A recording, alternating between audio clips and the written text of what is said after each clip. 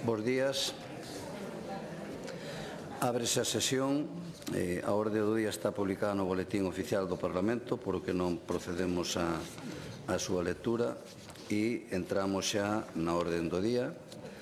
O punto único son textos legislativos, neste caso o debate e votación do ditame emitido pola Comisión Terceira, Economía, Facenda e Orzamentos sobre o proxecto de Lei de Orzamentos Xerais da Comunidade Autónoma de Galicia para o ano 2026. O esquema do debate será, en primeiro lugar, a presentación do ditame da Comisión, logo virá o debate do articulado, cunha rolda dos grupos parlamentarios durante 15 minutos para defender as emendas e depois unha rolda dos grupos parlamentarios para definirse sobre as emendas mantidas polos grupos parlamentarios por un tempo de 5 minutos. E continuaríamos co debate do conxunto do estado de gastos, cunha rolda dos grupos parlamentarios para fixar a posición sobre o ditame de 30 minutos e unha rolda dos grupos parlamentarios para definirse sobre as emendas por un tempo de 10 minutos. Entón, comenzamos e para elo ten a palabra a presidenta da Comisión Terceira, Economía, Facenda e Orzamentos, a señora Presas Bergantiños.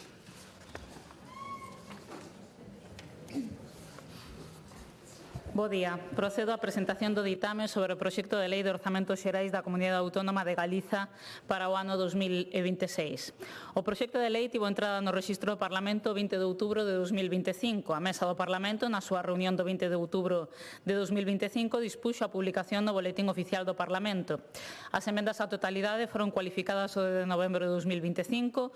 Os grupos parlamentarios do Bloque Nacionalista Galego, Socialistas de Galicia e Mixto formularon emendas de devolución global dos orzamentos xerais. Os dous primeiros grupos parlamentarios presentaron tamén emendas de devolución das seccións, así como emendas non devolutivas que transferían créditos entre aplicacións de diferentes seccións ou modificaban a contía total dos estados de ingresos e gastos. Todas as emendas foron desbotadas na sesión plenaria do 17 de novembro de 2025.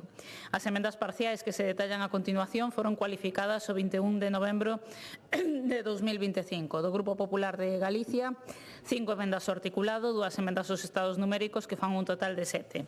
Do Grupo Parlamentario do Bloque Nacionalista Galego, 31 emendas ao articulado, 544 os estados numéricos que fan un total de 575. Do Grupo Socialistas de Galicia, 40 emendas ao articulado e 310 os estados numéricos que fan un total de 350. Foron en total presentadas 76 emendas ao articulado, 866 os estados numéricos que fan un total de 932 emendas presentadas. A Comisión Terceira de Economía, Facenda e Orzamentos, na sesión do 24 de novembro de 2025, designou as seguintes persoas ponentes.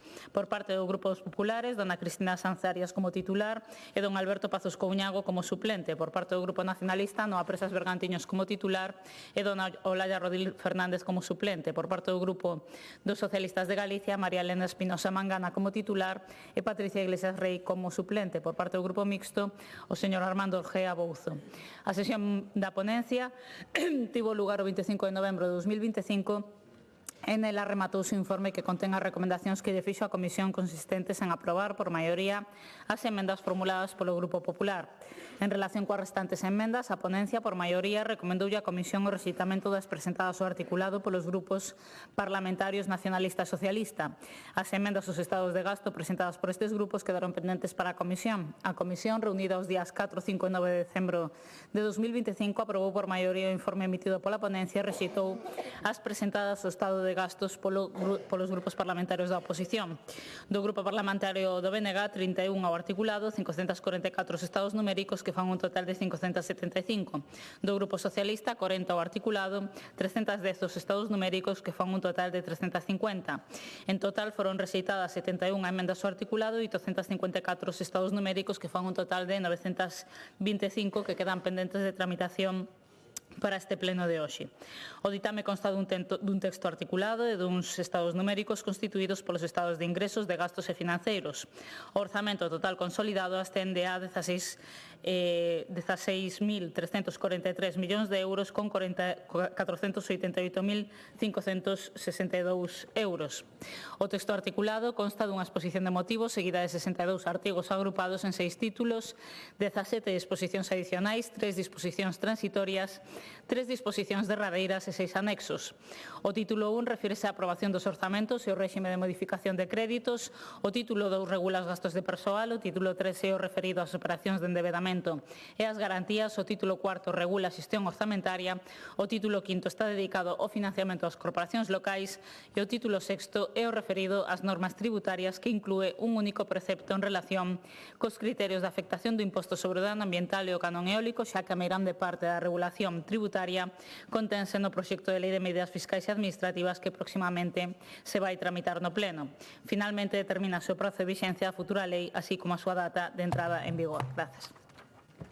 Gracias. Pasamos, por lo tanto, á rolda dos grupos parlamentarios para explicar a súa posición. Grupo Parlamentario Socialista, señor Gómez de Esteiro. Señora Espinosa. Gracias.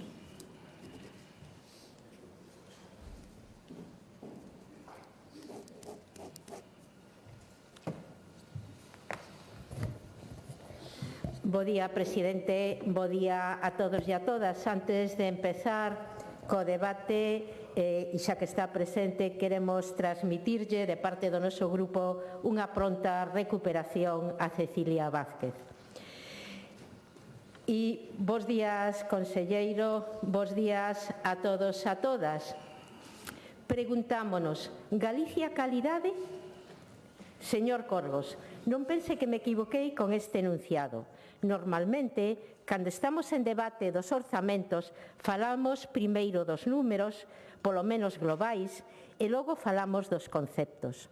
Hoxe vou tratar de darlle un pouco a volta, porque o Instituto Nacional de Estadística publica un índice que é o indicador multidimensional da calidade da vida, o que coñecemos como IMCV. E parte da idea de que a medición do progreso das sociedades e do benestar non poden basearse únicamente en indicadores puramente económicos como pode ser o Produto Interior Bruto.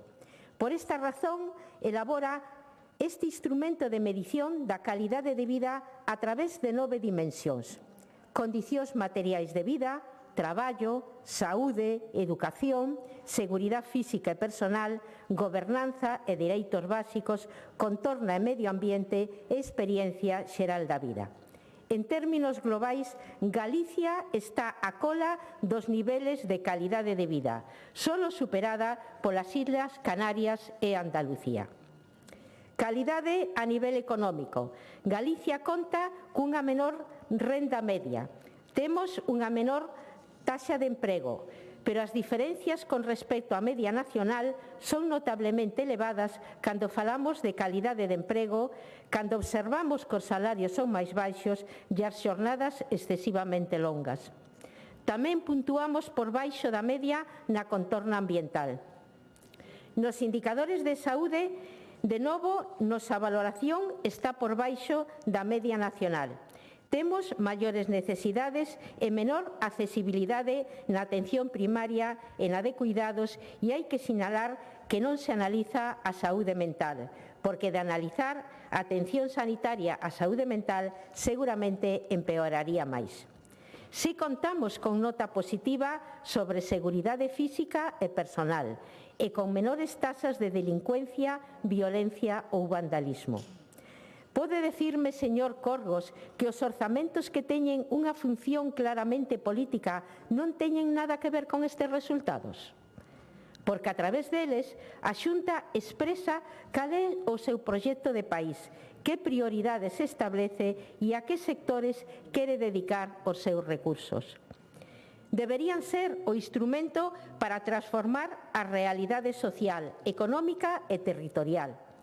E os orzamentos que a Xunta de Galicia ven elaborando ano tras ano lévanos a situarnos nos antepenúltimos de España segundo o indicador multidimensional de calidade de vida. E esta é a realidade. E eu me pregunto, poderíamos facer máis? Ou diría, podería a Xunta facer máis? Por suposto. Poderíamos dispor de máis recursos? Por suposto. Vamos hoio con algúns datos.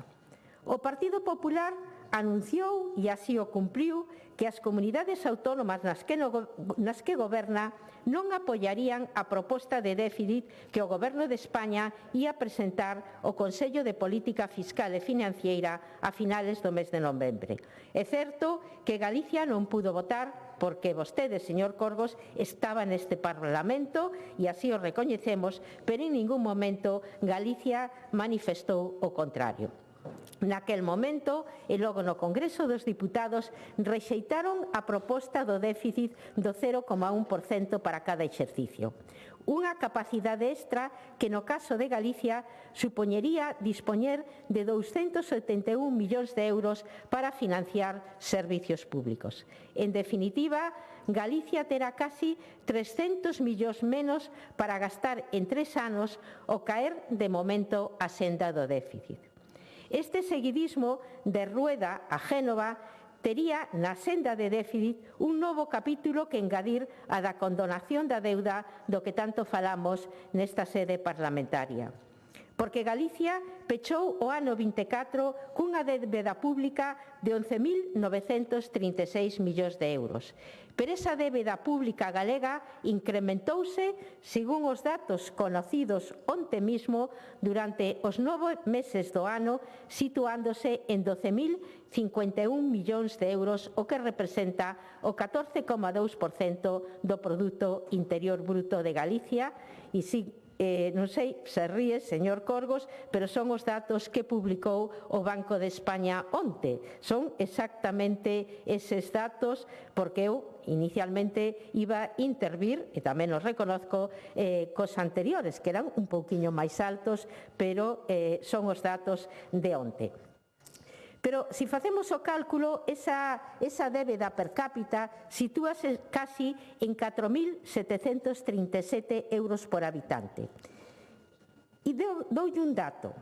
Cando vostedes entraron no goberno, despois xa do goberno de Emilio Pérez Touriño, a débeda era de 1.758 euros por habitante en Galicia. Para que o Partido Popular non nos diga que somos incoherentes, fun ao Instituto Nacional de Estadística e actualicei esta cantidade. E os 1.758 euros situaríanos hoxe en 2.413,73 euros. É dicir, que a débeda hoxe é o doble de cando gobernaba Emilio Pérez Touriño.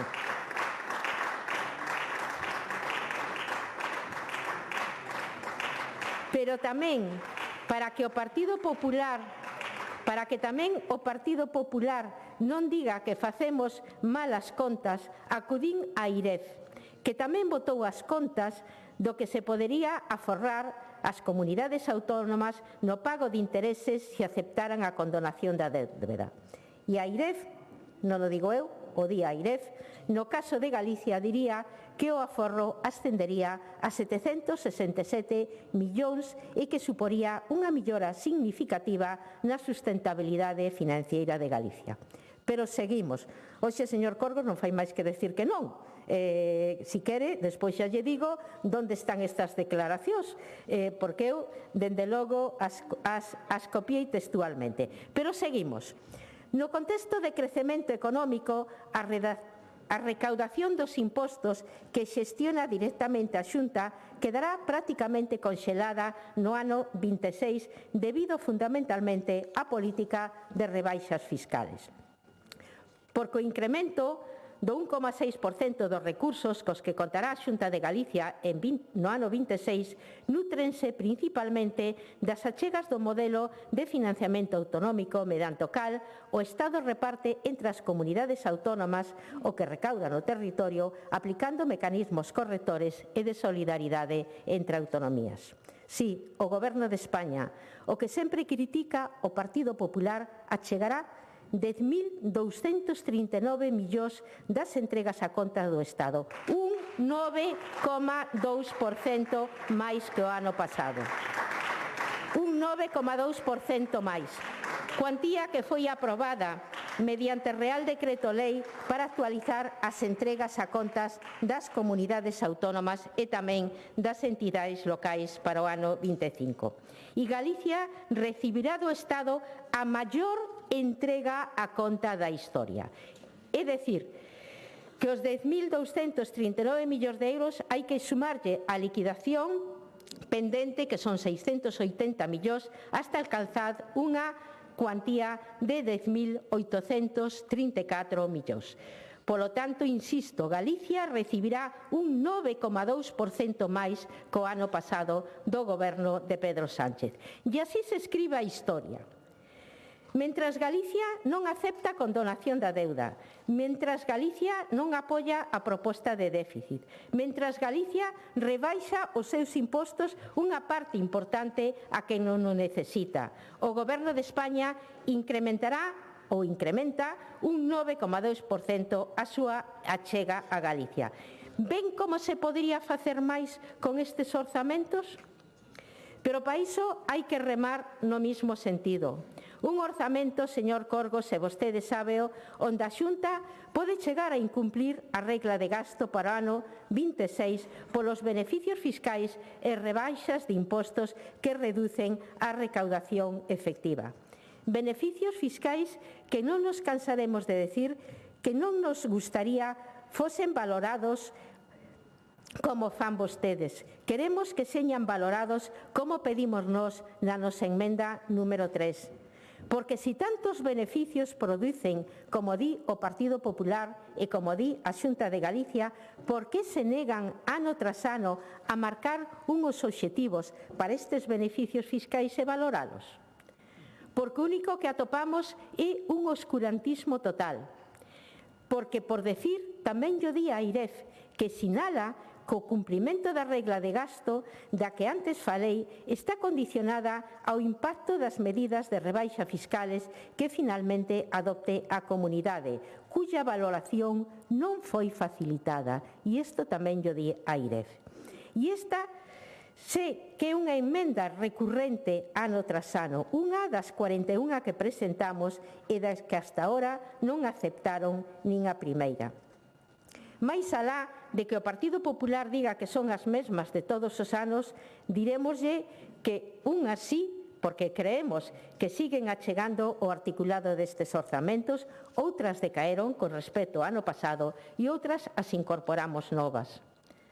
A Xunta nestes orzamentos establece as súas prioridades, como se distribuyen os recursos públicos e que modelo de Galicia quere construir e no seu articulado define as normas e reglas que deben rexer a execución. Todo parece normal que nas prioridades non coincidamos porque a ideoloxía súa non é a nosa. Pero hai outras emendas que propomos ao articulado que tratan de facilitar a presentación da información, a transparencia da mesma, como son as emendas 4, 5 e 11, por sinalar algunhas que tampouco aceptan. Outras si teñen carácter ideolóxico, como pode ser a emenda 17, onde queremos que teñan en conta o personal dedicado á defensa dos incendios forestales que parece que dos deberán a esta data xa se lle esqueceu a Xunta de Galicia. E outros, como a 13, onde pedimos que en ningún caso se deberán facer axustes de créditos que diminúan os programas que financien servicios públicos básicos, ou as 29, 30 e 32, referente á dotación e distribución do Fondo de Cooperación Local.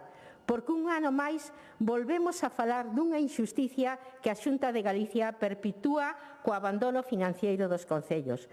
Os concellos que son a primeira liña de servicios públicos, pero donde son os grandes esquecidos do goberno galego. E máis, os afoga economicamente e lle traslada competencias sin financiamento e lavándose as mans. O veremos esta mesma tarde no debate do proxecto de lei de protección de saúde dos menores. Non vale que a Xunta diga que aumentou o Fondo de Compensación Local, porque é claramente insuficiente o arrastrar déficits de moitos anos e está diseñado para manter desigualdades entre os concellos. Por eso, nas nosas enmendas, pedimos cambios, reparto xusto e transparencia.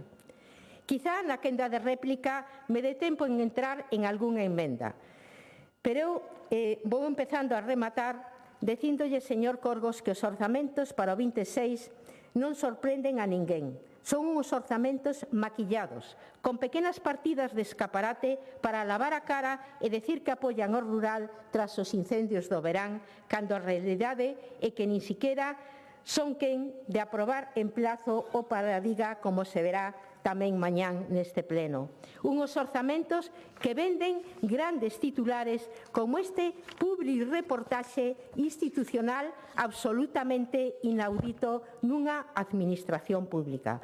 Parece que nin siquiera lles chega con todo o cor azul que lles proporciona a Televisión de Galicia. Pero Galicia non precisa nin máis maquillaxe nin máis propaganda. Galicia precisa saír dese antepenúltimo lugar do indicador multidimensional de calidade de vida do que falaba ao inicio da miña intervención. Galicia precisa políticas públicas que se executen e den resposta aos problemas reales da xente. Si fora así, si isto se cumplía, seguramente poderíamos falar, señor conselleiro, de Galicia calidade, pero de momento, pa xente, pos galegos e pas galegas, non podemos decir eso. Nada máis e moitas gracias. Gracias.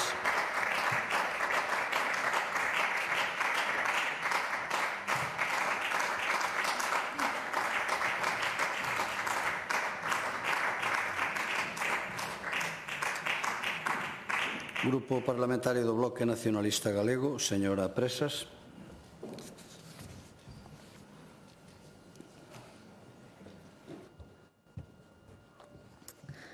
Grazas, presidente. Bo día a todos e a todas. Ben, desde o Bloque Nacionalista Galego non podemos comezar este pleno como se nada tivera acontecido nos últimos días. Desde o BNG insistimos en enviar unha mensaxe moi clara de tolerancia cero co machismo. Sempre estaremos del lado das mulleres que denuncian sexa quen sexa o acusado. A política ten que estar hoxe á altura das circunstancias porque é tempo do feminismo. Señorías do Partido Popular, pasou hai un ano e volveu pasar este domingo. Da mesma maneira que igual que hai 23 anos contra o Prestige, milleiros de galegos e galegas enchemos este pasado domingo a Praza do Obradoiro demostrando que este é un país vivo, que non se resigna, que sabe o que quere e que di alto e claro, pese a quen lle pese, altri non, Galiza sí, altri non, futuro, vida sí.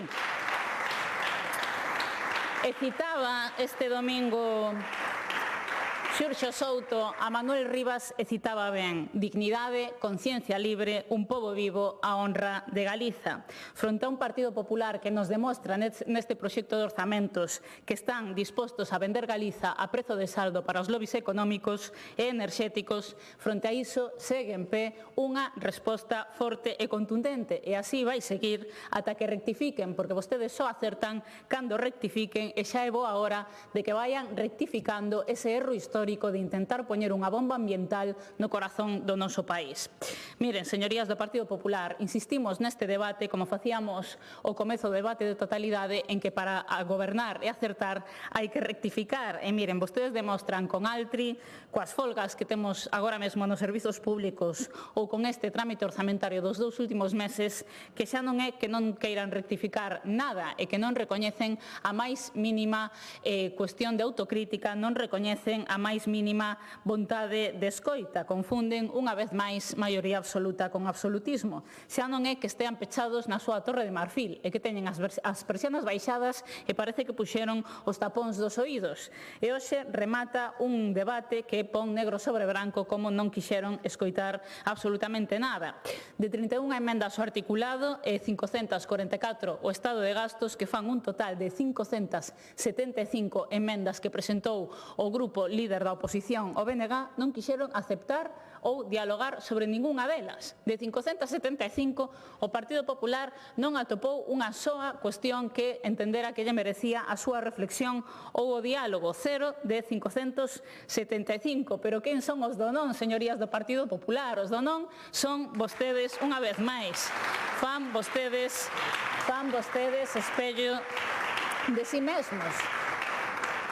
Fan espello de vostedes mesmos e mesmas. Cando usan o dedo acusador dicindo contra os demais que somos os do non, a realidade é que nesta bancada estamos os do sí os servizos públicos, sí os dereitos sociais, sí a ciencia e a innovación, sí o autogoberno e a defender os intereses de Galiza. Os do non, evidentemente, quedou claro de novo nesta tramitación, son vostedes. Este articulado que debatemos neste punto da orde do día, pois deixa as claras como iso é así, porque este articulado di non ao futuro, non á defensa de Galiza, non á blindaxe dos servizos públicos, non ao avance dos dereitos sociais.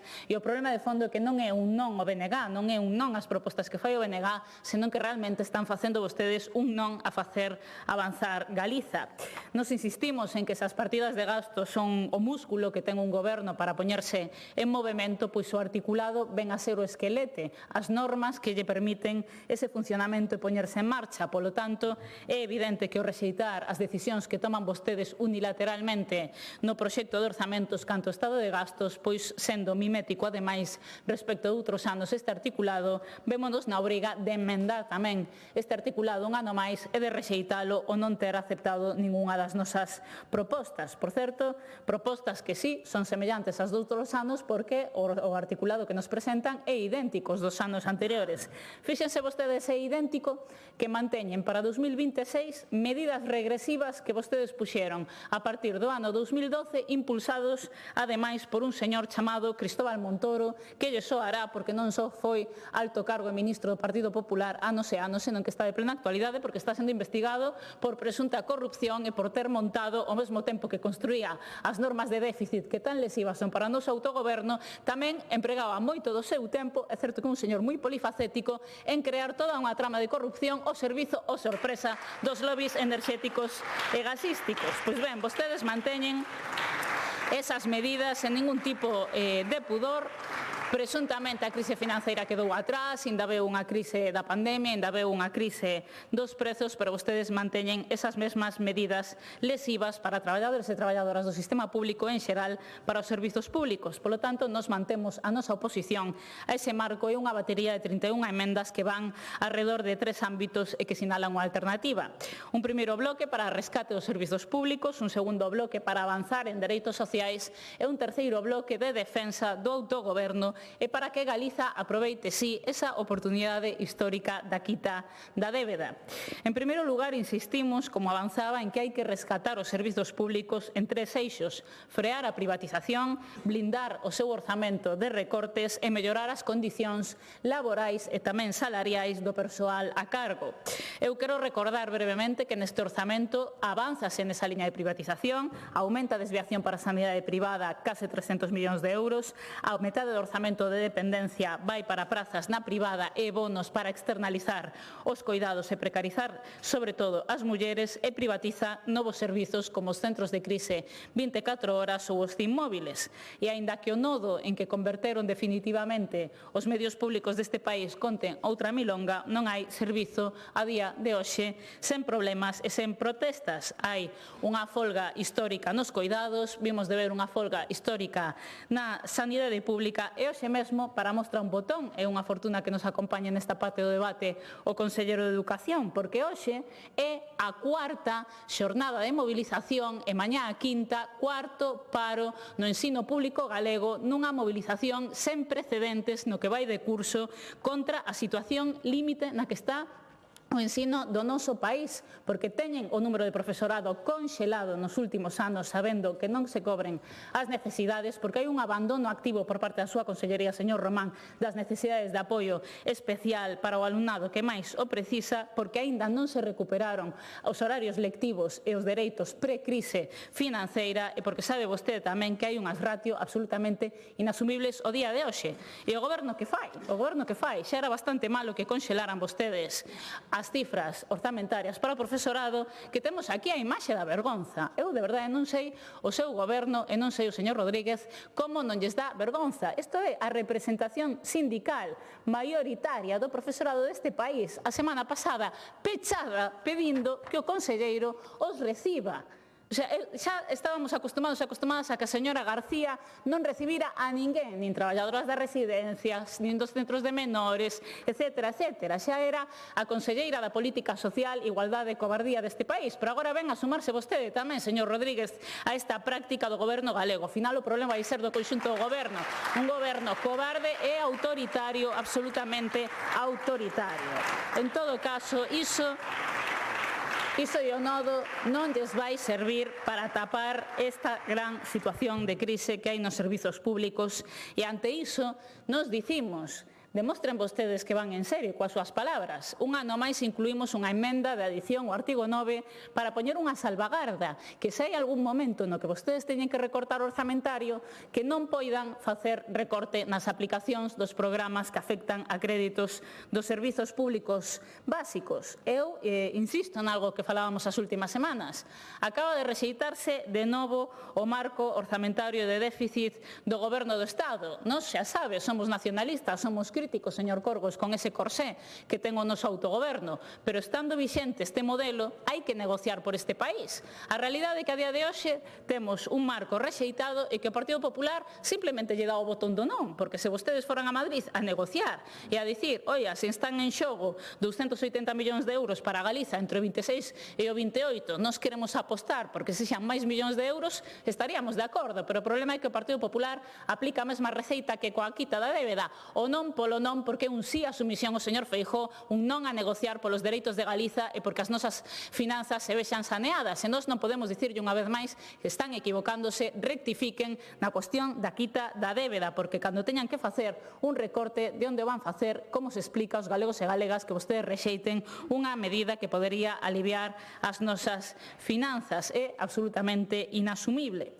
Como é inasumible que non acepten esta emenda, non sabemos que se non o fan é polos seus antecedentes de recortes nos servizos públicos, porque un ano máis temos que dicir este orzamento tampouco se recupera do recortazo de máis de 1.700 millóns de euros que aplicaron vostedes, por exemplo, na atención primaria da que tanto se fala nestes días. Pedimos compromisos como este, sabemos que o Partido Popular vota non porque sabe que sí, que cando teña que facelo non lle vai temblar a tesoira a hora de aplicala.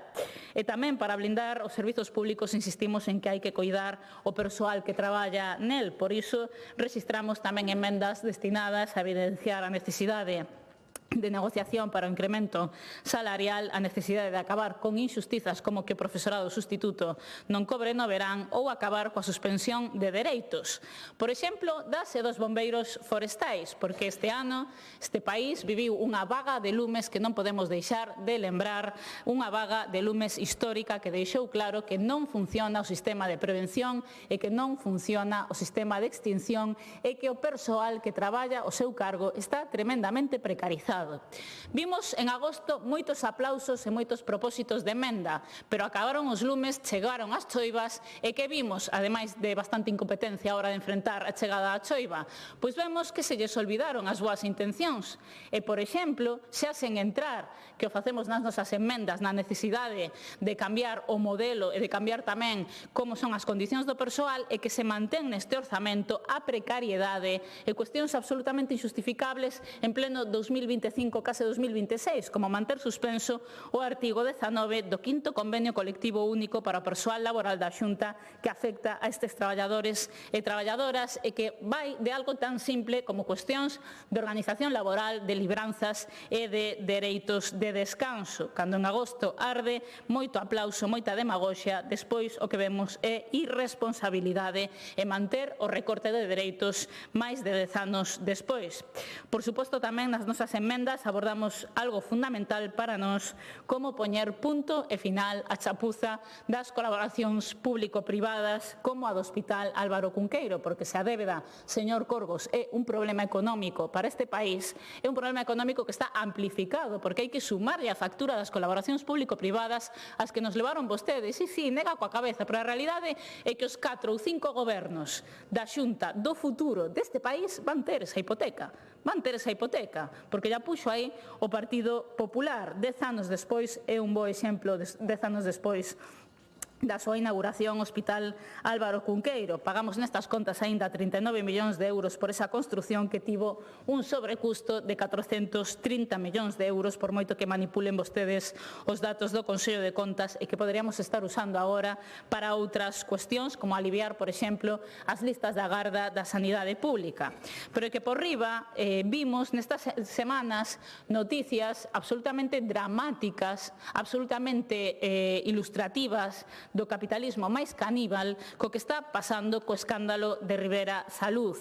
Vimos con estupor a certificación de que en Madrid se daban instruccións para librarse de doentes, instruccións para engordar as listas de agarda, instruccións para obter máis lucro do sistema público. Quen nos di que co modelo do Partido Popular tan dado a copiar o modelo Ayuso non pode estar pasando o mesmo en Galiza? Quen non lo di? Porque ademais non sabemos onde están as letras pequenas dos contratos con Rivera Salud, non se sabe que acordan vostedes con Altri, non se sabe tampouco isto. Polo tanto, insistimos, medidas neste articulado para frealo e transparencia nesta cuestión. Presentamos enmendas para poñer freo a este uso dos cartos públicos, porque non poden empregar Galiza como se fora o cortixo medieval da sanidade privada nin de ningún ámbito deste tipo.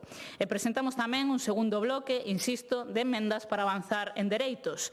Por exemplo, quitar o veto que exerce este articulado a posibilidade de incrementar, exercitando autogoberno, as pensións non contributivas neste país. 36.000 persoas que cobran unha pensión non contributiva que non é, na maioría dos casos, nin a metade do salario mínimo interprofesional, pero vostedes prefiren manter medidas de salvagarda fiscal para os 8.000 galegos máis ricos do noso país e que aforren case 6.000 euros o ano, no lugar de ter máis recursos económicos para reinvestir en cuestións como esta, que creo que recordar que tiveron o complemento autonómico despois de intentar quitalo cando entraron no goberno, conxelado máis de 10 anos, e que despois aprobaron unha suba de 1,20 euros que deixaron nun euro, porque 1,20 parecíalles demasiado, ese é o seu retrato.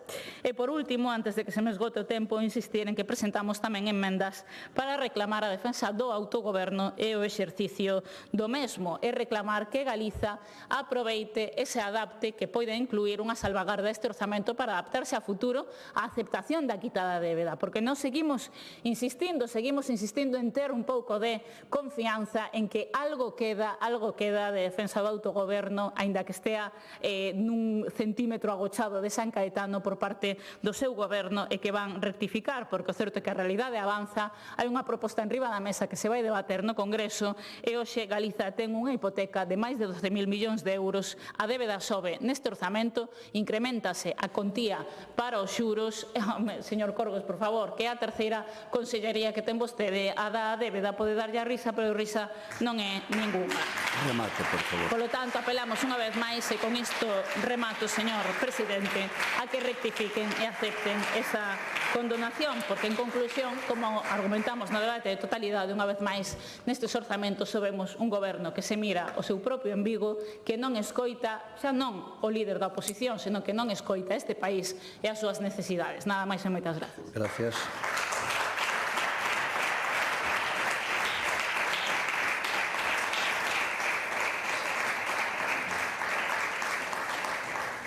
Grupo Parlamentario Popular, señora Prado del Río.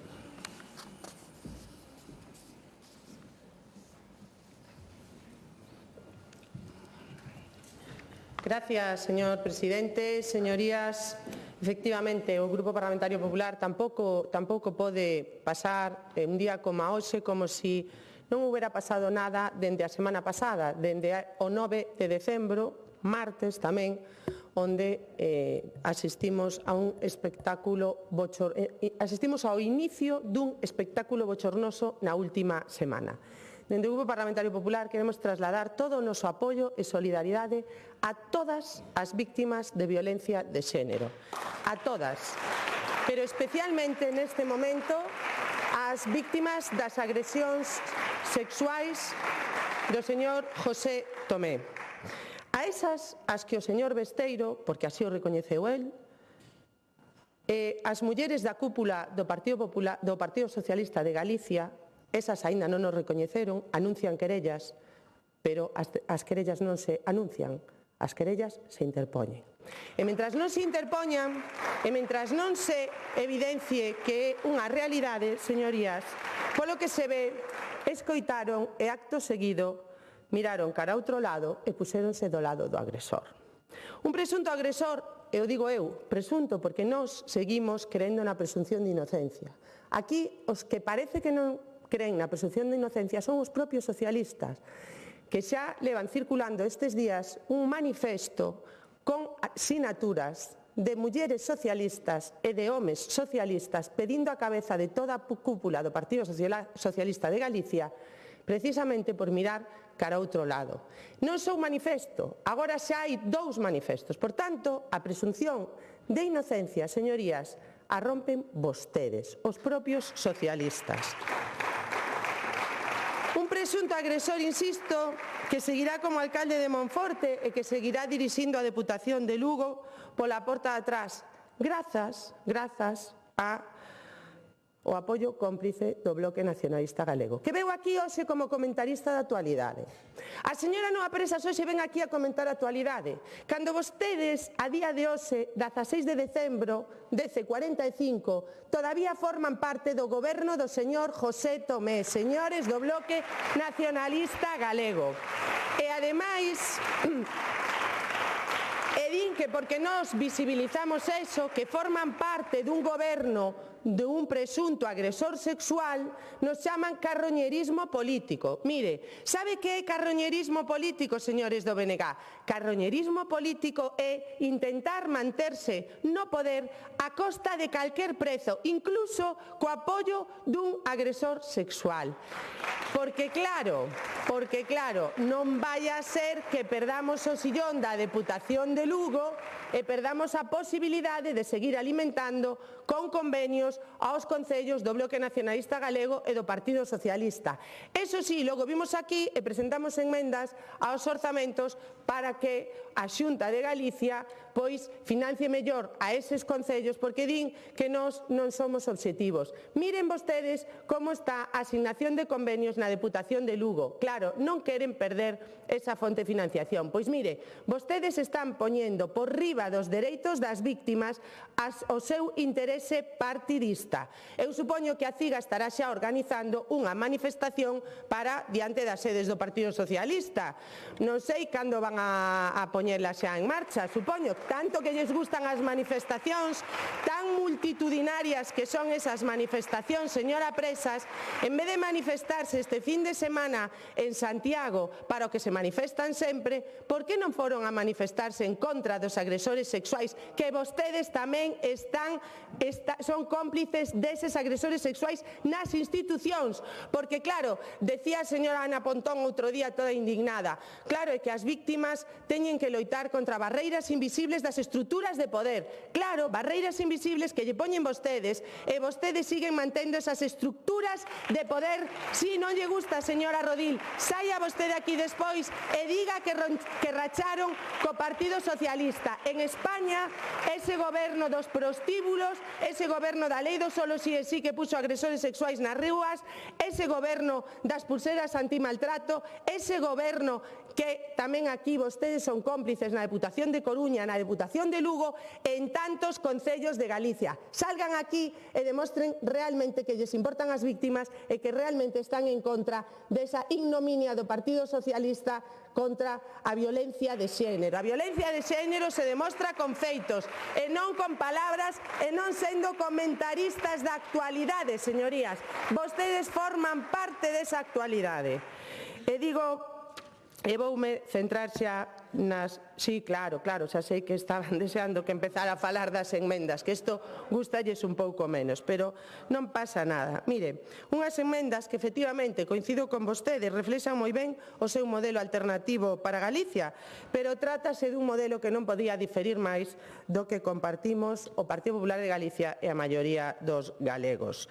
Miren, señorías, detrás de cada cifra hai medidas concretas pensadas para a sanidade pública, para a educación, para o apoio ás familias, aos maiores, aos concellos e ao tecido productivo. Son unhas contas, en definitiva, desde Galicia, para Galicia e ao estilo Galicia, un estilo que se caracteriza pola previsión, pola planificación e polo sentidiño, que cada vez contrasta máis co bloqueo, a incerteza e a inestabilidade permanentes dun goberno de España que nin nos seus mellores soños podería imaginarse facendo o que hoxe estamos facendo nós aquí. Porque en España, señorías, o que temos é un goberno incapaz de gobernar, un goberno que está nos xulgados, no cárcere, nos informes da UCO, e nas alertas de última hora, pero nunca no día a día dos españois. Un goberno, en definitiva, que corroe todo aquilo que toca.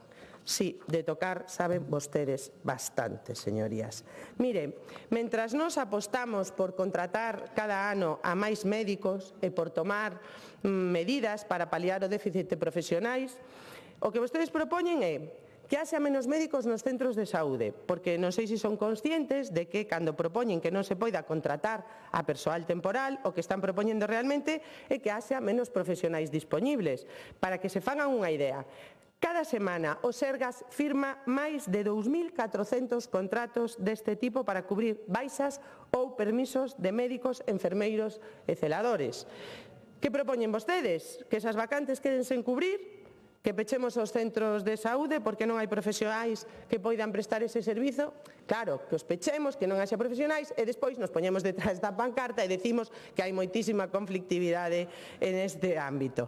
Tamén, mentras nós apostamos por contratar cada ano a máis profesorado, aínda que haxa menos alumnado, vostedes pretenden tamén recortar o profesorado. Eso sí, pagan por ir á folga. Esas manifestacións, cantas dixo que iban xa, señora Presas? 4. Pois nada, a Caixa de Resistencia poden ter hasta 400. Pero, ao igual que na sanidade, impedir a contratación a tempo parcial nos centros educativos suporía deixar sen cubrir as substitucións e, ademais, limitar o dereito á conciliación daqueles docentes que solicitan unha xornada reducida. En resumo, aniquilan os dereitos das mulleres, recortan o persoal sanitario, recortan en profesorado e recortan en dereito aos funcionarios. E mentres nós apostamos por mellorar o financiamento nos concellos, vostedes seguen cas súas teimas. Por unha banda, o Bloque Nacionalista Galego, que quere que os fondos que se viñan transferindo aos concellos para a realización dunha determinada finalidade sexan agora incondicionados.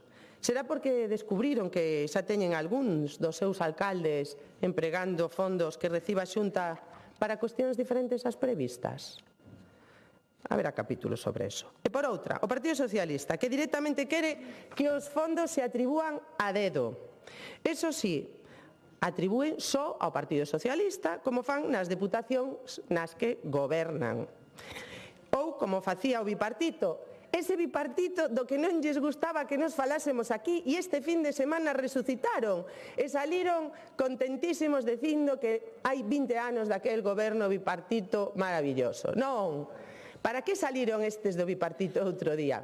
Para decir que o bipartito, quen acabou realmente co bipartito foron os coroneles, as coronelas, a UPG e a CIGA.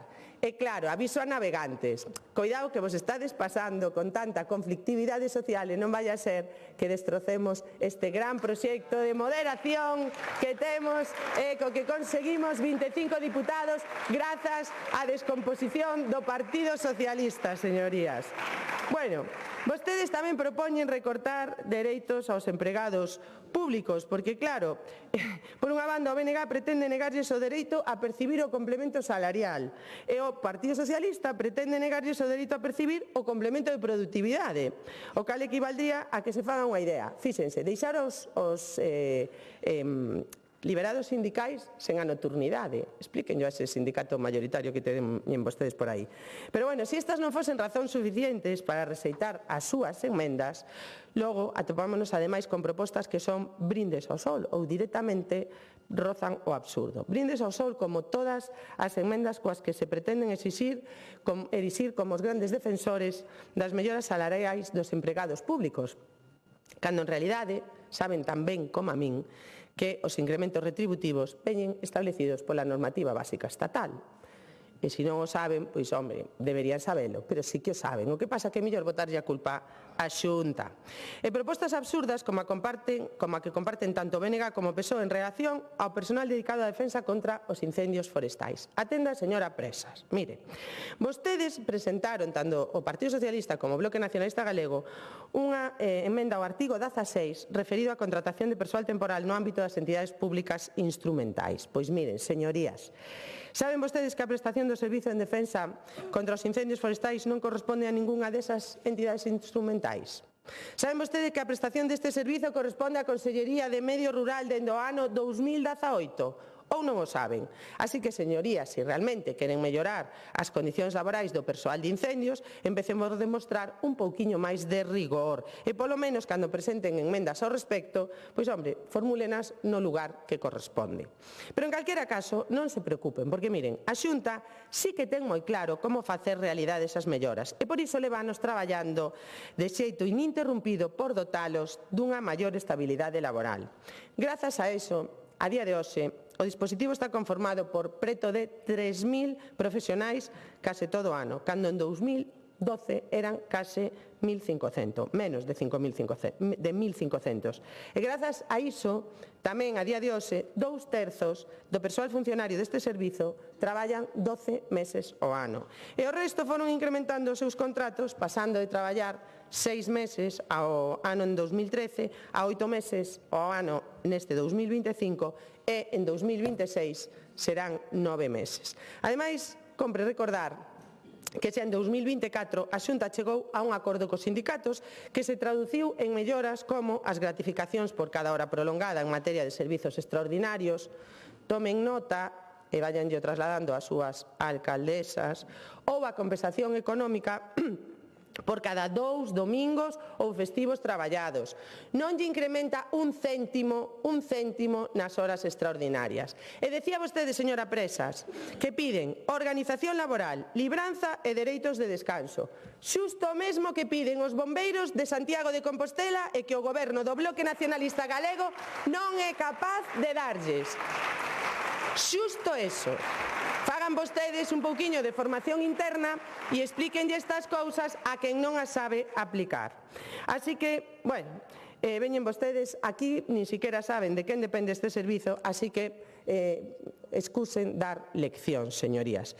E xa, para ir rematando, voume centrar en dúas das emendas do PSOE, que na miña opinión exemplifican moi ben o contraste do que falaba ao principio entre a Xunta e o Goberno de España. Porque, mire, por exemplo, piden que se elabore un estudo sobre os efectos dos beneficios fiscais aplicados pola Xunta. Sí, señora Espinosa, pois mire, podémonos aforrar este estudo preguntándolle aos 9.500 galegos que non terán que pagar por recibir unha herencia, ás familias que pagarán un 15% menos de IRPF pola compra de material escolar e libros, aos enfermos de ELA, que non terán que tributar pola axuda que reciben da Xunta, porque do Goberno de España aínda están agardando, señora Espinosa, aos afectados polos incendios deste verán, que tampouco terán que tributar polas axudas que recibiron, ou as familias monoparentais que tanto din que lles preocupan e que por primeira vez desfrutarán de rebaixas fiscais para adquirir vivendas de segunda man. Estes son os verdadeiros beneficios fiscais, señorías do PSOE, e non as 90 subidas de impostos que leva aplicado o señor Pedro Sánchez dende que chegou a Moncloa. Se lles preocupa realmente o peto dos galegos, convénzano dunha vez por todas para que reduzca o IVE dos alimentos esenciais, da carne, do peixe e de outras moitas cousas que nós xa temos aprobado aquí e en Madrid. E da AIREF, non me veña a falar da AIREF, señoría, porque vostede falou de moitas cousas da AIREF, pero o que non dixo é que a AIREF, a condonación da débeda, di que non se pode destinar a gasto, por moito que vostedes digan. Eso, bueno, pois parece que non leu esa páxina do informe da AIREF. E despois tamén que se agilice a resolución das solicitudes de risgas. Curioso que pida isto quen comparte siglas cunha ministra da Seguridade Social que a principios deste ano tivo que suspender o pago do ingreso mínimo vital por atasco burocrático do Instituto Nacional da Seguridade Social, que acumula sentenzas do Tribunal Superior de Xustiza de Galicia por negar esta axuda con excusas como non contar cunha fotocopia do DNI ou ter unha hipoteca. Ou que nos últimos meses ven de revisar as cuantías ata o punto de rebaixarlle a axuda de 430 euros a apenas 50 euros a unha nai solteira de Cambados con 2 fillos. Porque dos creadores de "soy feminista porque soy socialista", agora comprobamos tamén a realidade dun goberno que ata moi pouco presumía de non deixar a ninguén atrás. Con estes dous exemplos hai dúas formas de gobernar, unha pensando en facilitar a vida da xente e outra pensada en xerar máis problemas e dificultades. Creo que queda claro quen está en cada cousa. Por iso remato xa, con estes orzamentos Galicia volve demostrar que hai outra maneira de facer política, con estabilidade, con rigor e pensando no interese xeral por riba de todo. Mentres outros se perden no ruído, na improvisación ou no tacticismo, aquí hai un goberno que cumpre, que planifica e que dá certezas. Estas contas, polo tanto, son unhas contas útiles e que buscan mellorar a sanidade, reforzar a educación, apoiar as familias, aos concellos, aos empregados públicos e a quen máis o necesita. É dicir, gobernar ao estilo Galicia. Por iso, rexeitamos unhas emendas que non achegan solucións reais e defendemos uns orzamentos que si responden ás necesidades da maioría dos galegos, porque fronte á incerteza de outros, Galicia avanza. Fronte ao bloqueo, Galicia cumpre. E fronte á política do non, Galicia goberna. Con este proxecto de orzamentos, Galicia goberna hoxe e seguirá gobernando mañá. Moitas gracias. Gracias.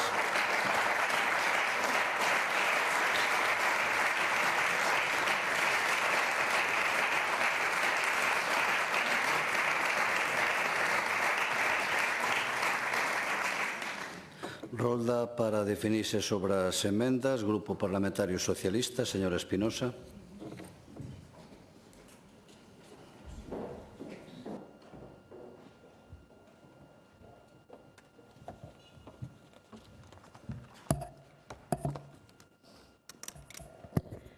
Señora Prado, paréceme xusto e necesario nestes momentos destacar que a práctica totalidade de medidas en favor da igualdade real da muller e na loita contra a violencia de xénero débense accións de gobernos progresistas, fundamentalmente socialistas.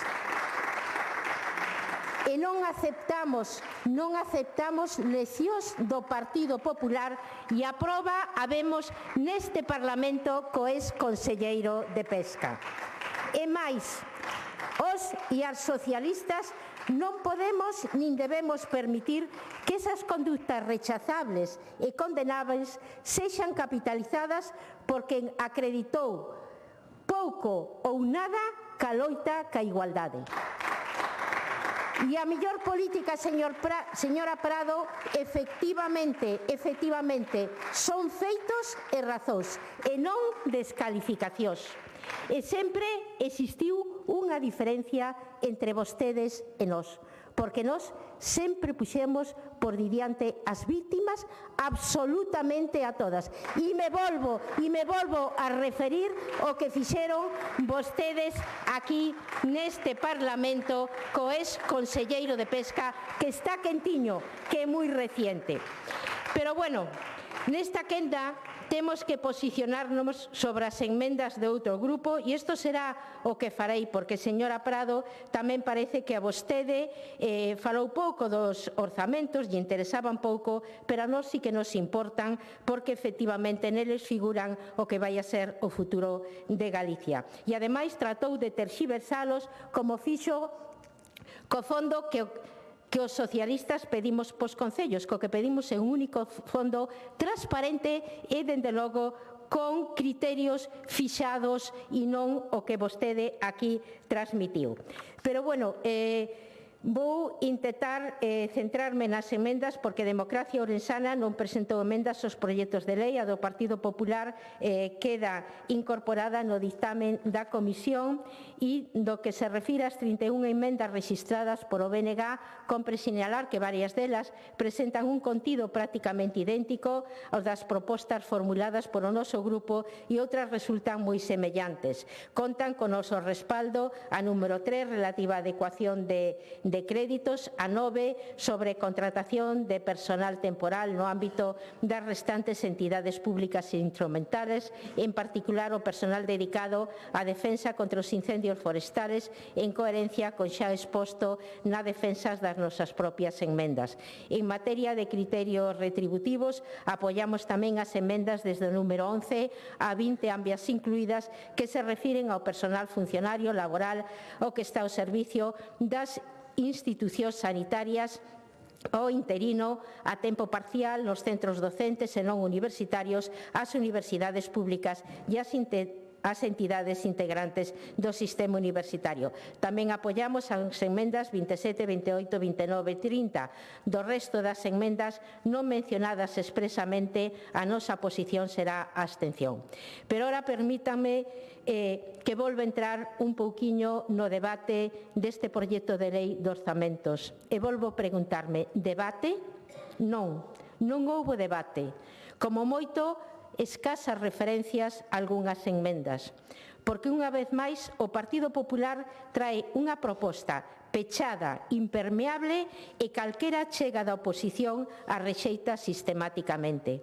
Porque, insisto, que non falamos de enmendas caprichosas, que en ningún caso, en moitos casos, quero decir, en moitos casos non son nin propostas ideolóxicas. Falamos de achegas construtivas, razonables e pensadas para mellorar o texto que afecta directamente á vida da xente. Pero para o Partido Popular, gobernar significa impoñer e pasar o rodete. Actitud que non é nova. É unha forma de entender a política basada na maioría absoluta como cheque en blanco, esquecendo que este Parlamento representa a pluralidade da sociedade galega. Rexeitar todas as enmendas da oposición, en este caso me refiro xa ás que presentou o noso grupo, é rexeitar tamén a voz de milleiros de galegos e de galegas que non pensan como Partido Popular, pero merecen o mesmo respeto. Porque a democracia, ademais de ter os votos, se construye co diálogo, ca negociación e capacidade de incorporar propostas alleas cando son boas para o país. E remato xa, porque o bloqueo constante que fai o Partido Popular aos orzamentos demostra medo ao debate e falta de vontade para mellorar as leyes. Nada máis e moitas gracias. Gracias.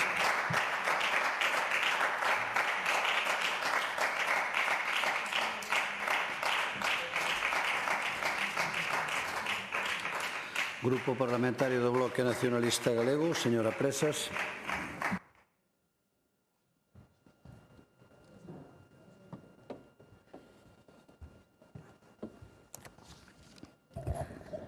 Carroñerismo político, sí, señora Prado, carroñerismo político, o seu e o do seu partido. Volveuno demostrar hoxe aquí, que non lle importan a vostedes o máis mínimo as vítimas, o único que lles importa é facer carroñerismo. O BNG actuou e manifestouse de forma contundente desde o minuto cero, señora Prado, desde o minuto cero, porque estamos sempre del lado das mulleres que denuncian e sempre fronte ao machismo, sexa quen sexa o acusado, sexa da sigla que sexa, señora Prado, aplicando a mesma vara de medir e poñéndonos de lado das mulleres que denuncian. E mire, vostede pode darnos cero leccións. Cero leccións en materia de feminismo, cero leccións nesta situación, porque mire, sabe o que non fixo ninguén do BNG a semana pasada e xa lle prometo que non o vai facer nunca ninguén do Bloque Nacionalista Galego e que se o fai será inmediatamente votado da nosa organización? Sabe o que non fixeron? O que non fixeron foi despedir entre aplausos nun acto oficial o presunto agresor, señora Prado. Iso foi o que non fixo o BNG, despedir entre aplausos nun acto oficial a un acusado de agresión sexual. Señora Prado, vostede dirixe o Partido Popular, non? É secretaria xeral, se non me engano no nome do cargo.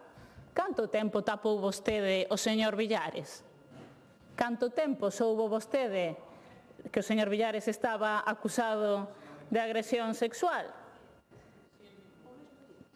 O mesmo día, vostede igual si, eu confío na súa presunción de inocencia. Agora, o seu presidente da Xunta, o seu xefe, tapouno 4 meses sentado no Consello da Xunta. Sentado no Consello da Xunta e de paseo por Galiza, participando en ata 3 actos de igualdade, alguén que sabían que estaba denunciado por agresión sexual. Señora Prado, debera caerlles a cara de vergonza, pero tampouco sorprende dun partido que no que vai de legislatura se rehabilitaron a un condenado por violencia machista para ser concelleiro exemplar, mandando unha nota do Partido Popular de Pontevedra dicindo que era exemplar na loita contra a violencia machista ese señor. Un Partido Popular que só no que vai de legislatura vimos como metían no calabozo a un exconcelleiro do Partido Popular en Ribadavia por violencia machista, o señor dimitía e para un que dimite temos que escoitar o señor Rueda na rolda de prensa dese Consello da Xunta dicindo que dimitir en todo caso é unha cuestión persoal, rebaixando así o mínimo este tipo de cuestións. Que sorpresa cero dun Partido Popular que xa vimos como cando se soubo que había un presidente da Deputación, unha Deputación coñecida tamén pola gran xestión económica que fai como é a de Ourense, da que todos e todas escoitamos eses audios vergonzosos, e que fixo o Partido Popular aplaudirlle e promocionalo políticamente a seguinte vez que se saltou a lei e que conduciu a unha velocidade inadecuada. En fin. En todo caso, de comentarista da actualidade veu vostede aquí, señora Prado, porque ten tan pouco que defender dos orzamentos da Xunta de Galiza que vou aquí con 3 cuestións. Non, a primeira, os bulos do Partido Popular. No capítulo de hoxe tocounos escoitar o de que se paga por ir ás manifestacións. Ben, as caixas de resistencia son unha ferramenta de loita sindical rexistrada documentalmente desde o século XIX. Podían abrir vostedes algún día un libro, pero claro, o Partido Popular é de máis de caixas B, é máis de caixas B que de caixas de resistencia. Entón están vostedes un pouco confundidos con este tema. A segunda cuestión foron as obsesións do Partido Popular. No capítulo de hoxe, igual que nos 350 capítulos anteriores, o goberno nacionalista de Santiago de Compostela e a súa obsesión. Eu non sei se segue querendo candidatarse como alternativa a señora San Martín. Non lle auguro moita sorte nese papel, pero en todo caso vostede é libre. Pero mire, sabe o que fai a señora San Martín cos problemas laborais e de organización laboral? Reunirse cos traballadores e coas traballadoras e facer propostas. Esta semana vaise falar unha proposta do ámbito que vostede sinalaba, pero, por exemplo, hai uns días pois precisamente víamos como a señora San Martín se reunía coas traballadoras do Servizo de Axuda ao Fogar que se están nunha situación que hai que abordar precisamente polo infrafinanciamento da Xunta de Galiza o que vostedes van perpetuar nestes orzamentos. Reunirse coas traballadoras que é algo que non fai a súa conselleira de Política Social, Igualdade e Covardía, que nin sequera en casos extremos como a situación de residencias de maiores que vimos en Amoeiro ou en Xinzo, nin sequera cando vai a Guardia Civil baixar a persiana dun centro do que é responsable a Xunta se reúne esa señora coas traballadoras que ten o seu cargo, que son as máis precarizadas de toda a Xunta. Polo tanto, leccións de feminismo era xa o que nos cumpría ver, leccións agora do Partido Popular de organización laboral e sindical e solidariedade coa clase obreira. En fin, señora Prado. E a terceira cuestión a que vostede se centrou, porque cando non hai de onde tirar, pois vaise por aí, é a gran deficiencia das emendas do Bloque Nacionalista Galego. Mire, eu asumo que o Bloque Nacionalista Galego fai as súas emendas de forma precaria con limitado marco de debate orzamentario, pero mire, cando lles interesa e cando queren vostedes negociar algunha cuestión, fan propostas de transacción. É algo que podíamos ter feito neste proceso, pero claro, as propostas de transacción o Partido Popular acórdanlle habitualmente coa lei de acompañamento cando hai que meter máis eucalipto e cando teñen que corrixir esas chapuzas porque están tan distraídos atacando o Bloque Nacionalista Galego que se lle pasan os prazos de enmendas e que non as rexistran a tempo. Polo tanto, en fin, lamentar unha vez máis esta dinámica en xeral de debate e insistir en que hai algo positivo neste debate orzamentario que vimos no articulado, que vimos nas comisións, que vimos no pleno de totalidade e que veremos hoxe, que é que afortunadamente os galegos e galegas teñen unha alternativa seria, rigorosa e comprometida con este país. Nesta outra bancada seguiremos traballando en evidenciar as debilidades deste proxecto e as necesidades de cambio. Nada máis e moitas gracias.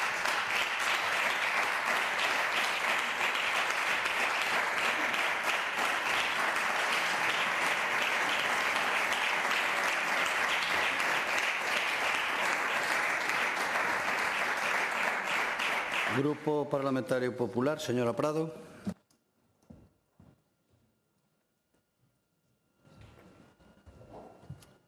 Grazas, presidente. Día, señora Espinosa, que o Partido Socialista é o partido que máis medidas de igualdade e máis políticas de igualdade puso en marcha na historia do noso país e que grazas ao Partido Socialista avanzaron moitísimo as políticas de igualdade. Supoño que sería eso que lle dixo o señor Besteiro ás víctimas cando lle foron a decir que eran agredidas sexualmente polo señor Tomé. Non se preocupe, nós somos o Partido Socialista que impulsamos moitísimas medidas de igualdade e tal, pero bueno, vai pa casa e cala a boca. Supoño que sería eso, por non falar das súas compañeiras que lle acompañan nos caños, señora Espinosa, que como mulleres, eso de hermana, yo si te creo, ou eso de solidaridade, non entra dentro dos seus conceptos de socialista, soy feminista e soy socialista, e todo se confunde. Pero non, somos os dos prostíbulos, somos os das agresións sexuais, miramos cara a outro lado, tapamos acosadores e agresores sexuais. Eso sí, vostede subiu a esta tribuna, señora Espinosa, e non tuvo nin unha sola palabra para as víctimas de agresión sexual do Partido Socialista. Nin unha soa. No, claro, na segunda quenda, cando veu arrastrada polos dous grupos que falamos dese tema. Pero vostede, cando subiu a esta tribuna, que foi a primeira que subiu a esta tribuna esta mañán, 0 palabras para as víctimas de agresión sexual dentro do Partido Socialista. E mire, señora Presas, sabe que? Sabe a que está abrazado o BNG? O BNG está abrazado a José Tomé, presidente da Deputación de Lugo. E claro, vostede se lai aquí de que nos abrazáramos a un conselleiro no momento no que se despide, pero que vostedes nin siquiera despiden ao presidente da Deputación de Lugo. E iso está nas súas mans. Vostedes están abrazados a José Tomé. Señora Presas, dígao como dígao e chámenos carroñerismo político como queira, pero vostedes a día de hoxe, 16 de decembro, siguen cogobernando co señor Tomé na Deputación de Lugo. E sabe cal é a diferencia entre o Partido Popular e como actuou o Partido Popular con un caso máis recente e como están actuando vostedes? Mire, primeiro, nós non mentimos. Segundo, nós non... Sí, nós nunca mentimos. Actuamos inmediatamente. Non, porque o señor presidente dixo a verdade. Dixo a verdade. Actuamos inmediatamente o mesmo día que entrou no xulgado, ese mesmo día deixou todos os cargos. Todos. E vostedes, como o señor Tomé non deixa o cargo porque non lle parece oportuno, vostedes van a seguir gobernando con el e dependen do seu voto para seguir no goberno da Deputación de Lugo. Di vostede que hai un asunto de uns audios.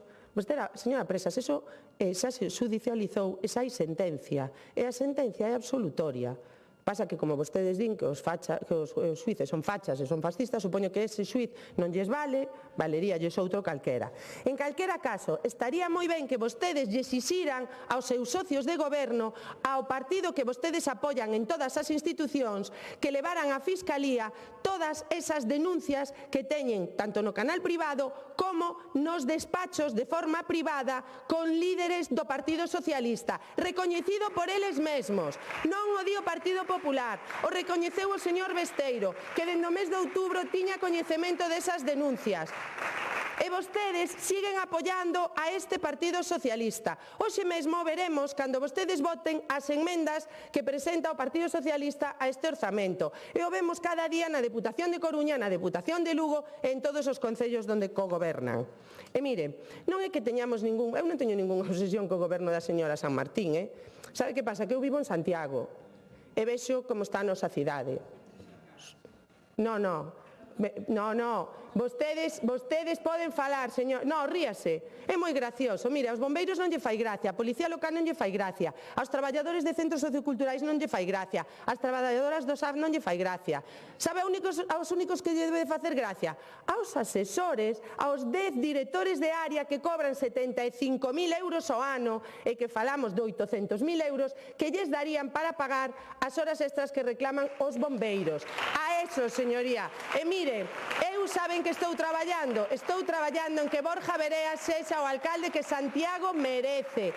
E si, o Bloque Nacionalista Galego non é que teña obsesión coa señora San Martín. Sabe que pasa? Que ese é o modelo que vostedes propuxeron de goberno do BNG. Vostedes decían, por primeira vez unha alcaldesa na capital de Galicia, vamos demostrar o ben que facemos o BNG as cousas. E mire, nunca tan mal estuvo Santiago, nunca tan mal se xestionou Santiago. Sí, pero fíxese, aínda así fixemos moitas máis cousas e resolvimos moitos máis problemas porque gobernábamos pa xente, sabe? Non gobernábamos para os nosos amiguitos da Rúa de San Pedro, nin para os nosos amiguitos do BNG, nin para as empresas amigas do BNG. Porque tanto que lles preocupan os contratos menores, miren o portal de transparencia e miren cantos coinciden con afiliados e simpatizantes do BNG, da CIGA e de todo ese parque temático do Bloque Nacionalista Galego. Señorías, pero mire, eu xa dixen o que tiña que decir sobre as súas enmendas. Falta de rigor, falta de seriedade, falta de compromiso cos problemas reais dos galegos e galegas e por iso non podemos aceptar unhas enmendas que van en dirección contraria ao avance e ao futuro de Galicia. Moitas gracias.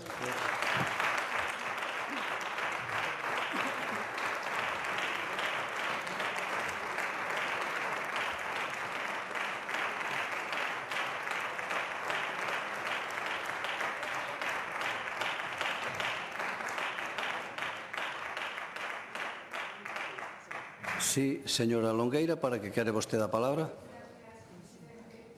En base a que artigo, por favor? Perdón? O artigo 76. 76. Que exactamente? No, cualquier diputado pode pedir, pero sí, en base a que? Delle voz ao escano da señora Longueira. Pois eu creo que a señora Prado, no momento de ofuscación, dixo que as compañeiras de escano socialista éramos dos puteros. Eu, por favor, eu pediría que rectificara. Entendo... Perdón, non entendín ben. Dixo que era... Nos unificou cos puteros, parece así. Non, eu non oí tal cousa. Sí, por favor, repasen o que dixo a señora Prado.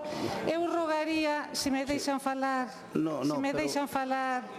Se me deixan falar, eu rogaría que o retirara, por favor. Usted tranquila. Eu estou tranquilísima. Pero usted tranquila, non se deixe tampouco influenciar por... No, eu confío en usted. Eu sinceramente, eso, ahora non me dou conta de escoitalo. Pois entonces non estaría atento. É posible. Pero para eso habrá xente que aquí o recolla. Vamos miralo. Non se preocupe, é posible que eu non estuvera atento. Igualmente, ou que ande mal do oído, que tamén é pode posible. ser, Pero vámoslo mirar.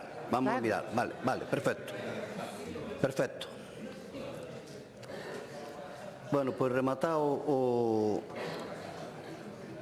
o primeiro bloque, pasamos ao segundo bloque, que é o debate conxunto do estado de gastos. Rolda dos grupos para explicar a súa posición, neste caso o Grupo Parlamentario Socialista, señor Besteiro.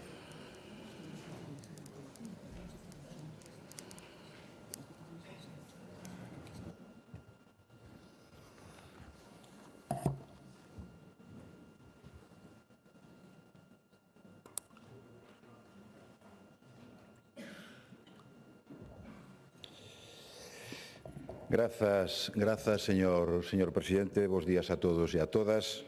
En primeiro lugar, e dunha forma clara e contundente, expresar todo o noso apoio, o noso afecto, a nosa solidaridade, todo o noso apoio total a todas as víctimas que sufran acoso, estén donde estén e sexan as que sexan. Mire, o acoso e a denuncia non ten o carné político dun só partido. Pero a contundencia e a protección das víctimas, sí. E esa é a do Partido Socialista. O único partido que deu un paso adiante na apertura e na protección contra esos delitos. E o facemos dunha cousa abrindo unha nova fronteira. E, sobre todo, ademais, contemplando a protección sobre deixar fora do foco a propia víctima. Algo do que vostedes, señores e señorías do Partido Popular, deberían estar calados e non dar leccións a ninguén, porque foron precisamente ante casos pasados os que centraron o foco da atención na víctima. E iso é o que nos leva a nosa responsabilidade. As miñas afirmacións en relación cos feitos que relataban vostedes son as que eu fixen, atenidas á verdade sempre, pero sobre todo perseguindo algo moi importante, que é preservar o anonimato das víctimas. Por eso, non poñendo o foco nas víctimas, non como fixeron vostedes con outras víctimas no pasado. Por tanto, sacalas do foco é o fundamental.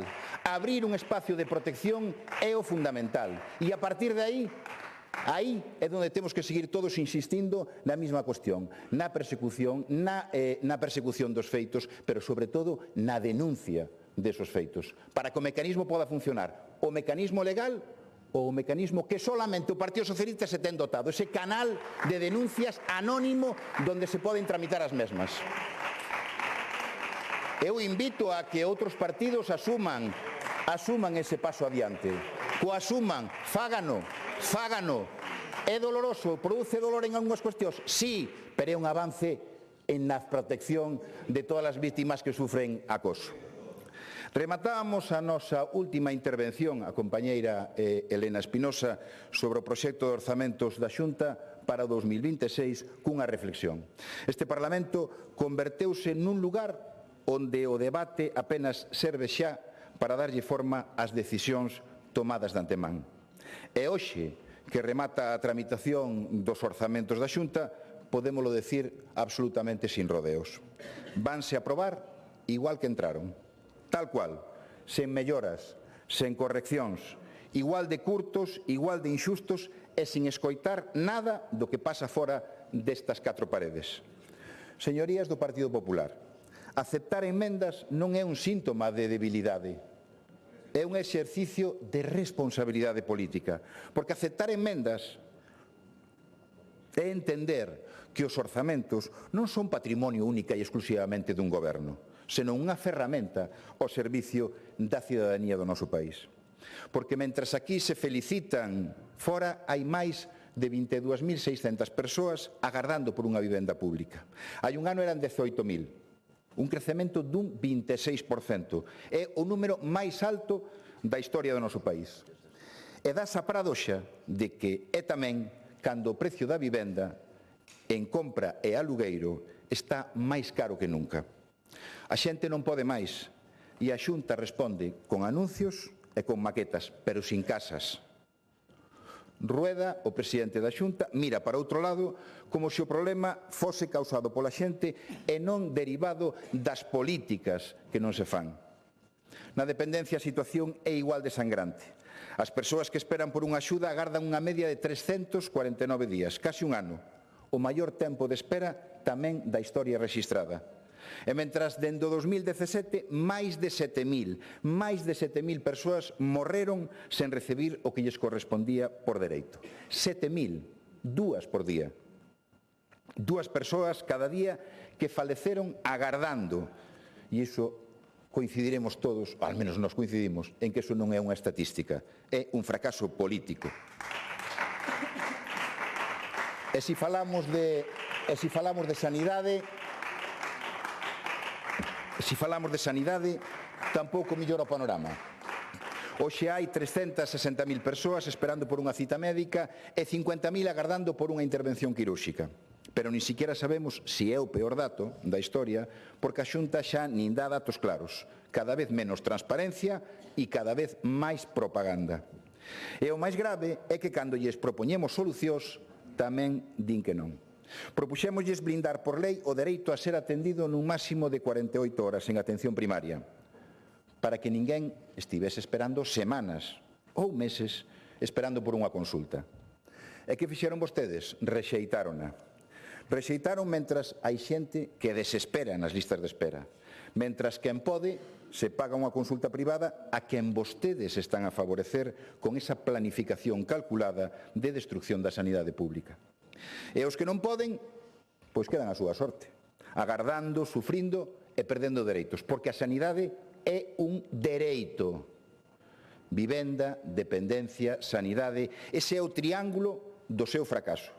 Así o reflicten as sondaxes de opinión onde cada ano do seu mandato crece con preocupación da cidadanía en todos estes ámbitos.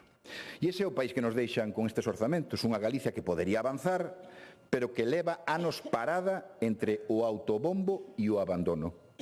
O problema non é que falten recursos, senón que chegan hoxe aquí co motor da soberbia a tope, pisando fondo e dispostos a aprobalo todo a golpe de maioría, pasando por riba da realidade como a quen non a ve, como quen non a oe ou como non quere saber. En vivenda preséntanse vostedes unhos orzamentos que soben partida xusto onde o diñeiro do Estado chega con regularidade. Para a construción de vivenda nova, por exemplo, porque sexamos sinceros, a vivenda pública en Galicia faise cos terreos dos concellos e cos cartos do Estado. De fondos propios, máis ben pouquiño. Nós desde o principio propuxemos outra cousa. Na nosa emenda transversal pedimos máis fondos para construir vivenda pública e vostedes votaron en contra. Propuxemos crear un banco público de aluguer para que a Xunta puidese intervir, que a Administración intervira no mercado e garantizara pois, un marco de mínimos onde a xente destinara non máis do 30% do seu salario para vivir no teito baixo que vive. E que ao mesmo tempo os propietarios tiveran seguridade e garantías. Tamén o rexeitaron. Rexeitaron máis fondos para a rehabilitación que permitirían poñer máis vivendas no mercado e aliviar os prezos. Rexeitaron todo o que podía facer cambiar algo verdadeiramente de verdade. E, mentras tanto, siguen vendendo como solución iso de vivir en 25 ou 30 metros cuadrados. E eu vexo ao goberno e non vexo a ninguén capaz de vivir un día nun piso de 30 metros. E a razón está porque para vostedes 30 metros cuadrados é un despacho, non é unha vivienda. É claro, así é imposible entender o problema da xente que vive con angustia cada fin de mes para pagar o disparado alugueiro da súa vivenda. Sanidade. Presentan vostedes unhos orzamentos con moito absolutamente continuistas en sanidade. De feito, se un mira o peso global, ata perde algo de peso relativo, é dicir, importa menos do que xa viña importando. Eu pídolle a este goberno que mire o sistema sanitario, pero con honestidade. De verdade creen que están a mellorar en eficiencia, que resolve mellor os problemas, que afronta os cambios que fan falta? Os datos din que non. E vostedes, aínda así, rexeitan todas e cada unha das propostas que nos facemos. Entre a emenda transversal a esta e os socialistas galegos propuxemos incrementar a partida para a sanidade en 212 millóns de euros. Un investimento pensado, sobre todo, para a atención primaria, pero tamén para a saúde mental e un plan de choque contra as listas de espera. Todo rexeitado. E as que agora están incluídas no estado de gastos, xa sabemos tamén a que van a facer, rexeitalas. Mellorar centros de saúde, dotar máis recursos, reforzar a atención primaria, a todo din que non. E, mentras tanto, todos sabemos o que pasa. Cando unha persoa chega a unha consulta, atenden a profesionais magníficos, pero cada vez é máis difícil chegar a esa consulta. Cada vez o sistema é menos accesible, menos universal. A atención primaria vive esperas insoportables e o que debería ser o eixo do sistema convértese nun foco de frustración e de malestar. Este goberno leva anos afastándose dos profesionais e da cidadanía e, aínda así, sigue instalado na soberbia, convencido de que todo vai ben. E cando a realidade o supera, que fan? Anuncios, titulares, promesas que logo se perden no aire. Que foi dos cribados de cancro de mama para as mulleres de 45 a 50 anos que Rueda prometeu hai 2 anos? Por que bloquean 2 millóns que chegan do Ministerio para loitar contra o cancro? Ata onde chega ese delirio de confrontación que lles importa máis discutir co Goberno de España que coidar a xente? Na súa primeira sesión de investidura, o presidente da Xunta falaba de máis tempo por paciente. 30 pacientes ao día por médico de primaria é a vella reivindicación dos profesionais deste país. Pois ben, cantos profesionais teñen hoxe ese máximo en Galicia para garantir unha mellor asistencia? Hai que buscalos con lupa, porque apenas existen. É iso que este goberno, moita palabra, moita foto, moito anuncio, pero detrás a realidade é que a sanidade pública segue afundíndose e vostedes nin a ven nin a queren ver. Política social. O desastre en que teñen convertida a política social en Galicia fala por si só. Hai un momento no que xa non fai falta adxetivos, abonda con mirar os datos. Falámoslles antes das axudas á dependencia e que incorporaron vostedes nos orzamentos para esas axudas. Nada, absolutamente nada. Debe ser que para este goberno en política social todo vai francamente ben.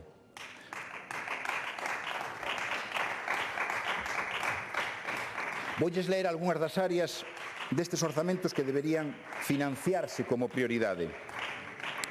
Prestaciones ás familias e á infancia, prevención da dependencia, discapacidade, persoas maiores, solidaridade, apoio ás mulleres que sufren violencia machista, conciliación, servicios sociais comunitarios. Saben que teñen en común todas estas partidas? Que todas baixan nos orzamentos da Xunta de Galicia. Todas. E algunhas de maneira escandalosa. A solidaridade, por exemplo, que hai un 22%. E a isto súmase outra cousa, que son os servicios con menor execución orzamentaria, igual que pasa en vivenda. O que aproban non se executa e o que anuncian non se cumpre. E, mentras tanto, parece que lle están facendo caso a Vox sin precisar dos seus votos, aínda. Porque moitas destas baixadas semellan calcadas das políticas da ultradereita. Hai quen dentro do Partido Popular Galego mira con envexa o que fai a dereita máis extrema e está a aplicalo por adiantado. Nós, desde o PSDG, fixemos o contrario, aportamos propostas concretas, reais, que melloran a vida da xente. Falábamos de residencias de maiores en Cambados ou en As Nogais, de centros de día en Betanzos ou en Outeiro de Rei, de espazos de lecer inclusivos en Puente Deume ou unha escola infantil en Chapela. Dun incremento de vivendas para menores tutelados, do desenvolvemento dun plan de integral contra a pobreza, dun reforzo dos equipos de valoración de discapacidade e dependencia e deseño dun plan de servicios sociais coordinado cos concellos. Falábamos de gratuidade nos servizos de 0 a 3 anos, do reforzo da inspección de centros de atención residencial e de día e da gratuidade do SAF. Falábamos de propostas para aumentar os fondos de Pacto de Estado contra a violencia machista ou para habilitar casas de acollida para persoas con adiccións. Hai moito por facer, moito proposto, moito traballo serio detrás. E que fixeron vostedes con todo iso? Rexeitáronlo todo, proposta por proposta. E logo falan de compromiso social. Pois ben, aquí está o seu compromiso. Recortes, parálise e soberbia. Educación. Falemos de educación. Porque unha educación pública forte, inclusiva e con futuro non debería ser un luxo. Non debería ser un luxo. É a base de calquera país que queira avanzar. En Galicia iso significa coidar os centros educativos desde infantil ata secundaria, ter edificios dignos, seguros e preparados para ensinar e aprender. Pero tamén significa entender que a educación non se sostén só co paredes, sostense cas persoas. Por iso é imprescindible repoñer os cadros de persoal, reforzar o profesorado especializado en necesidades educativas especiais e garantir a presencia de coidadores e coidadoras. E tamén dar estabilidade a quen investiga e ensina, cun plan galego de estabilidade laboral que asegure continuidade e calidade ao sistema educativo e científico.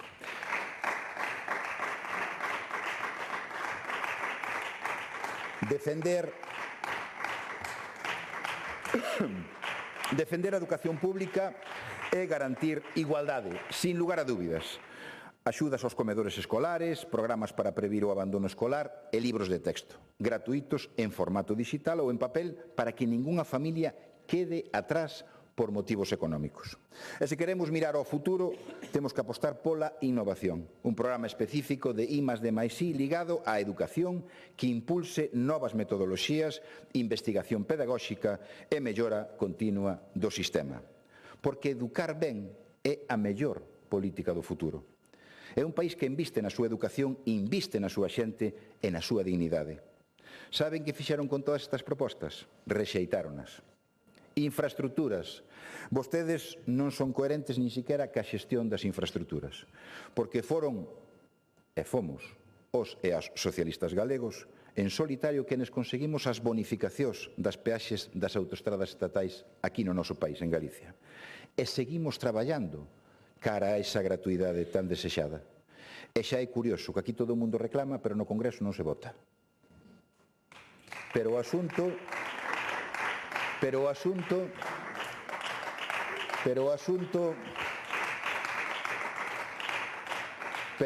das autoestradas galegas, aí nin tocalo. Deso nin falamos, nin tocamos o tema, porque aí somos un exemplo de coherencia. Somos un exemplo de coherencia. Digo que o asunto das autoestradas galegas, que poderían ter as mesmas bonificacións, supoño que non habrá ningún problema legal para ter as mesmas bonificacións, ou máis, bonificacións ou máis das que ofrece o Estado na titularidade do Estado aquí no noso país, esas dependen exclusivamente da Xunta de Galicia. Están incluídas esas partidas? Non, eso sí que non se toca. Vayamos a falar deso. Están incluídas as partidas para mellorar o transporte público? Tampouco. Que fixo o Partido Popular cas emendas que planteamos sobre estes asuntos? Rexeitáronas. Do mesmo xeito, rexeitan as achegas para parkings públicos nos hospitais ou os millóns que pedimos para arranxar viais autonómicos que hoxe son un perigo para quen conduce por elas. Rexeitadas tamén as humanizacións de rúas que cruzan poboacións, as melloras nas estacións de autobuses de Ferrol, Porriño, Vilagarcía ou Valdeorras ou a conexión da A6 co polígono das Gándaras na cidade de Lugo. Todo rexeitado. É o mesmo co investimento en cascos históricos, como no caso de Pontedeume ou co Castelo de Maceda. Tampouco, polo visto, a vostedes todo eso lle sobra. Enerxía, seguimos coa mesma historia. Un país con potencial para ser líder mundial na enerxía sostible, pero con un goberno paralizado, sin planificación, sen vontade nin capacidade para aproveitar o que ten diante dos ollos. O caso da comercializadora pública de enerxía é o mellor exemplo. aquel invento que ia revolucionar o mercado, garantir enerxía limpia e barata para todos e converternos en referencia mundial. Lembran todo aquilo que se dixo o ano pasado? Pois foron 2 semanas de euforia mediática, unha catarata de notas de prensa, entrevistas, titulares. Parecía que se acababa de descubrir o lume. O señor Rueda brillaba nos telexornais convencido de que acababa de tocar o teito da modernidade. E despois, nada, absolutamente. Aquel proxecto desapareceu como vaguas da chuvia, fume e máis fume. Outra idea vendida a bondo e prato que acabou sendo de sempre, propaganda sen contido. Economía e industria. Tamén deberíamos falar do impulso á economía galega ou máis ben da súa ausencia, porque vostedes non saben nin o que é iso. Poucas veces se viu un goberno tan impasible, tan quieto, tan cómodo mentras o país se move sin dirección. En Galicia seguimos por debaixo da media española en emprego e os datos de emprego xuvenil son aínda peores.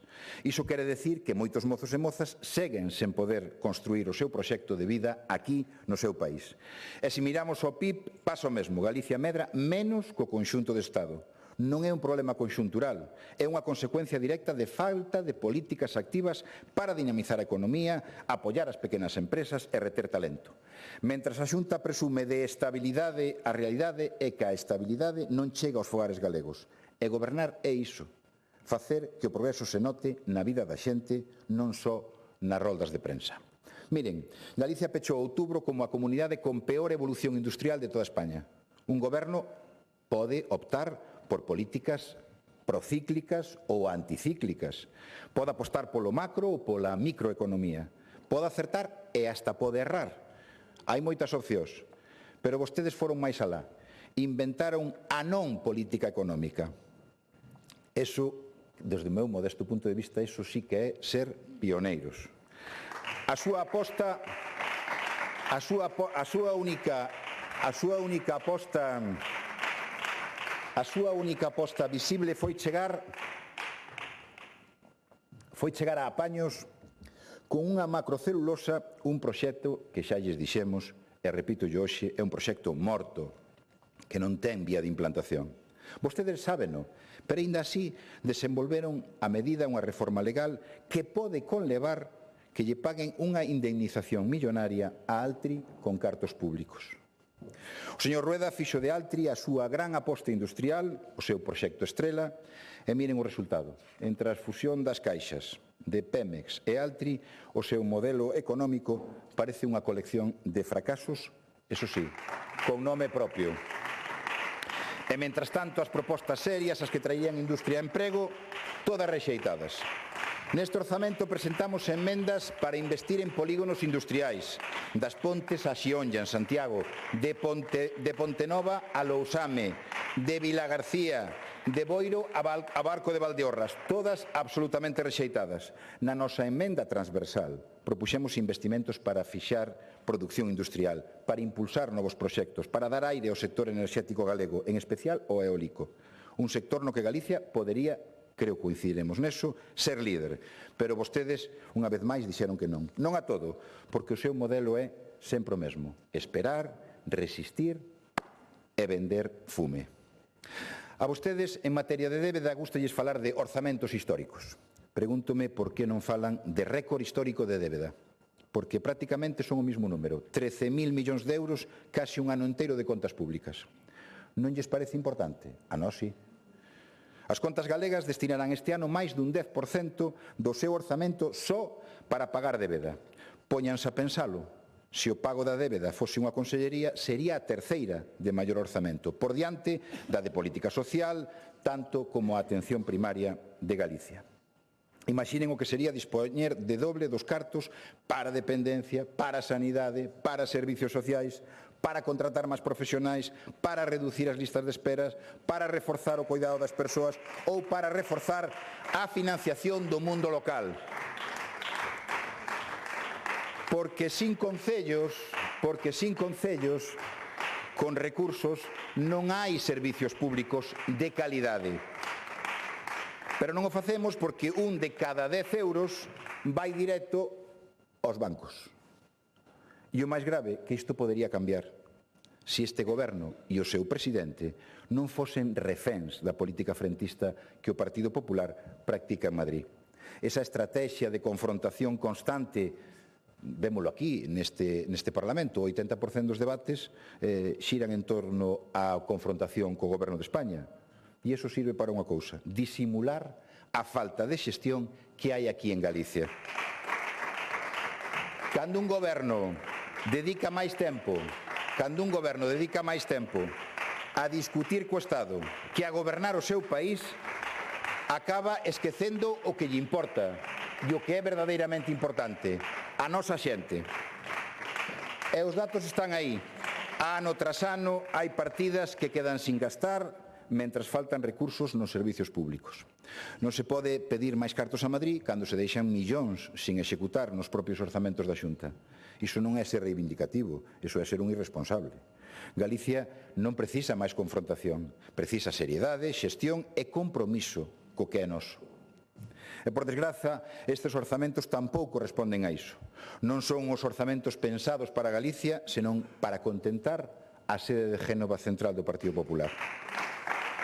O señor presidente da Xunta fai o que lle mandan. E iso significa que a Xunta renuncia a pedir por si mesma. O exemplo máis claro o temos na condonación da débeda. Mentras outras comunidades van a aproveitar a oportunidade, Galicia queda atrás. Podería ter aceptado esa condonación dun tercio da débeda co Estado, pero non o fixeron. Por iso, o señor das Contas de Galicia nunca quedarán ben, non porque falten recursos, sino porque, insisto, sobra obediencia a Madrid e falta valentía para defender o noso país. En Facenda hai algo que sempre nos chama a atención nos seus discursos sobre economía. Pasan o día falando de impostos, pero nunca falan de asumir responsabilidade, de recadalos e xestionalos aquí en Galicia. Nunca falan deso. Nunca falan de aumentar as competencias e recadar de forma eficiente, ademais, outros impostos diferentes. Iso tamén é autogoberno. E iso tamén, desde o meu modesto punto de vista, pasados os anos de autonomía en Galicia, iso tamén debe responder a unha madurez política nese sentido. E, mentras tanto, repiten unha e outra vez a mesma consigna, que baixar impostos é a solución para todo. Pero, mire, nas sociedades máis avanzadas do mundo, nos países máis igualitarios e prósperos, non baixan impostos, distribúyenos mellor.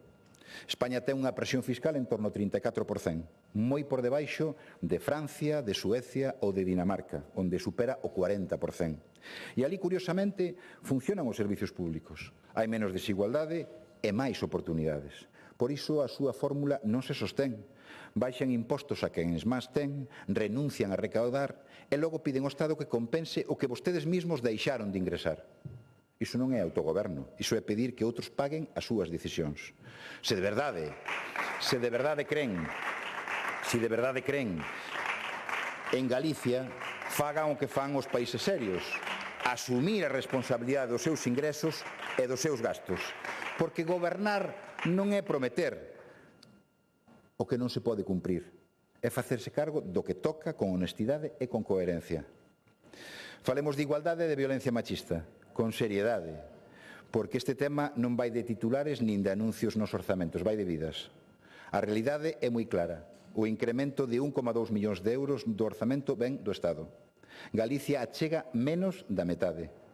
Iso non é compromiso decidido, é maquillaxe orzamentaria.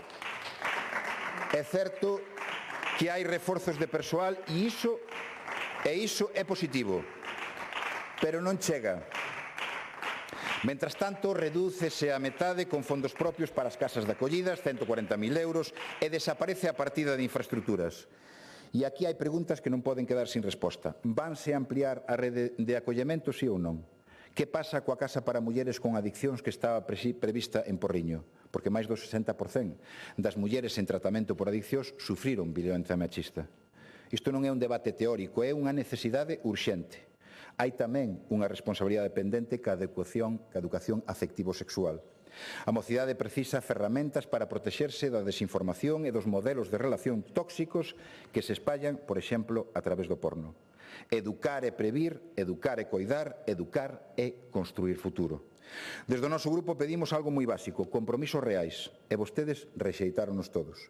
Porque a loita contra a violencia machista non é opcional, é unha obriga legal, institucional e moral.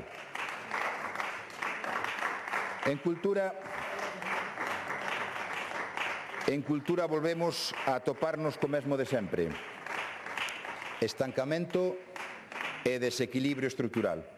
Os orzamentos consolidan un modelo excesivamente centralizado que aposta polos grandes proxectos e esquece a creación de base, o tecido cultural local e as iniciativas que nacen no territorio. E isto ten consecuencias moi claras, máis desigualdade territorial e máis dependencia de proxectos estrela que apenas xeneran retorno social nin cultural. O exemplo máis evidente é a Cidade da Cultura, que absorbe máis de 12 millóns de euros mentre se deixan morrer proxectos de tanta envergadura como pode ser o Museo de Romanización de Galicia en Lugo. Ou mentras a maioría dos concellos non teñen financiamento suficiente nin siquiera para manter abertas bibliotecas ou programar actividades culturais estables. Falan de modernización, pero os números falan de outro modelo. Dunha política cultural de escaparate, máis preocupada polo marketing que por fortalecer o tecido cultural real. A cultura non se sostén con iconas, sostense con persoas, con proximidade e con continuidade. En política lingüística pasa exactamente o mesmo. Un orzamento que prioriza convenios e campañas simbólicas fronte a programas estruturais e verdadeiramente transformadores. Para facernos unha idea, os proxectos de educación lingüística apenas superan o 10% do orzamento total destinado á lingua. Isto non é unha estrategia de normalización, é unha política de decorado. Organismos fundamentais como o Consello de Cultura Galega sobreviven grazas ao compromiso dos seus especialistas, non con un apoio decidido da Xunta de Galicia. E o orzamento global para a normalización lingüística sitúase arredor dos 11,9 millóns de euros, moi lonxe dos 17 millóns cos que contou o goberno presidido por Emilio Pérez Touriño. O resultado é unha política lingüística fragmentada, baseada en campañas publicitarias e en convenios sen continuidade nin avaliación do seu impacto real na nosa cultura. Ten que ir rematando. Defender a lingua non é facer actos nin anuncios, é garantir presencia estable na educación, na cultura, nos servicios e na vida cotidiana. Non quero rematar sin defender outro modelo de medio rural, porque o que lle pasa ao noso rural di moito do que somos como país. Este verán vimos o mellor e o peor de Galicia, o mellor a xente, a veciñanza, os traballadores e os voluntarios que deixaron a pel loitando contra o lume. O peor,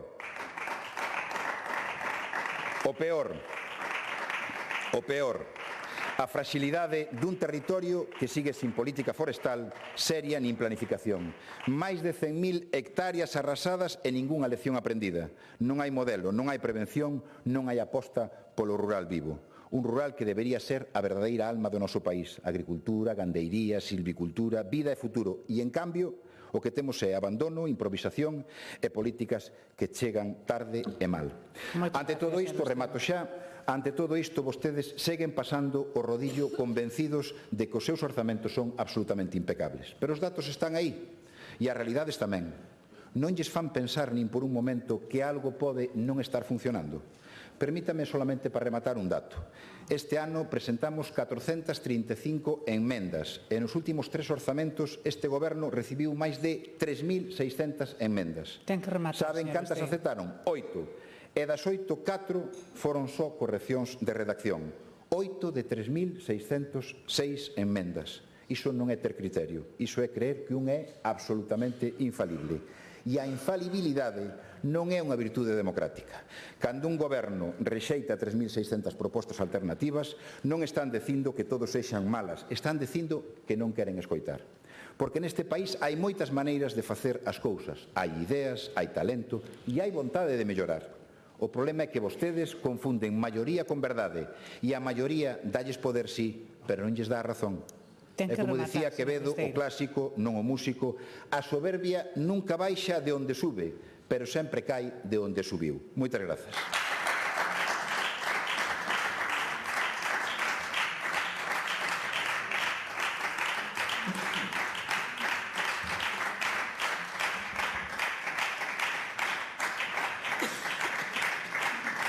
quenda do Grupo Parlamentario do Bloque Nacionalista Galego. Señora Presas.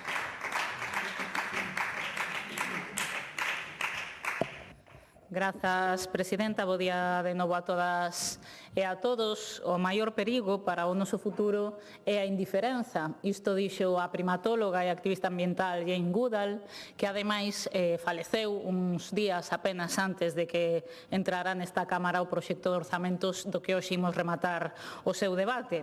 E a min isto de que o maior perigo para o futuro é a indiferenza, recórdame moito o Goberno galego en xeral e a súa actuación política e de forma moi concreta o debate orzamentario que estamos enfrentando nas últimas semanas, nos últimos meses, porque precisamente ese trámite orzamentario que se vai saldar hoxe, salvo acontecemento histórico extraordinario, con máis de 500 emendas do BNG rexeitadas e sen un só cambio significativo, pois para min basicamente son iso, non? Son uns orzamentos indiferentes dun goberno que permanece indiferente, impasible, ante os grandes problemas dos galegos e galegas e ante os grandes retos que ten neste momento o noso país.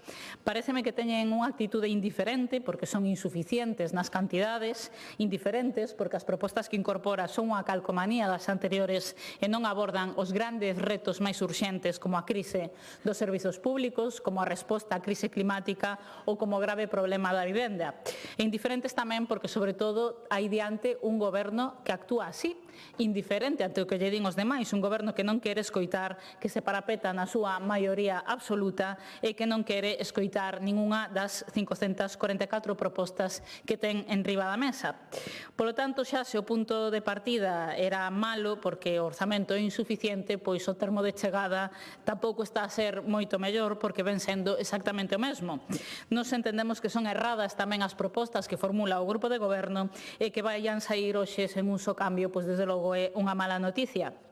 E antes de avanzar algunhas das propostas do Bloque Nacionalista Galego e de insistir na falta de argumentación para o seu rexeitamento, eu quería recordar precisamente esta cuestión como aspecto inicial, que é un orzamento do que estamos a falar que é insuficiente, un orzamento que en realidade é un orzamento decrecente. Quero recordar que a suba do 2% do gasto non financeiro, 286 millóns de euros, non compensa sequera o 2,7% de suba da inflación que houbo no ano 2024. Isto xa sen irnos a perspectiva de 2009 ou sen ter en conta a perspectiva dos últimos meses ou tamén a baixada de crecemento que se prevé para os próximos anos e que desde logo vai influir, non? Polo tanto, por moito que maquillen a realidade, o certo é que co que nos presentan hoxe, co que se vai ratificar, necesitaríamos cando menos 119 millóns de euros máis para poder falar dun orzamento conxelado e xa non só recortado. Polo tanto, é evidente que se hoxe é máis caro prestar servizos públicos e que de feito o gasto corrente aumenta un 4,2% realmente debido a isto, pois polo tanto un orzamento que medra menos do que vai subir a carestía da vida, pois desde logo é xa un orzamento que nace mal, que nace recortado e que non se vai poder facer por moito que intenten pintar máis con menos recursos.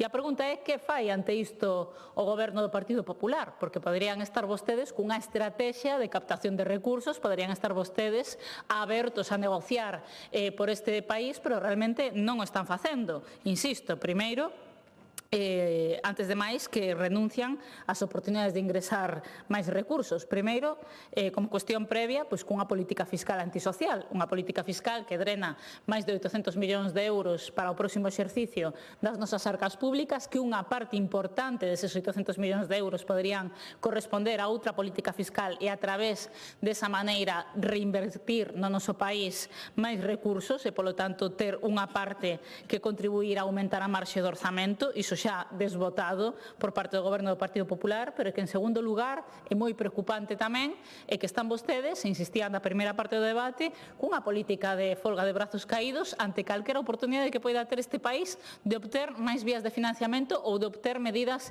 que beneficien as nosas arcas públicas. Vémolo o non negociar nada no ámbito do Estado ante o debate que está habendo sobre as novas regras de gasto e demais. Galiza podería perder máis de 280 millóns de euros entre 26 e 28 e vostedes danlle o botón do Partido Popular acríticamente, pero que xa non é o que pode perder e que podería gañar máis tendo un goberno que negociara no seu nome. E o segundo exemplo é evidentemente algo que non pode deixar de facer parte deste debate, como é a aceptación da quita da débeda. Eu insisto unha vez máis, hai unha quita en riba da mesa, hai unha proposta para debater e o señor Rueda, que estivo un ano sen negociar por este país, agora parece que lle está poñendo velas a todos os santos para que se tumbe a quita da débeda no lugar de aproveitar esta oportunidade histórica. Titular de onte: Rueda confía en que o Congreso tombe a quita de 4.010 millóns da débeda galega.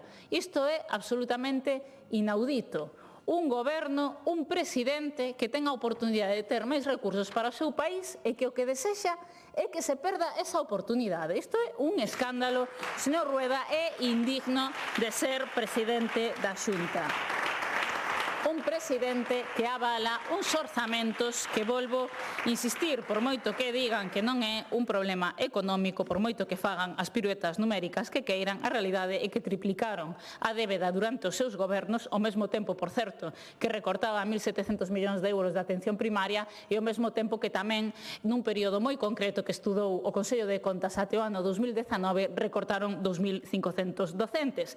Despois, claro, son os malos os que están hoxe en folga, pero esa é a realidade que deixaron mentres triplicaban a débeda. A realidade é que temos unha factura de máis de 12.000 millóns de euros en riba da mesa e a realidade é que este orzamento ten a terceira consellería que non é a de política social, que é realmente a terceira consellería, a da débeda. Sobe até os 1.643,7 millóns de euros e incrementanse os xuros da débeda en máis de 95 millóns de euros, o que hai que acrescentar a chapuza, insisto, das colaboracións público-privadas. Unha hipoteca, volvo a insistir, volve dar a risa ao señor conselleiro, pero é que os 4 próximos gobernos da Xunta van ter iso da súa man, constrinxindo a súa capacidade de decidir políticamente. Eu estou preocupada por esa cuestión en xeral, pero sobre todo porque cada vez estou máis convencida de que non van ser vostedes que lideren eses próximos gobernos. Polo tanto, fora brincadeiras, realmente é un problema que haxa esa hipoteca no noso país. É, desde logo, un problema económico e político.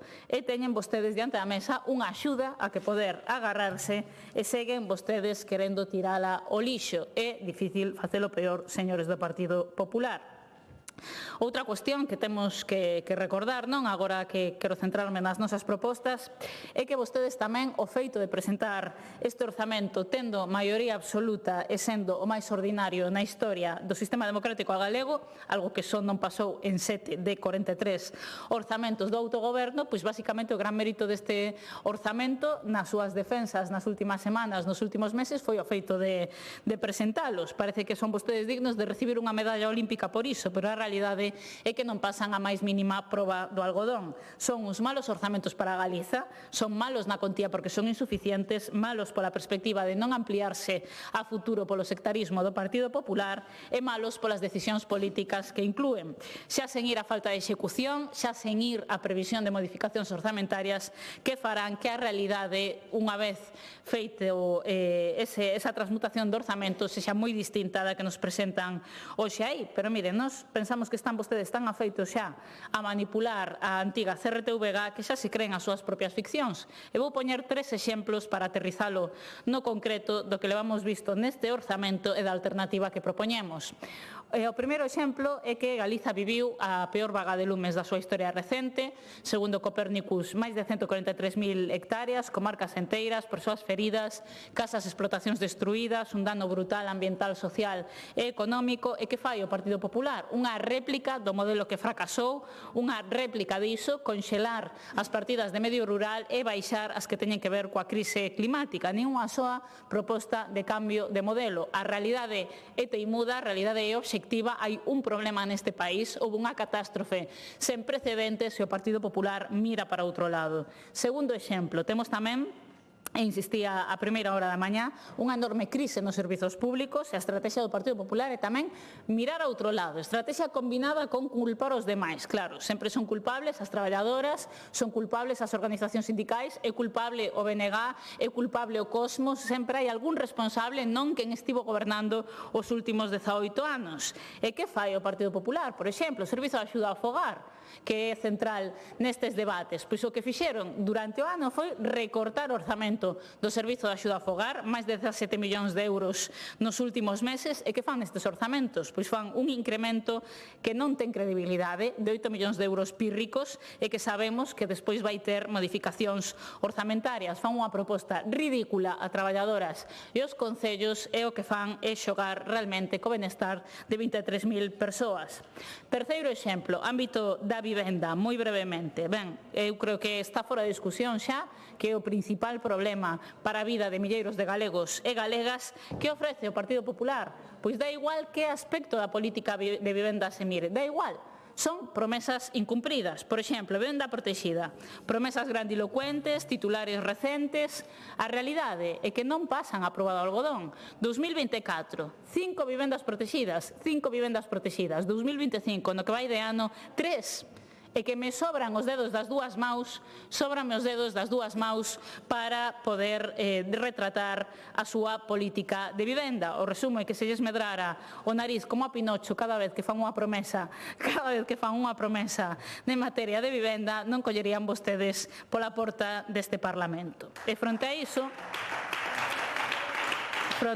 desde o BNG, presentamos enmendas que denuncian as carencias deste orzamento, que denuncian as súas ausencias e que atisban as medidas necesarias e incorporan propostas a corrixir as medidas equivocadas. Eu vou sinalar 3 breves para estes ámbitos que acabo de mencionar. No ámbito do medio rural, propoñemos, por exemplo, 20 millóns de euros para comezar a impulsar o plan da cinza á vida. De verdade que, despois do que pasou neste país en agosto, despois dos intensos debates que tivemos os 3 últimos meses, é para nós inaudito que o Partido Popular siga na súa torre de marfil sen abrirse a aprobar e impulsar o plan da cinza á vida, porque, insistimos, compre reparar o dano feito polos lumes, pero compre, sobre todo, tamén cambiar de modelo para ter un monte realmente multifuncional, realmente diverso e realmente resiliente os embistes do cambio climático e tamén productivo. E que di o Partido Popular? Non.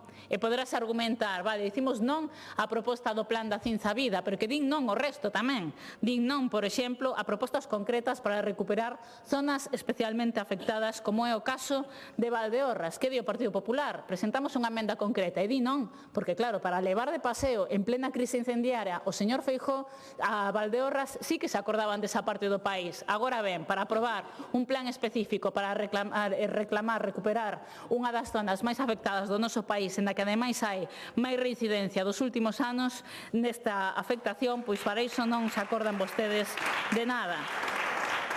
Ou, por exemplo, propoñemos tamén 10 millóns de euros para un plan de reordenación forestal con madeiras autóctonas, diversificación, loita contra a enfermidade e plagas. Propoñemos tamén 7 para a mobilización de terras agrarias, para fomentar a remuda xeracional, para a comercialización da compra pública co plan da granxa á mesa, etcétera, etcétera. Cal é a alternativa do Partido Popular?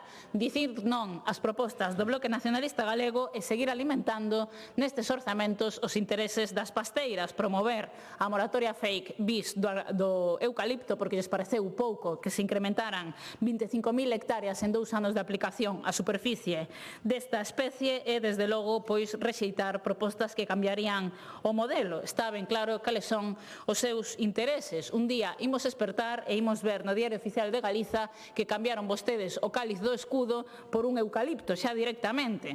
Para o problema do SAF, do Servizo de Axuda ao Fogar,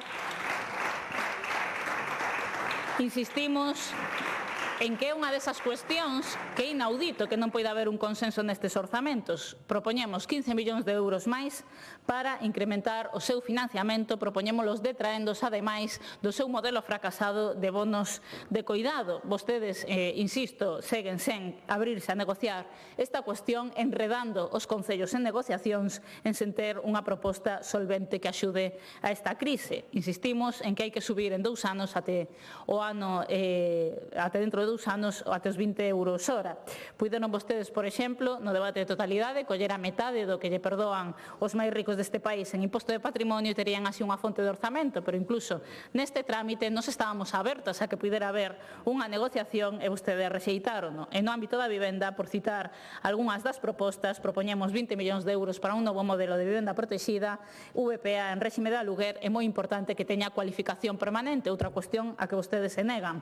E incorporamos tamén tamén unha vintena de propostas neste ámbito para que corrixan o seu modelo fracasado neste ámbito.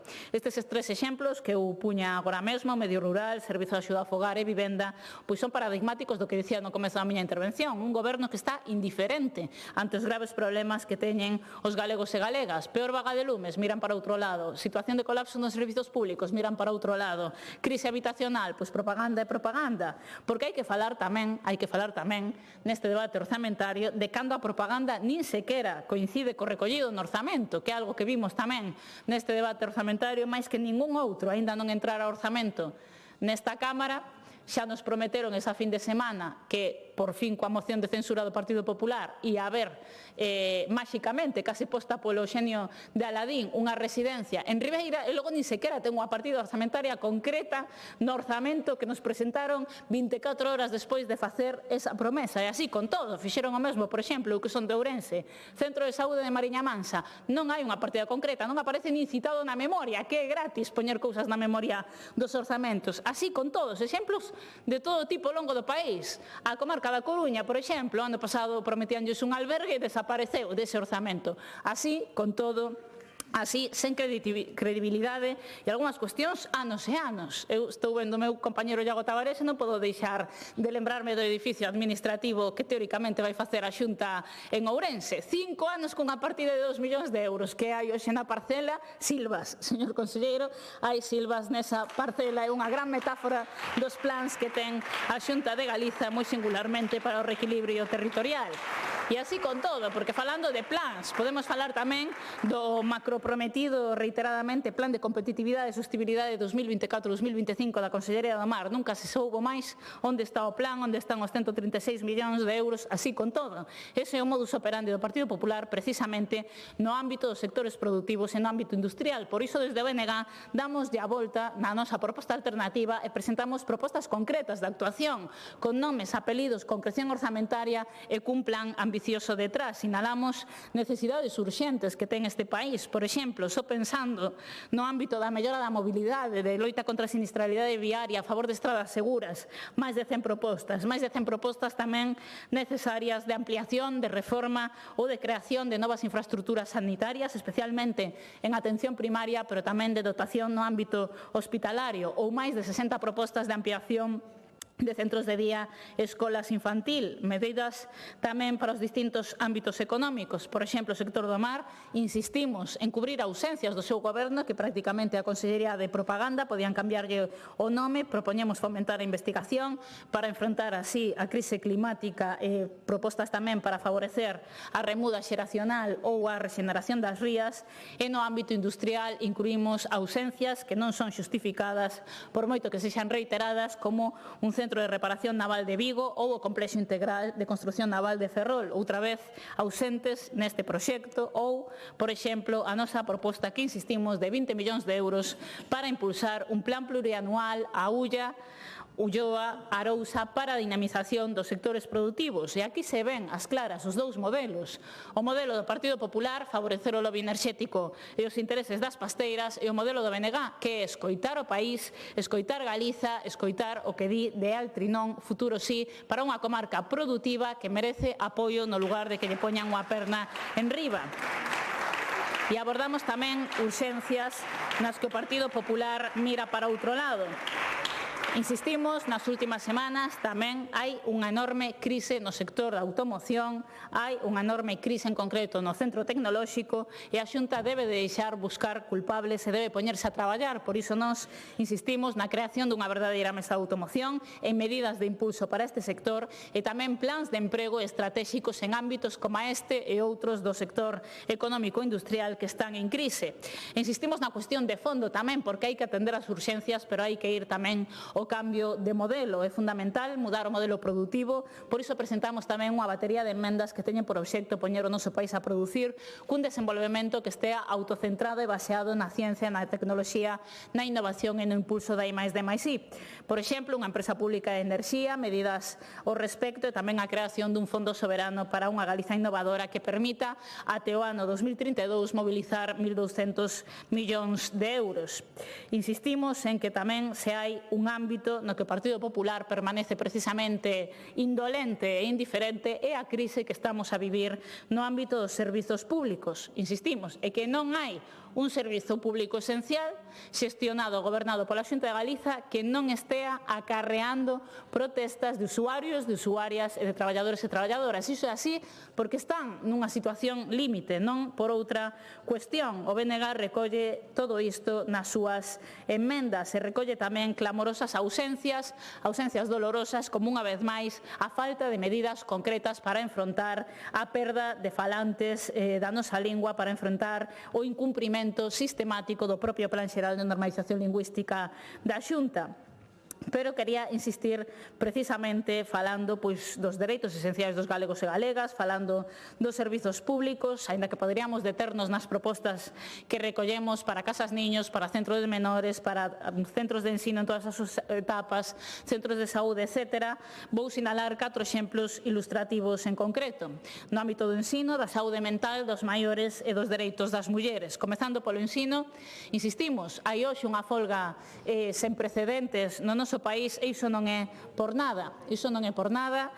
Galiza non recuperou o horario precrise, Galiza non ten unha cifra de profesorado suficiente, de feito conxelan as nóminas o profesorado que recolle estes orzamentos no ano 2022, comparando desde o ano 2022 os orzamentos non hai un aumento fora do propio aumento que teñen que recoller polo tema salarial, a cifra que cobren de profesorado é exactamente a mesma, hai unhas ratios abusivas, non hai recursos especialmente para atender o alumnado que precisa máis reforzos educativos e por iso hoxe é a 4ª xornada de movilización e mañá a 5ª. Nos propoñemos medidas para contratar máis profesorado, para recuperar dereitos, medidas de atención específica á diversidade, etc. E tamén fronte a un Partido Popular que patrocinou a privatización do sistema universitario galego, que abriu a porta á creación da universidade á banca, levantan vostedes os ollos, pero quero recordar só que hai nada a banca anunciou a que sería a 9ª titulación de enfermería, algo que contradí igual que no ámbito do dereito, do turismo e demais a lei, porque hai duplicidade e agora está anunciando tamén biomedicina, vostede permíteno, pois fronte a isto a nosa aposta é mellorar o financiamento universitario, máis de 50 millóns de euros para a universidade pública. Temos claro, señores do Partido Popular, entre a banca e o país nos de lado de quen estamos.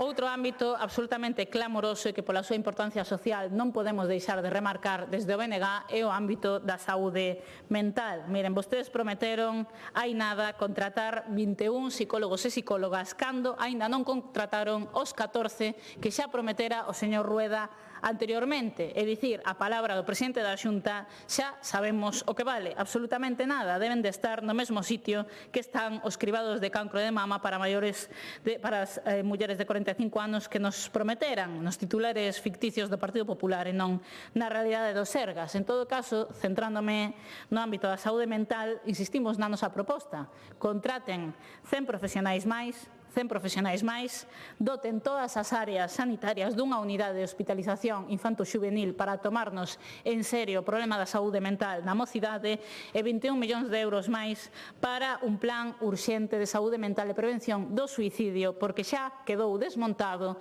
polas profesionais e polo propio Consello de Contas o pastiche de plan que trouxeron como propaganda nos últimos anos, que nin contratou persoal suficiente nin se executou. 300 suicidios en Galicia no ano 2024. 300. É unha absoluta barbaridade e hai que reaccionar. Que ten que pasar neste país para que o Partido Popular se tome a saúde mental como un problema prioritario e abandone a propaganda e faga propostas como as que defenden as profesionais, que son as que traslada hoxe aquí o BNG.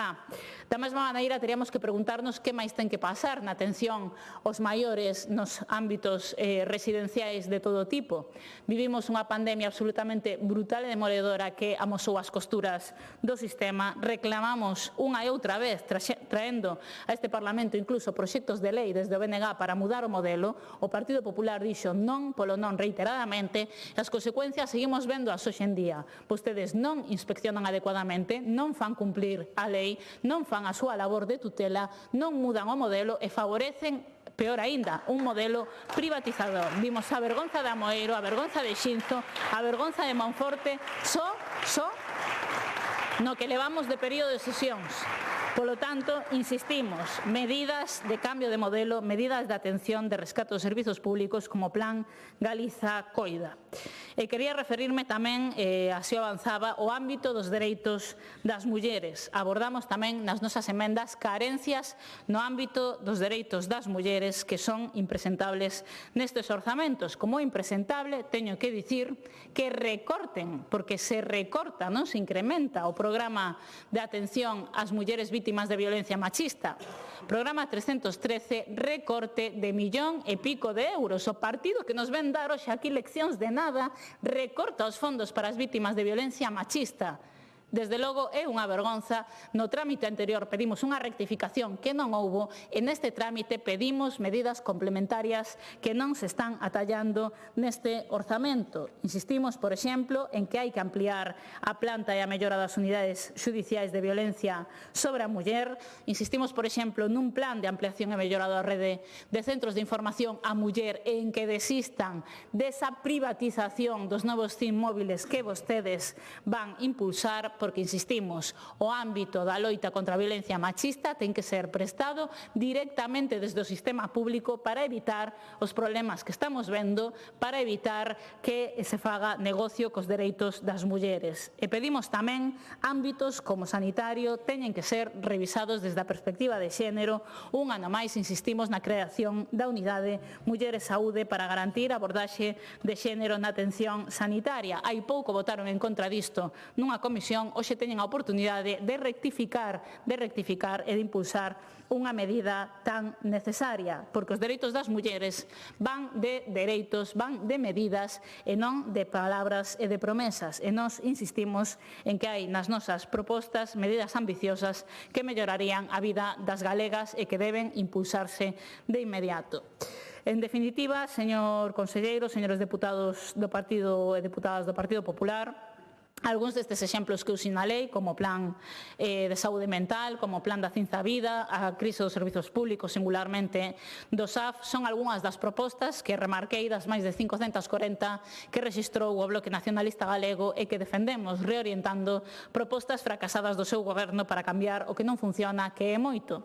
Xa me anticipo as súas críticas da nosa incapacidade de facer emendas técnicas e, insisto, este é un trámite que permite, que favorece o diálogo, as contadas veces que nos últimos anos o Partido Popular tivo algún interese político concreto nun ámbito, demostrou que podía facerse e que podía facelo, moi excepcionalmente, pero esa excepción confirma esa posibilidade e, polo tanto, se din non a todas estas cuestións é porque son vostedes un goberno cada vez máis instalado na soberbia, máis instalado na falta de autocrítica e máis amurallado. Iso non é bo para o noso país, porque, remato como comecei, vostedes amósanse cada vez máis indiferentes os problemas dos galegos e galegas e, como dicía Jane Goodall, o maior perigo para o noso futuro é precisamente iso, a indiferenza.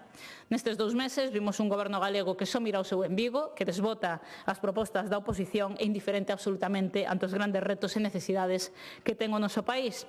En todo caso, fronte á insistencia e o rodete que aplican os do non, que son os da bancada do Partido Popular, vimos tamén e quedou demostrado unha vez máis como hai deste outro lado unha alternativa a favor dos servizos públicos, unha alternativa a favor do desenvolvemento económico de Galiza e unha alternativa a favor dos dereitos sociais. Polo tanto, ese é o noso compromiso. Nós nunca imos caer na indiferenza, nós sempre imos estar traballando aí para darlle a Galiza o futuro que merece. Nada máis e moitas gracias. Gracias.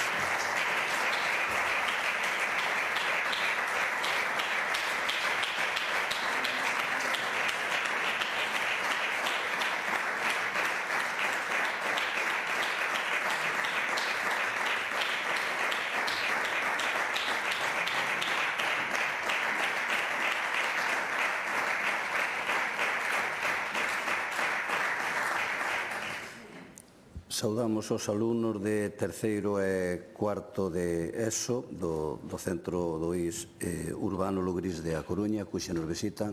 Benvidos ao Parlamento.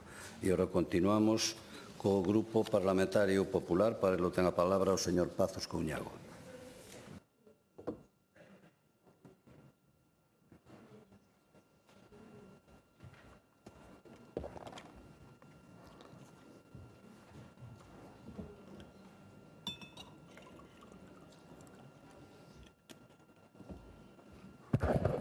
Moitas gracias, presidente. Un saúdo tamén para os nosos invitados. Señorías, fai escasos meses un grupo de catedráticos e xuristas de enorme prestixio presentaron un documento que deron en bautizar como Memorial pola recuperación da normalidade democrática.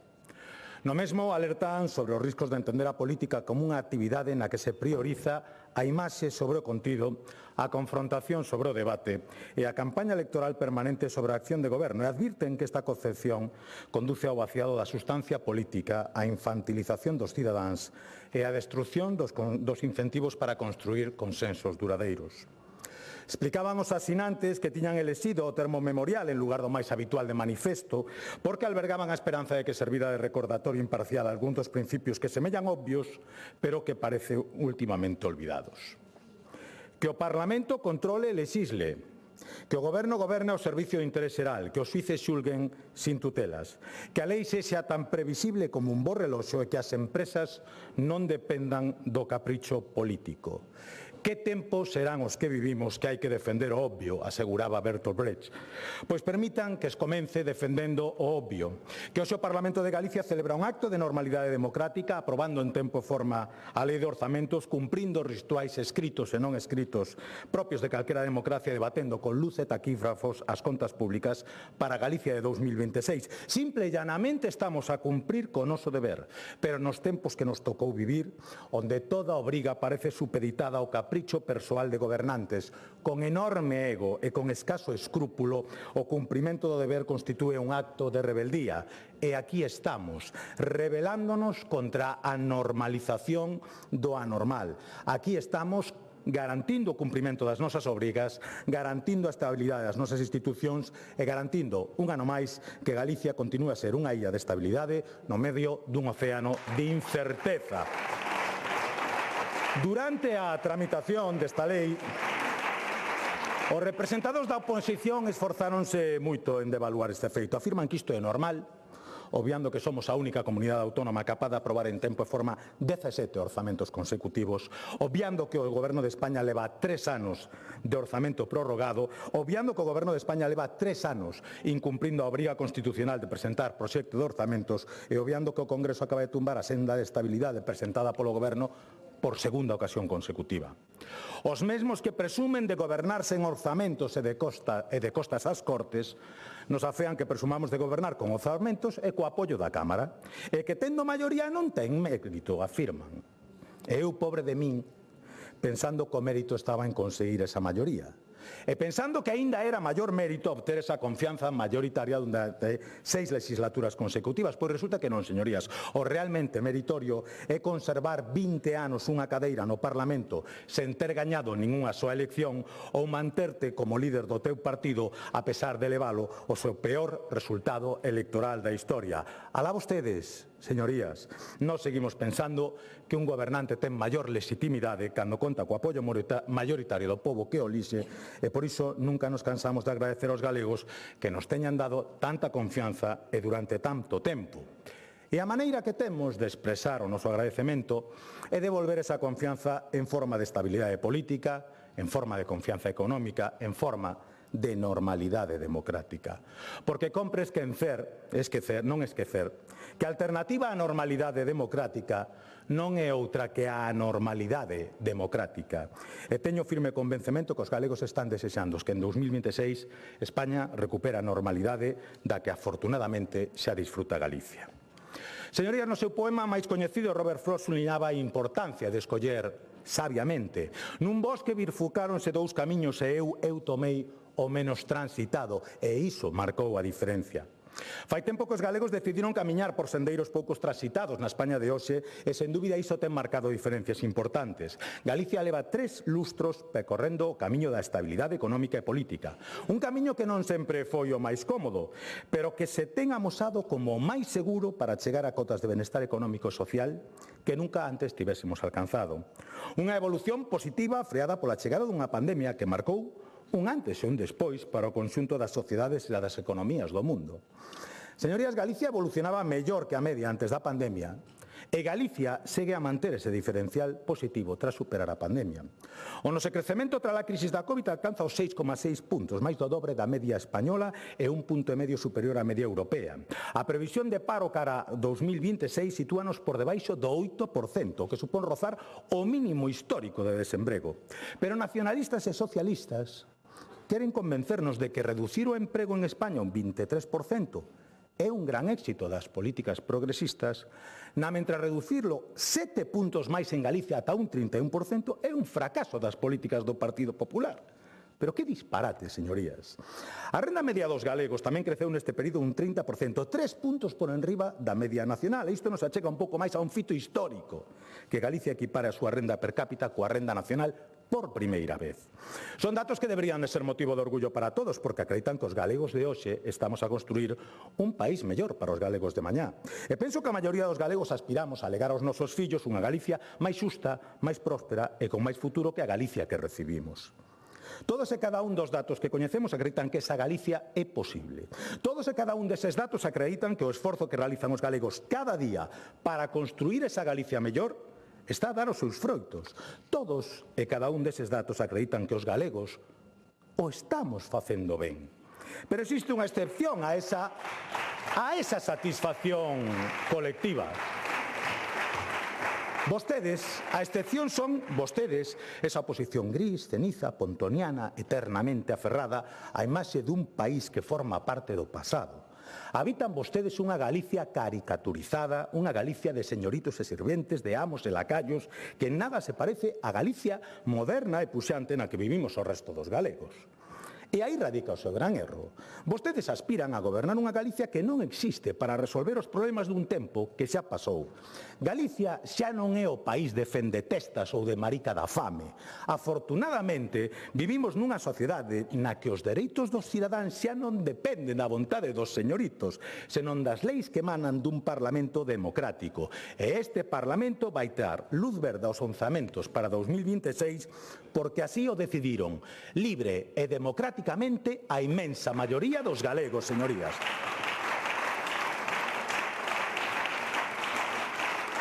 Señorías, as contas que imos aprobar tras finalizar este debate son consecuentes cos compromisos que o Partido Popular suscribiu cos galegos nas pasadas eleccións. Prometemos que seguiríamos apostando de maneira decidida por reforzar os servizos públicos e presentamos un orzamento no que 3 de cada 4 euros se dedican a fortalecer a sanidade pública, a mellorar a educación pública, a consolidar e ampliar o escudo social público e a reforzar as políticas públicas de emprego. 10.587 millóns de euros dedicados a fortalecer os servicios básicos. Nunca na historia de Galicia se dedicaron máis recursos públicos a fortalecer os piares do estado de benestar deste país. Nunca un goberno amosou un compromiso cos servicios públicos comparable ao goberno que preside Alfonso Rueda. Nunca. Se falamos de sanidade, a maior dotación económica que xamais recibiu a atención primaria, un dos calendarios de vacinación máis completos e avanzados do mundo, un programa de cribados simplemente excepcional, o maior número de profesionais sanitarios públicos da nosa historia e un proceso de modernización da tecnoloxía das instalacións sanitarias sen precedentes, motivos suficientes para sentirnos orgullosos dunha das mellores sanidades do mundo, que non é perfecta, que atravesa as mesmas dificultades para atopar profesionais de determinadas especialidades que o resto de servicios públicos de saúde, pero que, a pesar de todo, segue a presentar datos sensiblemente mellores que os demais, tanto no que se refire, por certo, a listas da garda como na satisfacción amosada polos usuarios dos servicios sanitarios. Se abordamos o ámbito educativo, os datos falan por sí sós. A educación pública máis inclusiva de toda España e de toda a OCDE. Os informes de calificación presentan unha melloría fora de calquera dúbida e os datos de fracaso escolar son incontestables. Do 26% de fracaso escolar que nos deixaron vostedes a menos do 10% actual. E non son simples números, señorías. Son nenos e nenas que finalizan os seus estudos con éxito para poder aspirar a unha vida mellor. Este goberno e este partido ten a plena convicción de que a educación pública é o elemento central para acadar a cohesión social. Iso sí, non a través da rebaixa da exixencia académica pola que vostedes apostan, senón reforzando os valores do esforzo e do mérito para que todos os alumnos teñan as mesmas oportunidades e para que cada alumno obteña os resultados en función do seu traballo e das súas capacidades. Hoxe, os galegos sabemos que os nosos fillos poden cursar toda a súa vida académica sen pagar un só euro de matrícula, desde a escola infantil ata culminar os seus estudos na formación profesional ou na universidade. E só precisan vostedes, invitados, dous requisitos: devolver a oportunidade que lle damos aos galegos con esforzo e boas notas e ter a fortuna de vivir en Galicia. E iso sí que é unha Galicia calidade, señorías. Iso sí que o é. Señorías, tampouco podo esquecer o compromiso social que voltamos a reforzar neste orzamento. Seguimos a ser referente das políticas de conciliación e impulso demográfico, mantendo a gratuidade das escolas infantís para todas as familias galegas e ampliando o número de prazas ata situarnos no 65% de escolarización entre 0 e 3 anos, 15 puntos por enriba da media nacional e superando a países que sempre foron referencia como Suecia ou Dinamarca. E sí, señorías, as estrategias de dinamización demográfica dan resultado. E así se amosou, primeiro revertindo o saldo migratorio de Galicia, onde, dende fai anos, recibimos máis persoas das que saen do país. E agora damos un novo paso positivo. Ao acadar o primeiro repunte en nacementos en 2 décadas. Un repunte moderado, pero esperanzador, que vai precisar do compromiso de todos para que se convirta nunha tendencia sostida no tempo que nos permita correxir o saldo vegetativo, porque en contra do que predican algúns que demonizan iso que chaman despectivamente políticas natalistas, a natalidade é un elemento esencial para o futuro de Galicia e o deber dun goberno responsable é traballar para que a nosa terra continue a ser o mellor lugar no que unha familia, calquera tipo de familia, poida traer un fillo ao mundo. Do mesmo xeito que este goberno está a facer un esforzo sen precedentes para impulsar a atención á dependencia. Un esforzo legislativo, organizativo e orzamentario que é directamente proporcional ao esforzo do Goberno de España por impedir ese impulso. Como é posible que a única resposta de Pedro Sánchez ao plan de choque para a dependencia impulsado polo Goberno galego sexa a paralización a través dun recurso? Como é posible que se lle adeuden 2.900 millóns de euros da dependencia a Galicia e pretendan dar leccións nesta materia? Non, señor Besteiro, vostedes non teñen que dar leccións, o que teñen que facer é pedir perdón, pagar o que deben e deixar de poñer paus nas rodas, que iso sí que axudaría as familias galegas con persoas dependentes.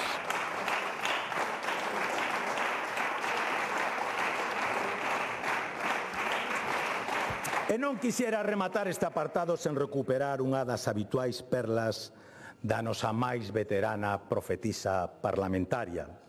Aquela na que acusaba a Alfonso Rueda de ser un Robin Hood ao revés, que cunha man retiraba recursos a quen máis o necesitaba e con outra regalaba millóns de euros aos máis ricos. Pois ben, señorías, transcurriros 2 anos desde que a señora Pontón lanzase aquel negro augurio, o risco de pobreza en Galicia experimentou o maior descenso desde que existen datos, a tal punto que hoxe podemos afirmar que está en mínimos históricos, exactamente igual que a credibilidade da nosa ausente profetisa. Pero mire, se hai unha reunión, se hai un terreno onde a esquerda asume estar en posesión da verdade absoluta, é en materia de igualdade. 7 anos pasaron xa desde que Carmen Calvo nos aclarase que el feminismo non é de todas bonitas, non. Eu agradecí moito a aclaración da señora Calvo, porque eu estaba convencido de que as miñas compañeiras de bancada eran profundamente feministas, pero vostedes din que non. Eu pensaba que nomear por primeira vez unha presidenta do Senado como Esperanza Aguirre ou unha presidenta do Congreso como Luisa Fernanda Rudi, pensei que nomear unha vicepresidenta española da Comisión Europea, a primeira, Loyola de Palacio, ou unha conselleira en Galicia como foi Manolita López Besteiro, eran fitos importantes do feminismo, aínda que todas elas fosen mulleres do Partido Popular, pero parece ser que non. Despois, por fortuna, tiven o privilexio de asistir á conmemoración neste Parlamento do 30 aniversario da Conferencia Mundial sobre as Mulleres en Beijing. E de escoitar a unha representación das parlamentarias galegas, foron todas ali, de todos os partidos, que participaron nesa conferencia. E despois de escoitalas con profundo respeto, teño a completa seguridade de que o feminismo non é patrimonio de ningún partido, e si un compromiso inexcusable que trascende siglas. Algo, por certo, que deberían comenzar a asumir os que pretenden dar aos demais leccións que non son quen de aplicarse a si mesmos. Señorías, un orzamento que busca atender as prioridades dos galegos non pode esquecer un dos seus principais motivos de preocupación, a vivenda. Os compromisos nesta materia foron desgranados no pasado pleno pola conselleira na súa comparecencia, da que evidentemente, polo que escostamos, hoxe estuvo ausente o señor Besteiro. Nos prometemos duplicar o parque público de vivendas. E no vindeiro ano estarán en marcha as 4.000 novas vivendas comprometidas. Prometemos blindar a súa protección pública con carácter definido e fixémolo realidade. Por certo, para esas vivendas a aportación do Estado, señoría, é do 17%, e a da Xunta o 62,5%. A ver se pon vostede un pouco día cos datos. Nos prometemos novas solucións ao problema de vivenda. Estamos impulsando o aproximamento de baixos, o cohousing, o impulso da reforma e un longo etcétera de medidas encaminhadas a facilitar acceso a este elemento básico para o futuro de calquera familia. Nos prometemos e cumprimos. Señor Besteiro, vostede prometeu e demoleu as vivendas que construíra. Nos prometemos que íamos facer un esforzo pola reindustrialización de Galicia e estamos impulsando os PIEs e implementando medidas que fagan de Galicia un lugar atractivo para o investimento. Vostedes fixeron exactamente a mesma promesa. E desde o mismo día da súa derrota electoral teñen realizado todos os esforzos posibles por boicotear calquera proxecto industrial en Galicia. Os mesmos que nesta Cámara se autoproclamaron garantes da chegada de Altri a Galicia, agora convocan manifestacións contra o proxecto que aseguraban garantir. Os mesmos que decían que se Altri non se instalaba na Mariña sería un fracaso para Galicia e o seu goberno, agora vetan a Altri na Mariña, en toda a provincia de Lugo e en calquera lugar do territorio galego. Chega a tal punto a súa hipocresía que non lles importa condenar sin futuro industrial a toda a provincia de Lugo con tal de impedir un proxecto industrial contra o que só teñen un motivo real de oposición, que non o lideran vostedes. Estamos ante un novo capítulo da eterna hipocresía da esquerda galega. Eólica sí, pero non así. Ence sí, pero non aquí. Eu pediría que nas próximas eleccións foran vostedes sinceiros cos galegos. Cóntenlles que vostedes están a favor da minería, pero non de explotar minas. Díganlle que queren convertirnos nunha potencia eólica, pero sin instalar muiños.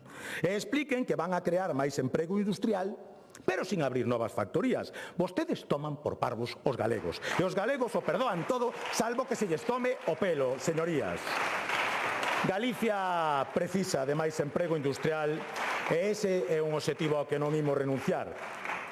Ímolo facer con vostedes ou, como case sempre, pois sin vostedes. Porque os galegos, señorías, fai tempo que asumiron que para as cousas importantes con vostedes non se pode contar. O último exemplo disto foi a consecución das competencias sobre o noso litoral, que non só calamos en a súa axuda, e que hubo que conseguilas loitando contra vostedes. Loitando contra os que decían que non podíamos ter esa competencia sen modificar previamente o estatuto. Loitando contra os que decían que a nosa lei do litoral era unha declaración de independencia. Loitando contra os que interpuxeron un infumable recurso de inconstitucionalidade contra esa norma sen ningún tipo de diálogo ou de negociación previa. E se hoxe Galicia ten as competencias sobre o noso litoral, é gracias ao empeño do Partido Popular de Galicia, é gracias ao apoio da sociedade civil galega, é gracias a que vostedes fracasaron unha vez máis no seu intento de boicot, señorías. Este vai ser o ano en que desenvolvamos plenamente esas competencias gracias á lei que vostedes non apoiaron e gracias ao orzamento que vostedes van votar en contra. Señorías, tamén será este un ano fundamental para o futuro do agro e do mar. E así o reflicten os compromisos orzamentarios contidos na lei que imos aprobar, compromisos centrados na modernización de ambos sectores, no apoio á remuda xeracional ou na posta en valor dos nosos produtos. Pero resulta evidente que existen riscos que teñen que ver de maneira fundamental coa financiación e coa regulación europea. Penso que ambos sectores percibirían moi positivamente unha postura común dos seus representantes na defensa dos seus intereses, pero confeso que non son optimistas sobre este particular e teño razóns para o pesimismo. Fai algúns meses, recordarán, a eurodiputada a tempo parcial do BNG asaltaba ao presidente Rueda por non contar con ela na súa visita ao Parlamento Europeo. Reclamaba a señora Miranda máis sentido institucional, iso sí, asegurándose de que houbera unha cámara para gravar o momento, non? A semana pasada, o presidente Rueda voltou a visitar a Bruselas e convocou a todos os europarlamentarios galegos a unha reunión de traballo. A que non adiviñan, señorías, quen foi a única parlamentaria que non acudiu a esa convocatoria?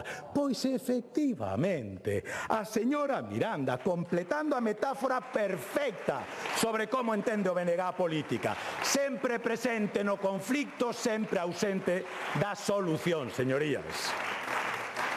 Esa é a natureza política do BNG, o ruido, a confrontación e unha irrefrenable tendencia a apropiarse do patrimonio común de todos. Señorías, este orzamento tamén amosa un profundo compromiso coa lingua e coa cultura galega, coa lingua e cultura de todos os galegos e para todos os galegos. Pero unha vez máis, cando todos os grupos foron chamados a facer aportacións para revitalizar o uso do noso idioma, a resposta do independentismo foi ausentarse da mesa e poñerse detrás da pancarta. En fin, señorías, vostedes sigan tratando de apropiarse de Castelao, de Rosalía, da nosa lingua, dos nosos símbolos, e non seguiremos a procurar que cada día máis galegos sintan que son símbolos e referentes que a todos nos representan. Esa é a diferencia esencial entre os que traballan exclusivamente para engrandecer o bloque e os que traballamos exclusivamente para engrandecer Galicia. Señorías, se o debate de orzamento sirve para coñecer un pouco mellor o proxecto deste goberno, tamén sirve para que coñezamos un pouco mellor a suposta alternativa. E debo decir que nas últimas semanas escoitei algunhas cousas dignas de comentario. Como o señor Ojea non nos acompaña hoxe, pois simplemente farei unha reflexión sobre unha acusación que nos fixo pública recentemente, que non aceptamos ningunha das súas propostas.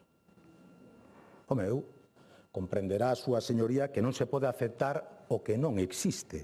E Democracia Ourensana non rexistrou ningunha súa emenda, ningunha. Así que, donde queira que estea a súa señoría, espero que me admita un consello: menos samba e máis traballar. E falando de traballar, señor Besteiro,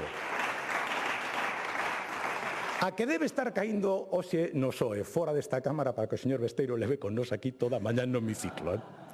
Mire, señoría, eu recoñécome incapaz de saber o tempo que a vostede lle queda nesta Cámara. Do mesmo xeito que son incapaz de adiviñar onde está o solo electoral do seu partido. Confeso que cada vez que penso que tocaron fondo, vostedes insisten en cavar un pouco máis profundo a súa propia tumba. É realmente desconcertante. Señoría, fai escasamente 2 plenos vostede fixo unha pregunta ao presidente da Xunta de Galicia que eu hoxe lle quero formular a vostede. Señor Besteiro, cales son os seus principios? Porque levamos semanas escoitando a representantes socialistas sentando cátedra nesta Cámara sobre o humano e o divino para asombro de todos. É que levamos semanas recibindo leccións de transparencia dun partido que vive asolagado por un tsunami de corrupción que afecta a todas e cada unha das esferas da vida de Pedro Sánchez. No ámbito do Goberno de España, sometido a investigación polos casos Ábalos, Servinavar, Plus Ultra, Mascarillas, Hidrocarburos, Forestalia, Sumelzo, Sepi, Correos, Mercasa... Non sigo que teño só media hora.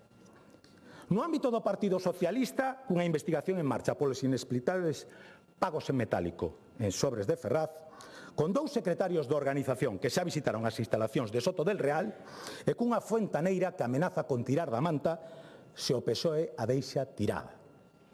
No ámbito institucional, co primeiro fiscal general da historia condenado penalmente, con ministros acusando aos tribunais de prevaricar e que todavía continúan a ser ministros, e coas gravacións da señora Leire Díaz que acreditan un intento de soborno realizado en nome de Pedro Sánchez para cadar información sensible contra xuíces, fiscais e altos mandos da UCE. E se falamos do seu ámbito personal, co irmán do presidente a punto de sentarse no banquillo acusado de tráfico de influencias e prevaricación, coa muller do presidente investigada por tráfico de influencias e corrupción nos negocios entre outros delitos, e co propio presidente sinalado por Coldo García por utilizar a inmigrantes para facer pitufeo nas primarias socialistas e ocultar que estaba sendo financiado polo seu sogro, dono de saunas onde se practicaba ao menos a prostitución. E vostedes pedindo transparencia ao goberno galego. Señor Bosteiro, eu descoñezo cales son os seus valores, pero fai falta ter valor. Fai falta ter valor, señoría, como hai que ter moito valor para dar leccións de feminismo neste Parlamento despois da lei do solo sí e sí, das rebaixas de penas a violadores e do escándalo das pulseiras antimaltrato. Leccións de feminismo do mesmo partido que nomeou como secretaria da organización primeiro a Ábalos, despois a Santos Cerdán e que pretendía que o terceiro fora Paco Salazar. É unha lista máis propia dun casting de Torrente presidente que dun partido que quere gobernar España, señorías.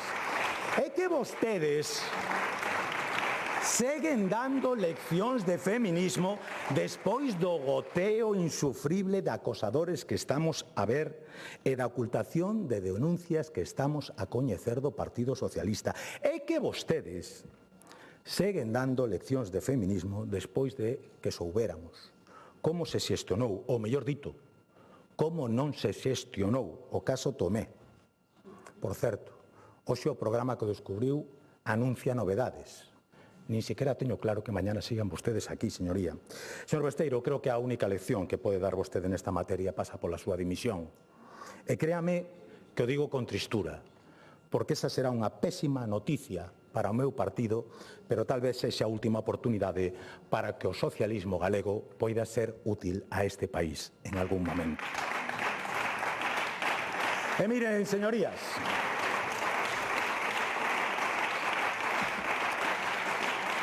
falando de cousas inútiles para Galicia, algún comentario sobre as aportacións do BNG. Eu levo algún tempo tentando entender a capacidade do BNG para aillarse de todo contacto coa realidade que o rodea. Porque é realmente admirable como son vostedes capaces de ignorar calquera cuestión que non forme parte do argumentario nacionalista. Temos exemplos recentes disto. Fai algunhas semanas, unha deputada nacionalista asegurou que o Centro de Autismo de Friol comprometido pola Xunta nen sequera fora licitado. A conselleira de Política Social mostroulle a foto do centro, mostroulle os forxados, as paredes, a cuberta, invitouna a visitar o centro. Pero iso sí, cada vez que se recorda este feito na Cámara, escoítese un lallo así de fondo que dice que non foi licitado. Cousas de vivir na burbulla indepe, señorías. Gracias pola aportación, señora Rodil. En fin, cando vives na burbulla podes descalificar a miles de manifestantes porque un deles porta a Cruz de San Andrés, manipulando o seu con significado histórico, iso da igual. Ao tempo, iso sí, que sacas peito do demócrata que eres manifestándote entre centos de bandeiras na escondea a estrela vermella de 5 puntas. A mesma estrela vermella que aplastou a primavera de Praga ou as manifestacións de Tiananmen. A estrela vermella que presidía gulags soviéticos onde morreron presos republicanos españois, señorías. Entre elas, por certo, varias dúcias de galego. Pero esos son datos que se poden ignorar se vives na burbulla nacionalista. Na burbulla nacionalista podes insistir en defender un concerto económico para Galicia que foi desbotado por todos e cada un dos expertos que o teñen analizado que o califican de ruinoso. Pero todo iso dá igual, porque hubo outro vecino da burbulla que dixo que estaban todos equivocados, porque o BNG, ademais de falar benegués, ese idioma propio, tamén ten as súas propias reglas matemáticas. Unhas reglas matemáticas que xustifican todo.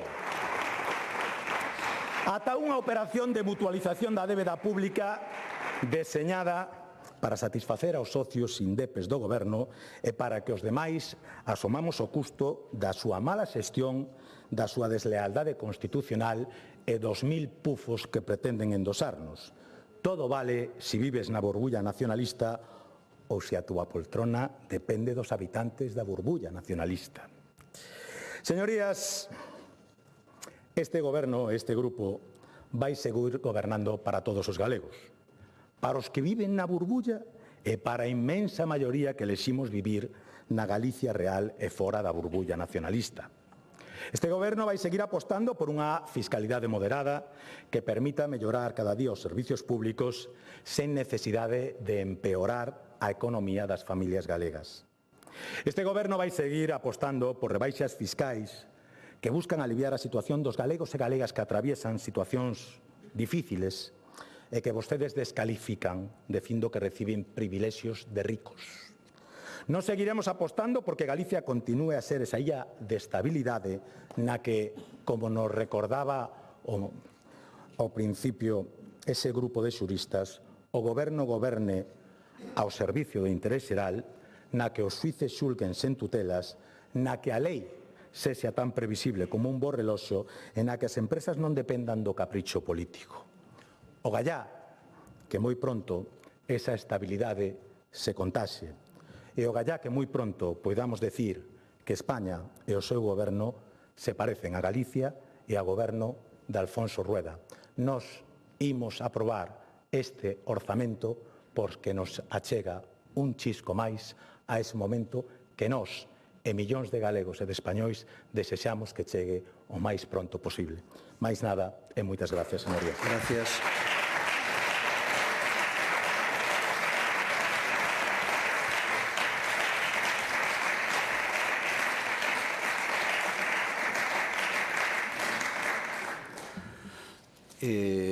Por a señora Longueira fora pedida que se revisáramos, procedemos xa á revisión de, bueno, ese sistema, chamémoslle como o VAR do fútbol, non?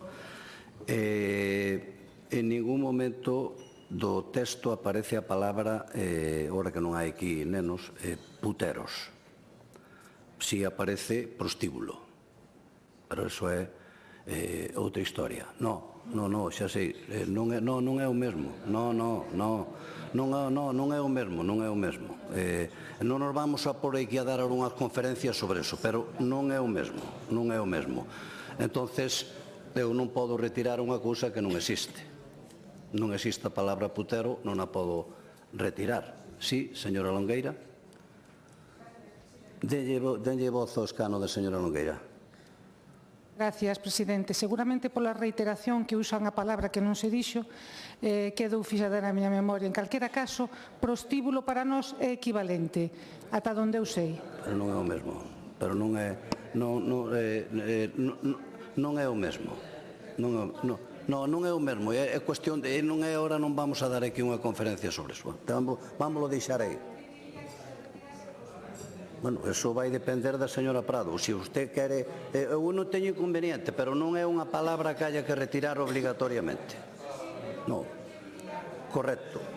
Eso vostede pode yo pedir e eu traslado esa petición e se ela o quere retirar, perfecto, pero non é quero dicir, non é unha situación na que eu teña que intervenir e ter que, por eso, chamar a orden. Se ela voluntariamente o quere retirar, perfecto.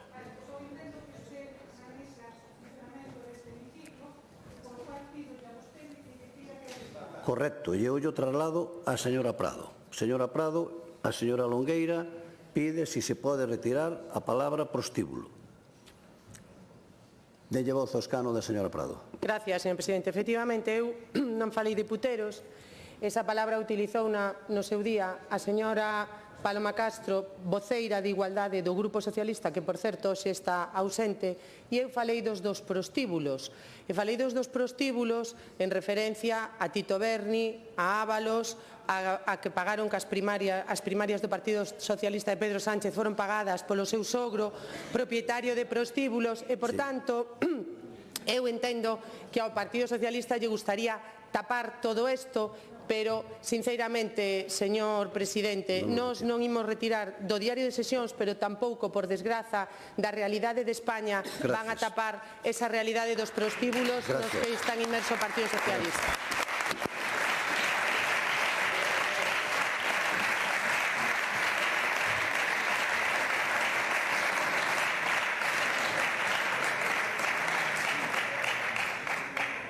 Non vamos a entrar ahora no diálogo desto, non.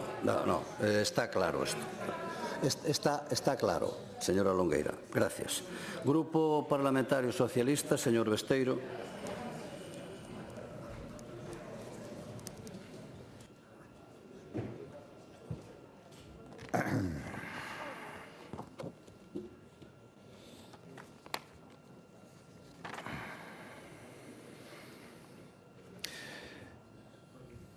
Grazas, señor presidente. Xa non sei se é peor as palabras ou a explicación sobre as palabras, a aclaración. Cal é mellor.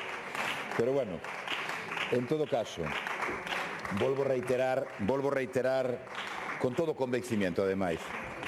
Volvo a reiterar nesta segunda intervención todo o noso apoio, todo o noso afecto, todo o noso agarimo e toda a nosa solidaridade para as vítimas de acoso. Estén donde estén e sexan quen sexan. E con esa declaración, creo, ademais, e sobre todo esperando o chamamento que eu facía na miña primeira intervención a que todos os partidos abracen ese mecanismo que pode xerar problemas, que terá que ser depurado, que pode ser unha evolución, pero realmente creo que avanzando nesa protección é como vamos depurando os mecanismos. Afortunadamente o Partido Socialista, como en tantas outras cousas, é a vanguarda na protección deses dereitos que, volvo a lembrar, a protección ten que estar centrada na víctima e o foco tamén. Por eso eu non vou a vulnerar ningunha norma que vulnere o anonimato das víctimas. O que vou a facer é apartar o foco delas. Que é o que deberían ter feito vostedes en outras ocasións e non fixeron. E todavía non pediron perdón por esa forma de proceder. Sacalas do foto. E, por tanto, ser contundentes con esas prácticas que rexeitamos todos, ou al menos quero pensar que a inmensa maioría de todos nós. Falaba vostede o señor Pazos, me refiro, sobre unha cuestión da economía, a marcha da economía. Bueno, se facemos unha consulta a outra Cámara, que é a do Congreso ou do Senado, veremos cantas preguntas fai o Partido Popular sobre a marcha da economía e a súa preocupación pola economía. Creo que, non me atrevo a decirlo, pero creo que hai unha. De todo o que se pregunta. De economía non pregunta. Por qué? Porque evidentemente sabe donde non ten que preguntar, porque os resultados son realmente fantásticos. Menos para vostedes. Un goberno que tamén, votando das estadísticas, pois, oiga, leva 91% de votacións gañadas, pero bueno, eso será un dato, ou 52 leyes sacadas adiante. Bueno, falaba da economía, porque é importante, porque os orzamentos son economía, serán moitas outras cousas, pero fundamentalmente son economía. España crece o 2,9, é o país da Unión Europea que crece dobla o seguinte. E aí me quedo ainda corto. Pero claro, iso é unha gestión pésima, claro, iso é porque, non sabemos moi ben, será polas comunidades autónomas do Partido Popular. O goberno non ten nada que ver. 120.000 empleos máis de 3 millóns desde o ano 2018, máis de 27.000 empresas creadas desde o ano 2018, 22 millóns de afiliados á Seguridade Social, récord histórico. E a hucha das pensións, que non é un tema menor, máis alá de regularizar e garantir as pensións, claro, eu falo da hucha das pensións e vostedes lle sona a chiste, porque claro, sabe o que fixeron vostedes ca hucha das pensións cando gobernaban? Romper a hucha. Non existía a hucha das pensións. A final deste ano, 14.000 millóns na hucha das pensións. Pero claro, eso é unha xestión de M. Rajoy. Oiga, son cifras, al menos, para non cuestionalas, non? Porque en todo eso, que supón que a economía vaya ben? Que supón que o sistema de recaudación funcione dunha forma armónica? Pois que hai máis recaudación. E esa recaudación chega tamén a Galicia. No conxunto do Estado, máis de 350.000 millóns que chegaron ás comunidades autónomas nos últimos anos. Eso é unha cifra boa ou é unha cifra mala? Bueno, escoitándos a vostedes é unha cifra mala. Pero eses cartos estánlles chegando, verdad que sí? Sobre eso non hai queixa. Máis de 350.000 millóns en todo o contorno do Estado para as comunidades autónomas, tamén para Galicia. Falábamos na miña primeira intervención do seguidismo que este goberno lle fai ás políticas de Feijóo. É dicir, o que lle interesa a Feijóo é o que fan vostedes, sin se reparar en si é bon ou é malo para Galicia. E falábamos do exemplo, do que volverei despois da condonación, que para min é o efecto máis sangrante dese seguirismo feroz que fai a Xunta de Galicia, o Partido Popular de Galicia, en relación co Partido Popular de España. Pero falábamos de cartos, de recursos públicos, e por iso eu me esperaba que aquí houbera unhas palabras sobre o sistema de financiación, ou a aposta deste goberno sobre cal debe ser o sistema de financiación. Falando de Facenda, sí, pero falando de que sistema de financiación é o que desexa o Partido Popular de Galicia. De iso ningunha palabra. Non sabemos como vamos a afrontar o ano 26 políticamente, non numéricamente, pero políticamente, nas maus do Partido Popular aquí en Galicia. Non sabemos que sistema de financiación aspiran. Por qué? Porque xa lles dixeron que ustedes non podían falar dese tema. Dese tema non se habla. Eso foi o que dixo Alberto Núñez Feijóo. Veto total para falar deso. Non á condonación, non ao novo sistema de financiación, porque senón, o lóxico, se falaran, é que o trouxeran aquí a esta Cámara, nos recursos, no debate de orzamentos. A previsión de como debe ser o futuro sistema de financiación de Galicia. A mí me parece un dato relevante, pero deso non lles deixan falar. Falábamos do modelo fiscal en materia de ingresos. E nos cuestionamos, xa non hoxe, sino fai un mes, de que a política de impostos en Galicia era un imposto pensado para os que máis teñen, ao marxen de algunhas bonificacións saudables que podan existir aí. Pero o grosso desas bonificacións van dirixidas a beneficiar aos que máis teñen. Por eso falábamos de que beneficiaban aquel número de 115.000 galegos, que non o demos nós, que o deu o propio goberno da Xunta de Galicia. Eran 115.000 galegos que lles favorecían esas bonificacións fiscais. E o grosso das bonificacións fiscais eran 793 millóns de recursos públicos que se deixan de ingresar. Esa é a realidade. É relacionado ca condonación da débeda que nos impide ter máis ingresos e que nos impide ter máis recursos para servicios sociais, para a sanidade e para as políticas que nosotros creíamos que eran realmente importantes. Cuestionábamos o plan de vivenda porque nesa orden que se trasladaba por parte de Feijóo era torpedear o planteamento de vivenda. A primeira declaración que fixeron foi non cumpliremos coa lei de vivenda. Esa foi a primeira declaración que fixo este goberno. E, por tanto, escollo tras escollo. Aportar a favor do negacionismo climático. O estamos vendo como o Partido Popular de España, aquí, e os eurodiputados, tamén galegos, no Europarlamento, votan en contra dos obxectivos de medio ambiente para os próximos anos. Votan en contra. Sí, e esa é unha realidade, pero aquí, chitón. Negacionismo climático, fracaso do desenvolvemento eólico, deso tamén temos que falar aquí, despois de 16 anos onde hubo un verdadeiro parón eólico, porque os responsables do parón eólico non foron outros partidos, nin outros gobernos, foron vostedes, que este país os padeceu un parón eólico, cando vostedes gobernaban.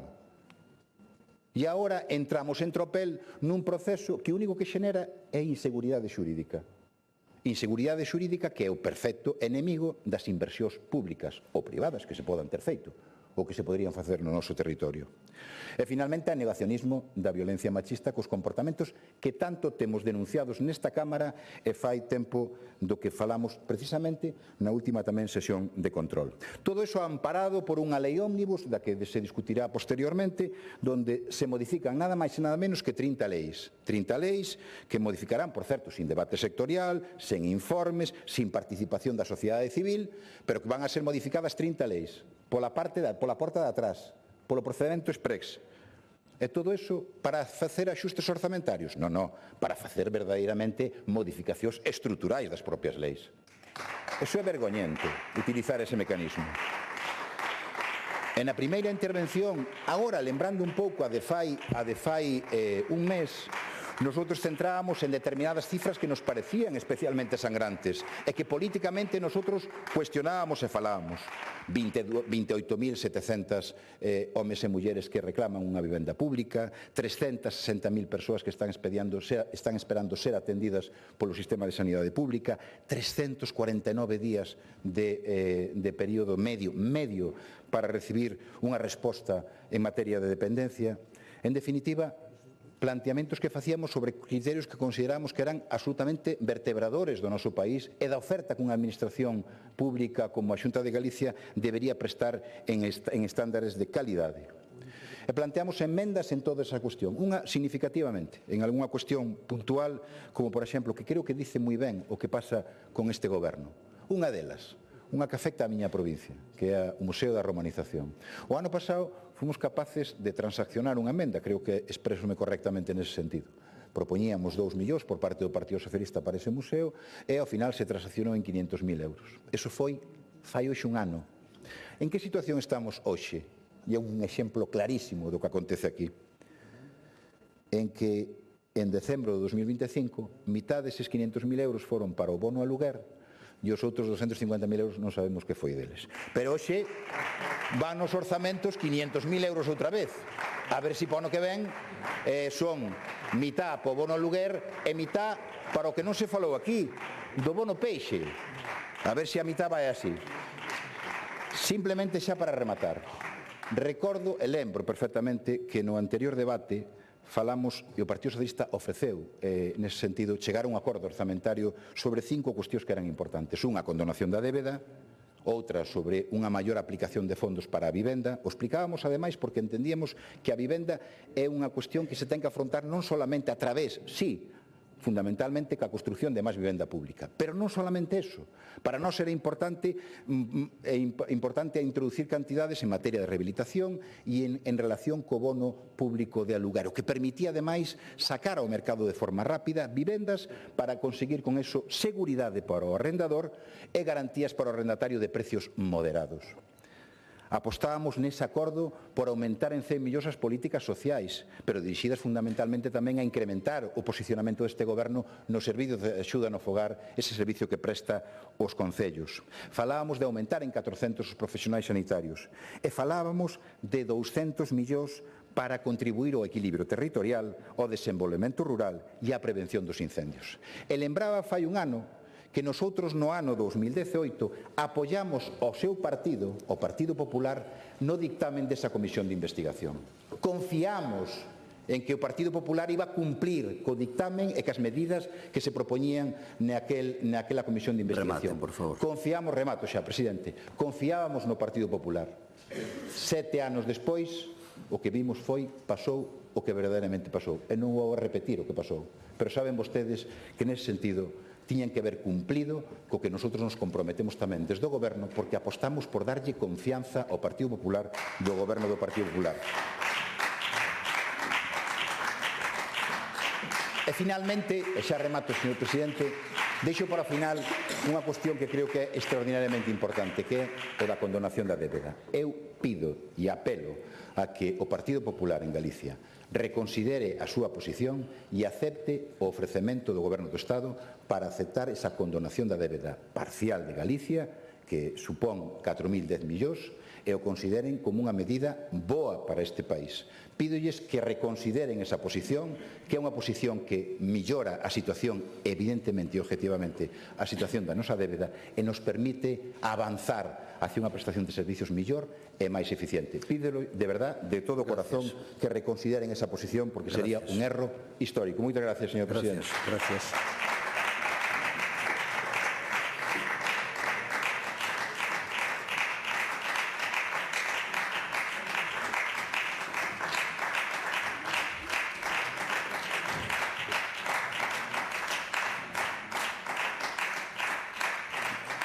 Grupo Parlamentario do Bloque Nacionalista Galego, señora Presas.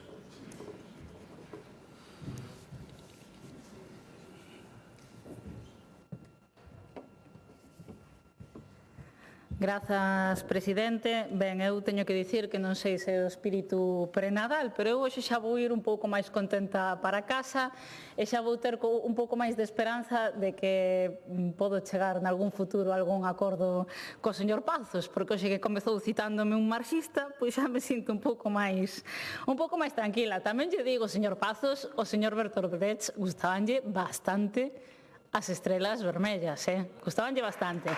Tamén lle digo, isto pode axudarnos a empezar a falar, pero vai a maneira de acabar o ano castelao,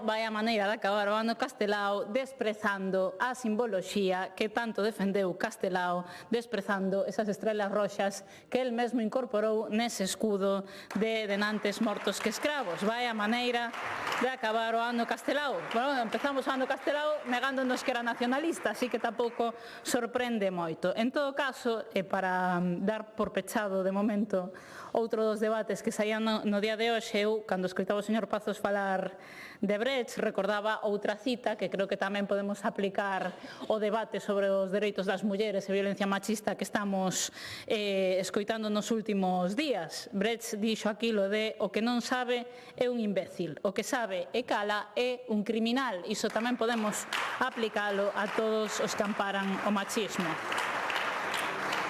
Ben, a argumentación do señor Pazos para desbotar as emendas do Bloque Nacionalista Galego, como previsible, unha vez máis, que cualificounos de oposición gris e de falar da Galiza do pasado. Mire, señor Pazos, están facendo vostede espello outra vez no BNG do que son os seus propios defectos, todo o contrario. Iso é o que o ten tan nervoso a vostede e o Partido Popular en xeral. Eu pregúntolle, é o infrafinanciamento e o colapso do Servizo de Axuda ao Fogar un problema do pasado ou da Galiza do presente?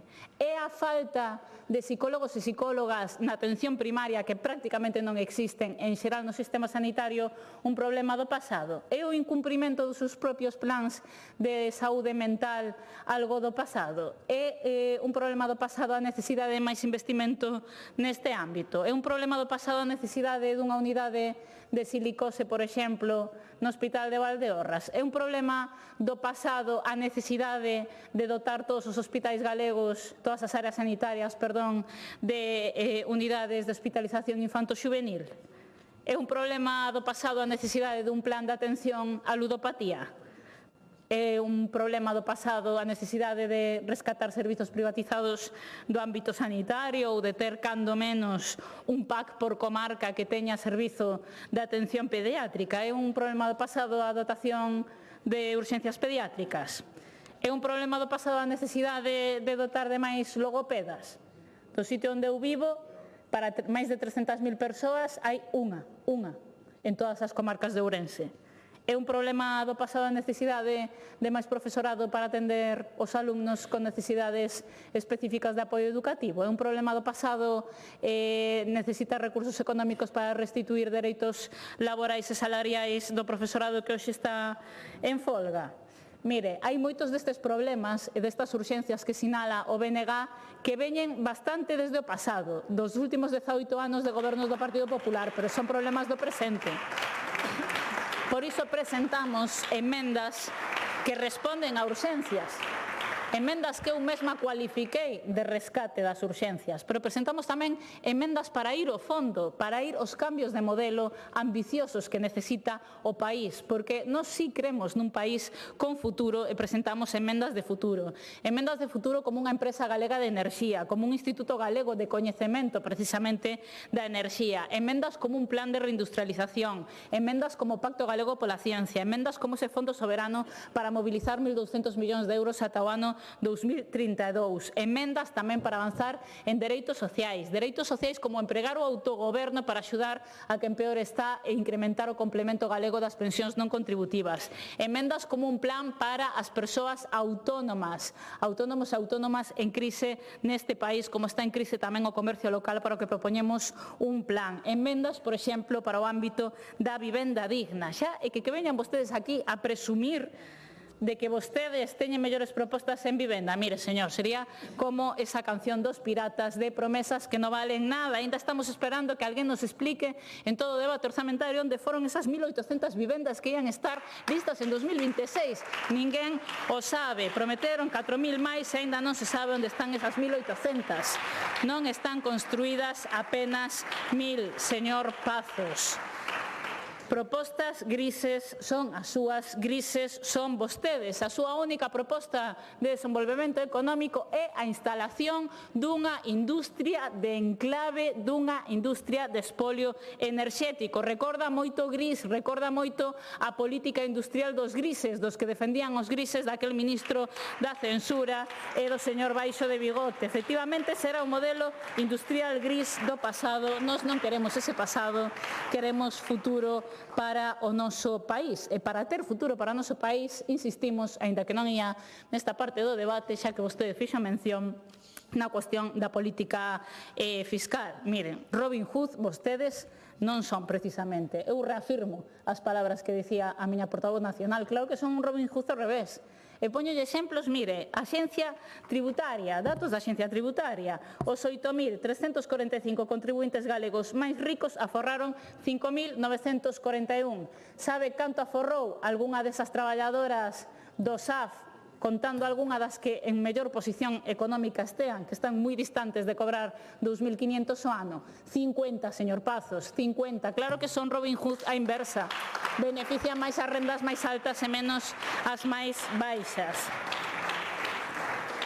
Por non falar de todo o que drenan neste orzamento, para derivacións a privada. Máis da metade do orzamento de dependencia vai para a privada e para bonos. Máis fondos neste orzamento para a sanidade privada, 300 millóns de euros, e privatizan novos servizos que comprometeron, como eses centros de crise e os de inmóviles. Por iso non hai, señor Pazos, un servizo público esencial neste país que non teña problemas, que non teña protestas, e non é a mobilización sindical que tanto lles molesta, son as traballadoras, os traballadores e tamén as usuarias e os usuarios destes servizos que piden medidas como as que incorpora o BNG nas súas emendas, como ese plan Galiza Acoida, para non ter que volver traer a este Parlamento as vergonzas de centros de atención residencial como de Monforte, como de Xinzo ou como os que vimos tamén en Amoeiro, señor Pazos. Propostas que mellorarían a vida dos galegos e das galegas e que vostedes empregan subterfuxios e argumentos secundarios para intentar tapar, que son realmente necesarias e importantes e que terían que ir incorporadas neste orzamento. Un orzamento que ademais sabemos e volvemos a insistir que do que aproban hoxe, do que vai quedar aprobado hoxe e publicado en poucos días no Diario Oficial de Galiza, o que vai ser executado a 31 de decembro de 2026 será totalmente distinto. E mire, non se trata de sermos pitonisos e pitonisas, trátase de ver cal foi o seu precedente nos últimos anos de goberno e ese. E mire, eu non sei en que capítulo do seu curso de feminismo de CCC viña o Gran Consello de, como paradigma do feminismo, faltar sistemáticamente o respecto dunha organización e da portavoz nacional dunha organización que foi a primeira candidata muller á Xunta da historia e que foi a primeira voceira dun grupo parlamentario neste Parlamento. Debía vir despois do capítulo que recomendaba recortar o orzamento de violencia machista en 1,2 millóns de euros para axudar as mulleres. Debía vir nese capítulo. En todo caso, nin oposición gris, nin pitonisas e pitonisos, nin tampouco tristes e anodinos como nos intenta pintar vostede. Están vostedes cada vez máis nerviosos instalados nesa campaña de difamación do Bloque Nacionalista Galego. O señor Rueda dalle a risa, pois fan ben en tomalo con risa, porque fan ben en estar tan nerviosos, porque cada vez o Bloque Nacionalista Galego ten máis apoio social, cada vez están máis galegos e galegas mirando o BNG como que somos, que é unha alternativa para darlle a este país o futuro que merece. Xa que vostede estaba inspirado con Bertolt Brecht, tamén dixo aquilo de que as conviccións son esperanza. Hoxe, o nacionalismo galego é un proxecto unido, cohesionado, solvente, con conviccións, con un traballo político forte, con alternativas e, polo tanto, capacitado para darlle, e demostrámolo nestes meses de debate, esperanza a este país, a esperanza que merece. Nada máis e moitas gracias. Gracias.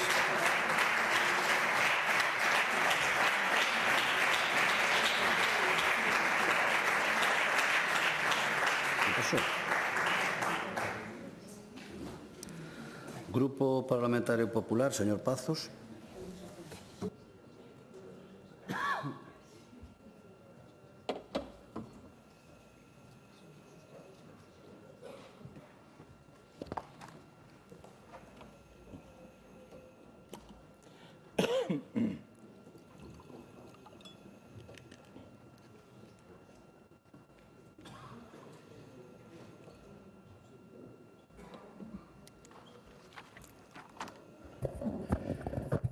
A verdade que dixen na miña anterior intervención que escoitamos cousas nas últimas semanas dignas de comentario. E a verdade é que nesta réplica tampouco faltaron. Quería dicirlle ao señor Besteiro, unha vez máis ausente desta Cámara, que o... No, perdón. Se está traballando, por favor, que non o distraia a nadie, que isto non pasa todos os días. No, por favor. Está traballando. Home, claro, non é traballo do voceiro quedarse a escoitar as réplicas da intervención que el fixo. No, iso non é traballo. Pero bueno, aproveitarei para decirlle alá onde este que o peor non son as palabras, nin reiterar as palabras. O peor sempre son os feitos e, sobre todo, o peor é tapalos, que é o que fixeron vostedes nas últimas semanas. Eu quería informarle tamén ao señor Besteiro que mecanismos e canles de protección para as vítimas da cosa temos todos o partido, porque é obrigatorio. Porque é obrigatorio, é legal. Pero tamén nos faltou, escoitei algunhas cousas interesantes. Falou o señor Besteiro do grande éxito económico do Goberno de España. Poderá ser opinable, supoño. Mire, subida do salario... Hombre, benvido, señor Besteiro. Subida do salario medio desde que goberna o Partido Socialista en España, 16%. Mire, voulle falar de economía da xente. Subida dos ovos no mismo período, 66%. A terneira, un 45%. O café, un 50%. O aceite de oliva, un 62%. O azucre, un 45%. A froita, un 54%. O turrón, para algún galego que queira tomalo nestas navidades, un 51%. Ese incremento de precios o teñen que pagar os galegos co 16% máis de salario medio que lle proporcionou o señor Sánchez. Porque Sánchez te lo dá e Sánchez te lo quita. Hai que ter moita cara para vir aquí a falar de que a economía vai ben.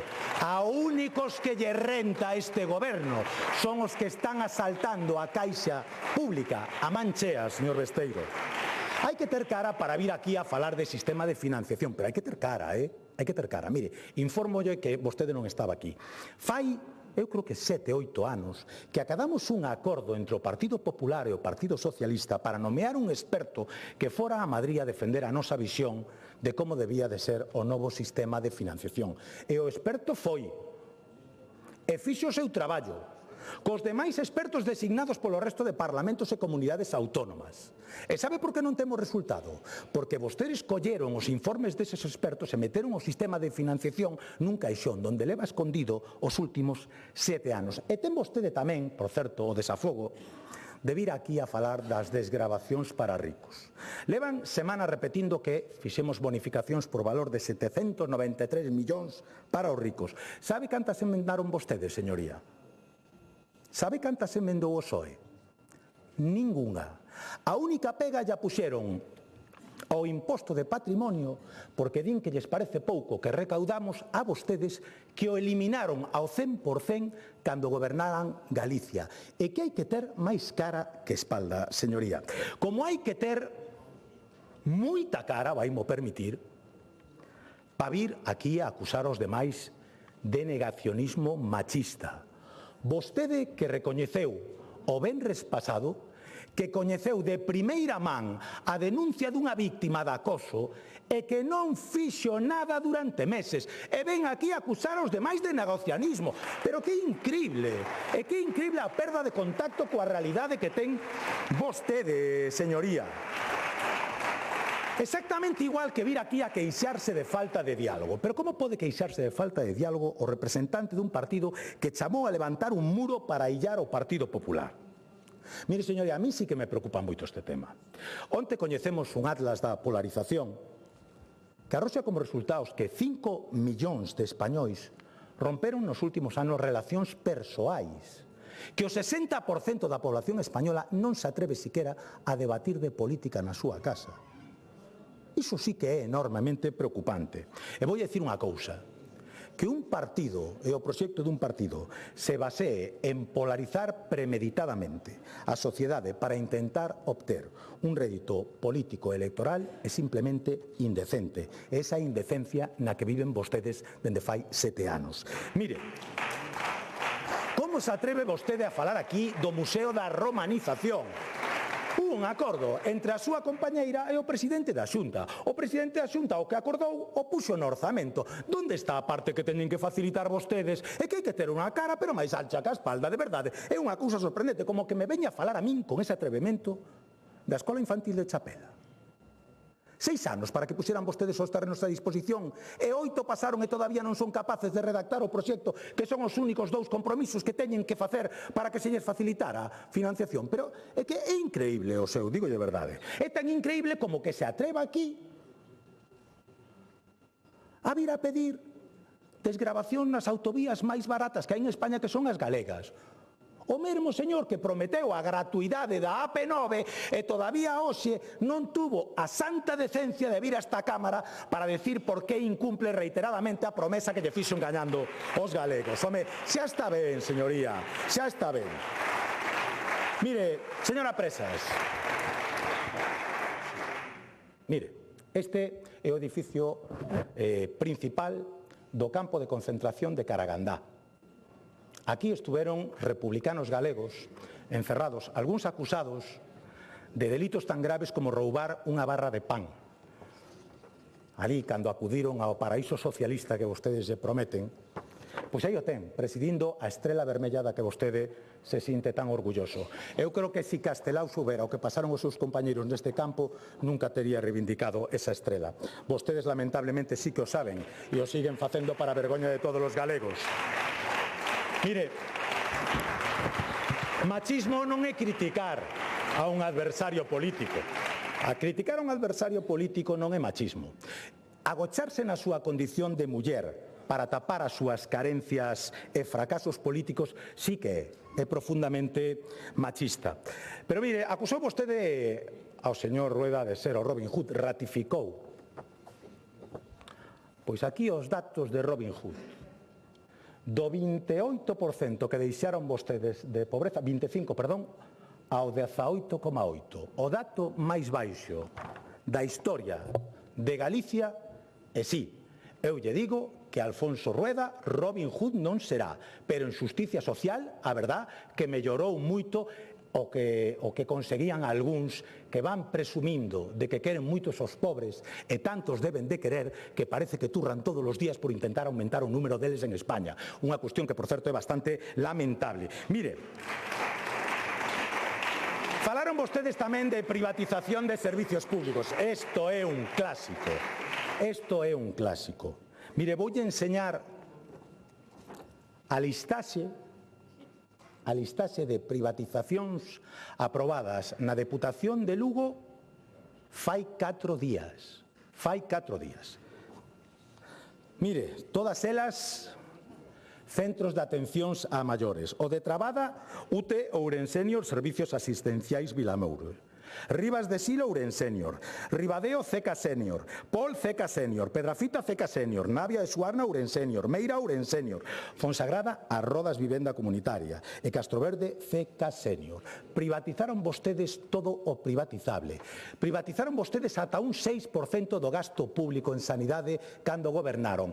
E hoxe veñen a fiar e a acusar de privatización a un goberno que 17 anos despois aínda non foi quen de alcanzar o grado de privatización que tuveron vostedes cando lle correspondeu actuar. É cinismo puro o que practica o BNG, como tamén que veña aquí a falar da CRTVG. Eu fago unha oferta diante do presidente da Xunta. Eu creo que o presidente non se enfadará se a fago.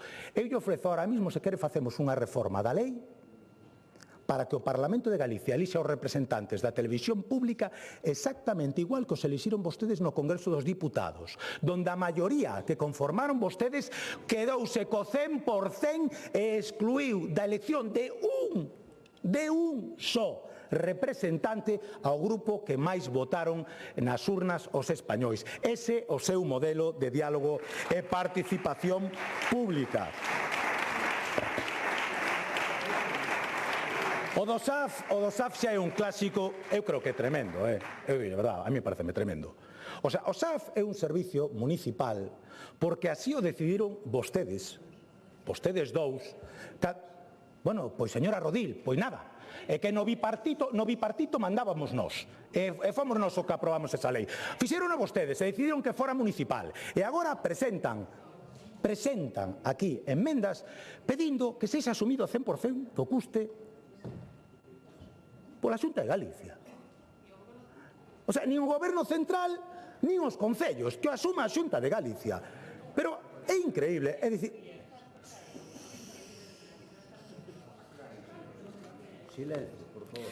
Mire, señora Rodil, eu digo de verdade, un mínimo de respeto.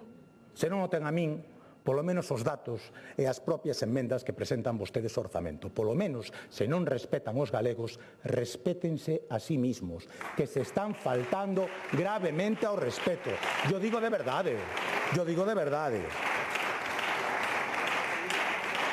En fin, eu remato xa, señoría, porque creo que a frase perfecta pronunciou a señora Presas. Por que non solucionan as cousas? Se non costa nada poñer unha partida nos orzamentos, efectivamente, que costa poñer unha partida no orzamento? É dibullar, despois facemos o que facían vostedes, deixan 2.000 millóns de buratos, pero iso da igual.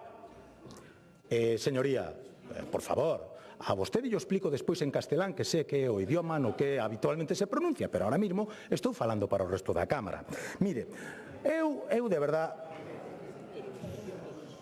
Non hai maneira, presidente, é que está moi falangueiro, está a cousa complicada. Eu xurolle que non dixo unha palabra mentras escoitei as cousas que decían e as cousas que hubo que escoitar. Home, señora Pontón, non vai ter vostede o monopolio de decir, por favor que non me interrumpan, e a poder ser que tampouco me insulten, que é algo que fan vostedes moi...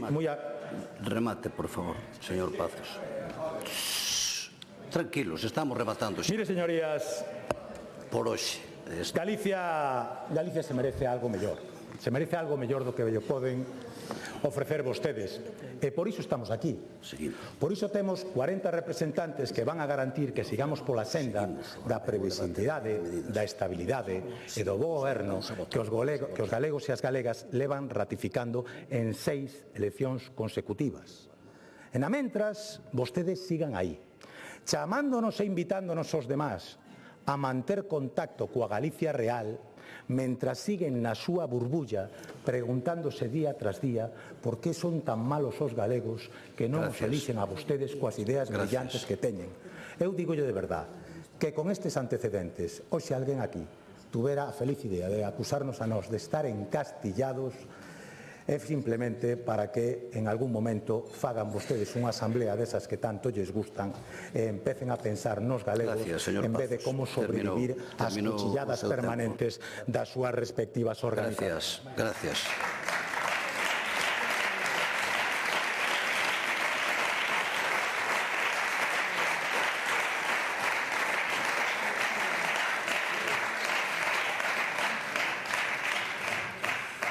Están con nós e os saudamos os integrantes da Fundación SPLAI, Ciudadanía Comprometida, asistentes neste caso de Verín, Nigrán e Ferrol. Benvidos ao Parlamento e que pasen un bo día. E agora imos a votar. Pechen as portas, por favor.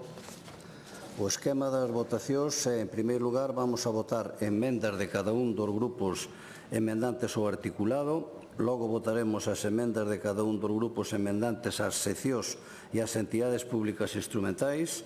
Logo votaremos o articulado e, por último, será unha votación conxunta dos orzamentos de todas as seccións e entidades públicas instrumentais. Comezamos, por lo tanto, votacións de cada un dos grupos emendantes ao articulado. En primeiro lugar, votamos as emendas do Grupo Parlamentario Socialista, que son da 1 a 41. Votamos.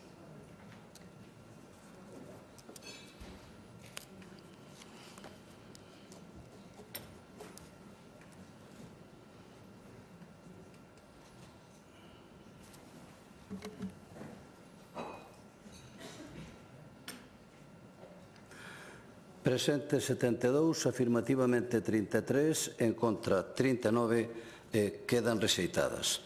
Votamos agora as emendas do Grupo Parlamentario do Bloque Nacionalista Galego, da 1 a 31. Votamos.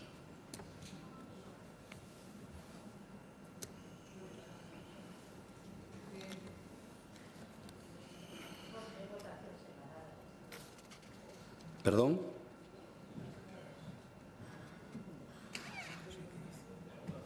Sí, perdón. Hai unha petición de... Non vale. Volvemos. Vamos a votar as emendas do Grupo Parlamentario do Bloque Nacionalista Galego, que son da 1 a 31, pero aí pediuse unha votación separada do Grupo Socialista, en concreto das emendas 3, 9, 11 a 20 e 27 a 30. Votamos, polo tanto, estas emendas por separado. Votamos. Salud.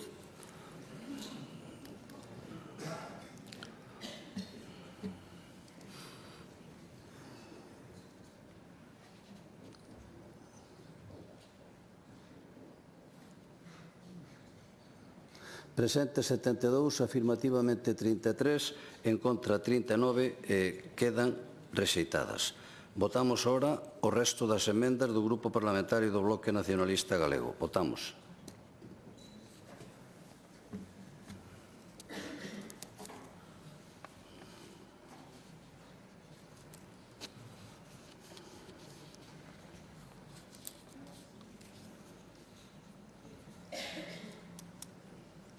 Presente 72, afirmativamente 25, en contra 39, hai 8 abstencións, polo tanto quedan rexeitadas.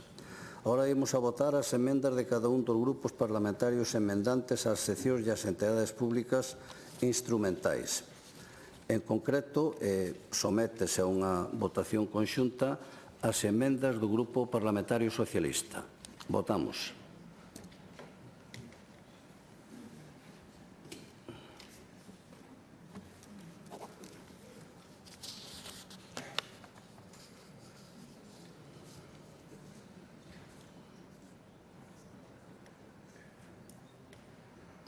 Presente 72, afirmativamente 33, en contra 39, quedan rexeitadas. Votamos as emendas do Grupo Parlamentario, tamén de xeito conxunto, do Grupo Parlamentario do Bloque Nacionalista Galego. Votamos.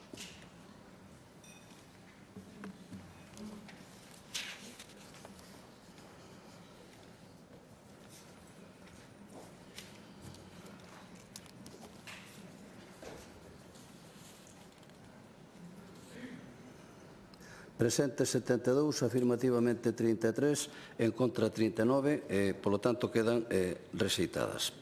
Ahora imos a votar o articulado e para elo sométese a votación conxunta dos orzamentos de todas as seccións e entidades públicas instrumentais coas emendas aceptadas. Neste caso, hai unha votación por separado que pediu o Grupo Parlamentario do Bloque Nacionalista Galego das seguintes seccións.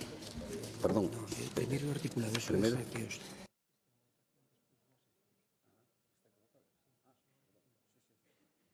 Disculpen.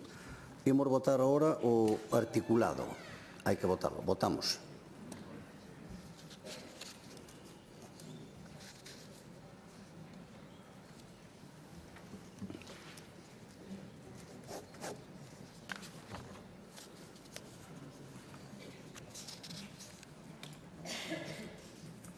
Presente 72, afirmativamente 39, en contra 33, polo tanto queda aprobado o articulado. E agora sí, votamos de xeito conxunto, salvo as que vou a ler agora, que é unha petición do Grupo Parlamentario do Bloque Nacionalista Galego, que son por separado as seccións Parlamento de Galicia, Consello de Contas, Consello da Cultura Galega e Consello Consultivo de Galicia. Votamos estas por separado. Votamos.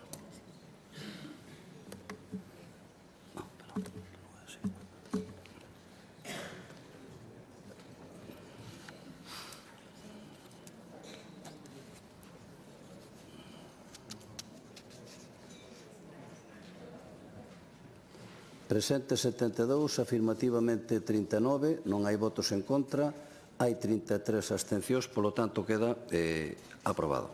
Votamos agora as restantes seccións e entidades públicas e instrumentais. Teño as que ler todas, letrado? Non. É necesario? Non. Bueno, pois entón, xa conocen todos, votamos, polo tanto, as restantes seccións e entidades públicas e instrumentais. Votamos.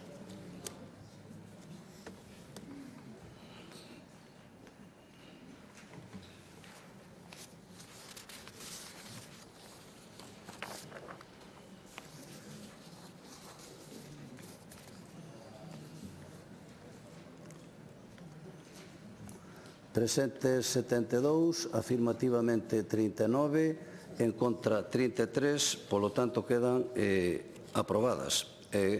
Con esta votación queda aprobada a Lei de Orzamentos Xerais da Comunidade Autónoma de Galicia para o ano 2026.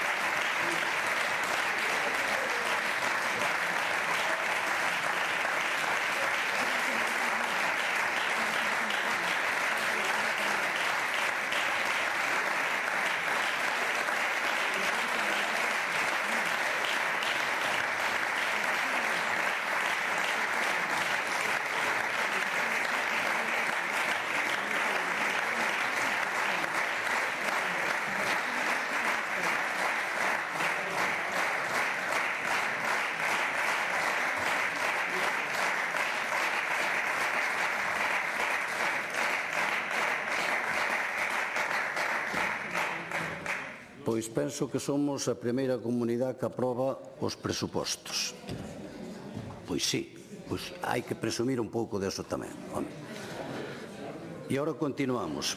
Punto único, textos legislativos. Debate e votación do ditame emitido pola Comisión Terceira, Economía, Facenda e Orzamentos sobre o proxecto de lei de medidas fiscais e administrativas. Para a presentación do ditame ten a palabra a presidenta da Comisión Terceira, a señora Presas Bergantiños.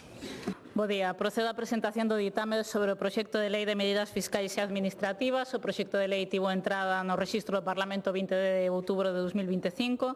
A Mesa do Parlamento, na súa reunión do día 20 de outubro, dispuxo a súa publicación no Boletín Oficial do Parlamento de Galiza e a apertura do prazo de presentación de emendas. Así mesmo, a Xunta de Portavoces acordou a súa tramitación pola Comisión Terceira de Economía, Facenda e Orzamentos. Os grupos parlamentarios do Bloque Nacionalista Galego e do Partido dos Socialistas de Galicia presentaron emendas á totalidade que foron cualificadas o de novembro de 2025 e rexeitadas na sesión do Pleno do 17 de novembro de 2025. Verbo das emendas parciais, o Grupo Parlamentario Popular formulou 48 emendas, o Grupo do Bloque Nacionalista Galego 35 e o Grupo Socialista 84, que foron cualificadas o 21 de novembro de 2025.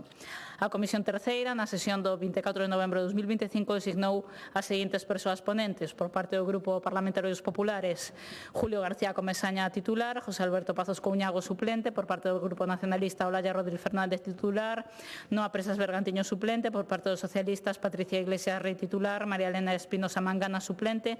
Por parte do Grupo Mixto, Armando Gea Bouzo.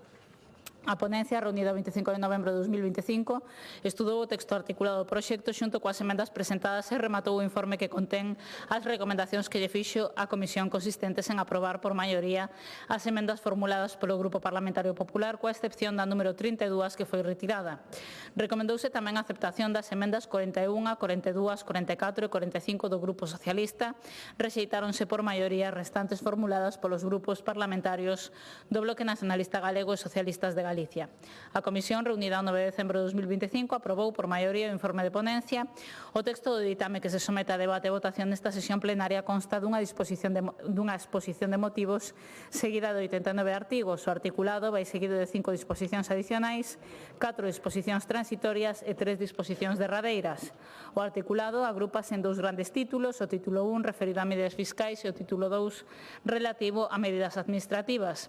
O título 1, dividido a súa vez en 2 capítulos, establece no seu capítulo 1 modificacións na normativa que regula os tributos estatais cedidos. O capítulo 2 regula as taxas e os prezos públicos. O título 3, dividido en 13 capítulos e referido a medidas administrativas, regula aspectos diversos das materias seguintes: seguridade pública, mobilidade, espectáculos públicos, estatística, medio ambiente, educación, política social, economía, industria, emprego público, facenda de administración pública, xogo e patrimonio, vivenda e infraestructura, sanidade, cultura, consumo e comercio e medio rural. Péchase o texto normativo con diversas previsións contidas nas disposicións adicionais, transitorias e derradeiras. Grazas. Gracias. Rolda dos grupos parlamentarios para fixar a súa posición sobre o ditame. Grupo Parlamentario Socialista, señora Iglesias.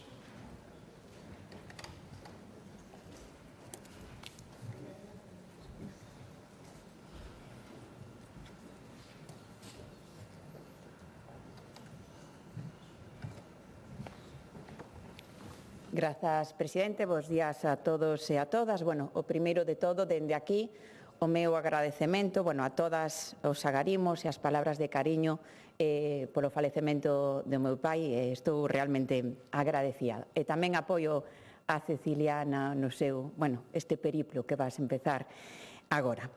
Hoxe non debatemos só unha lei de medidas fiscais e administrativas.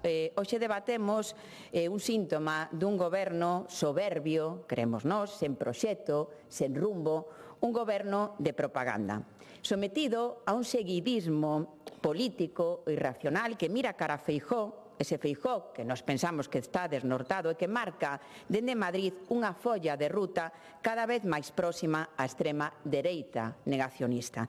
E iso tamén nos xogamos aquí en Galicia moito. Salían onte os datos do barómetro en donde dicía que realmente ese voto á extrema dereita na poboación xoven tamén estaba aumentando moito en Galicia. Por tanto, esa extrema dereita que ven e que é un contexto global e que estamos a vivir tamén está en Galicia. E quero recordar que ese negacionismo da violencia de xénero, ese negacionismo do cambio climático con que pacta aquí en España e tamén en Bruselas é o Partido Popular.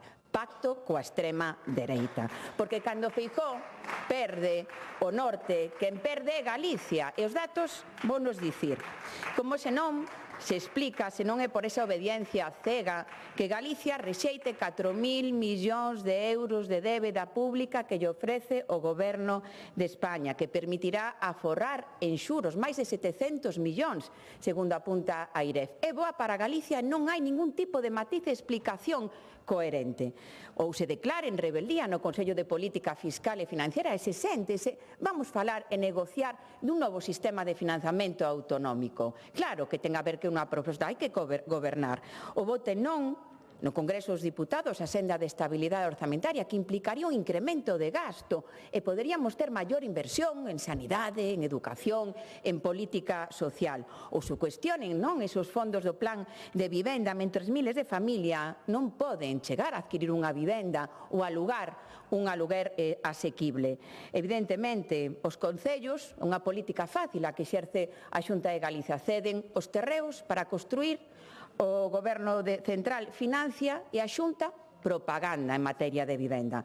Ou como se non se explica que recorran ao Tribunal Supremo para cuestionar o reparto dos nenos e nenas migrantes que chegan aquí a Galicia sen pais ni nais fuxindo da traxedia e fuxindo das guerras. A min paréceme que iso acercarse moito ao negacionismo. A min paréceme que iso acercarse moito á extrema dereita. E despois está esta lei, esta lei ómnibus que quebra o debate parlamentario. Por qué? Porque é un caixón desastre.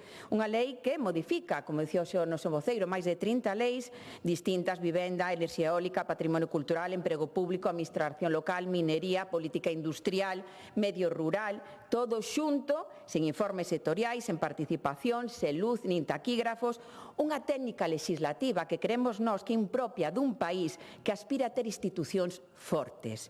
E o colmo de todo, eu dicía no anterior debate a totalidade, o señor Corgos, que dicía nesa entrevista que concedeu a Cadena SER, pois quero que se modifique o Estatuto de Autonomía de Galicia para introducir a figura do Real Decreto Lei, non para ter máis autogoberno, non para ter máis competencias na Xunta de Galicia, para introducir aínda máis e cuestionar a función deste Parlamento. Queren un Parlamento convertido nun convidado de pedra? É evidente que sí, porque amosan todos os días. Respetan a separación de poderes? Señorías, eu penso que non.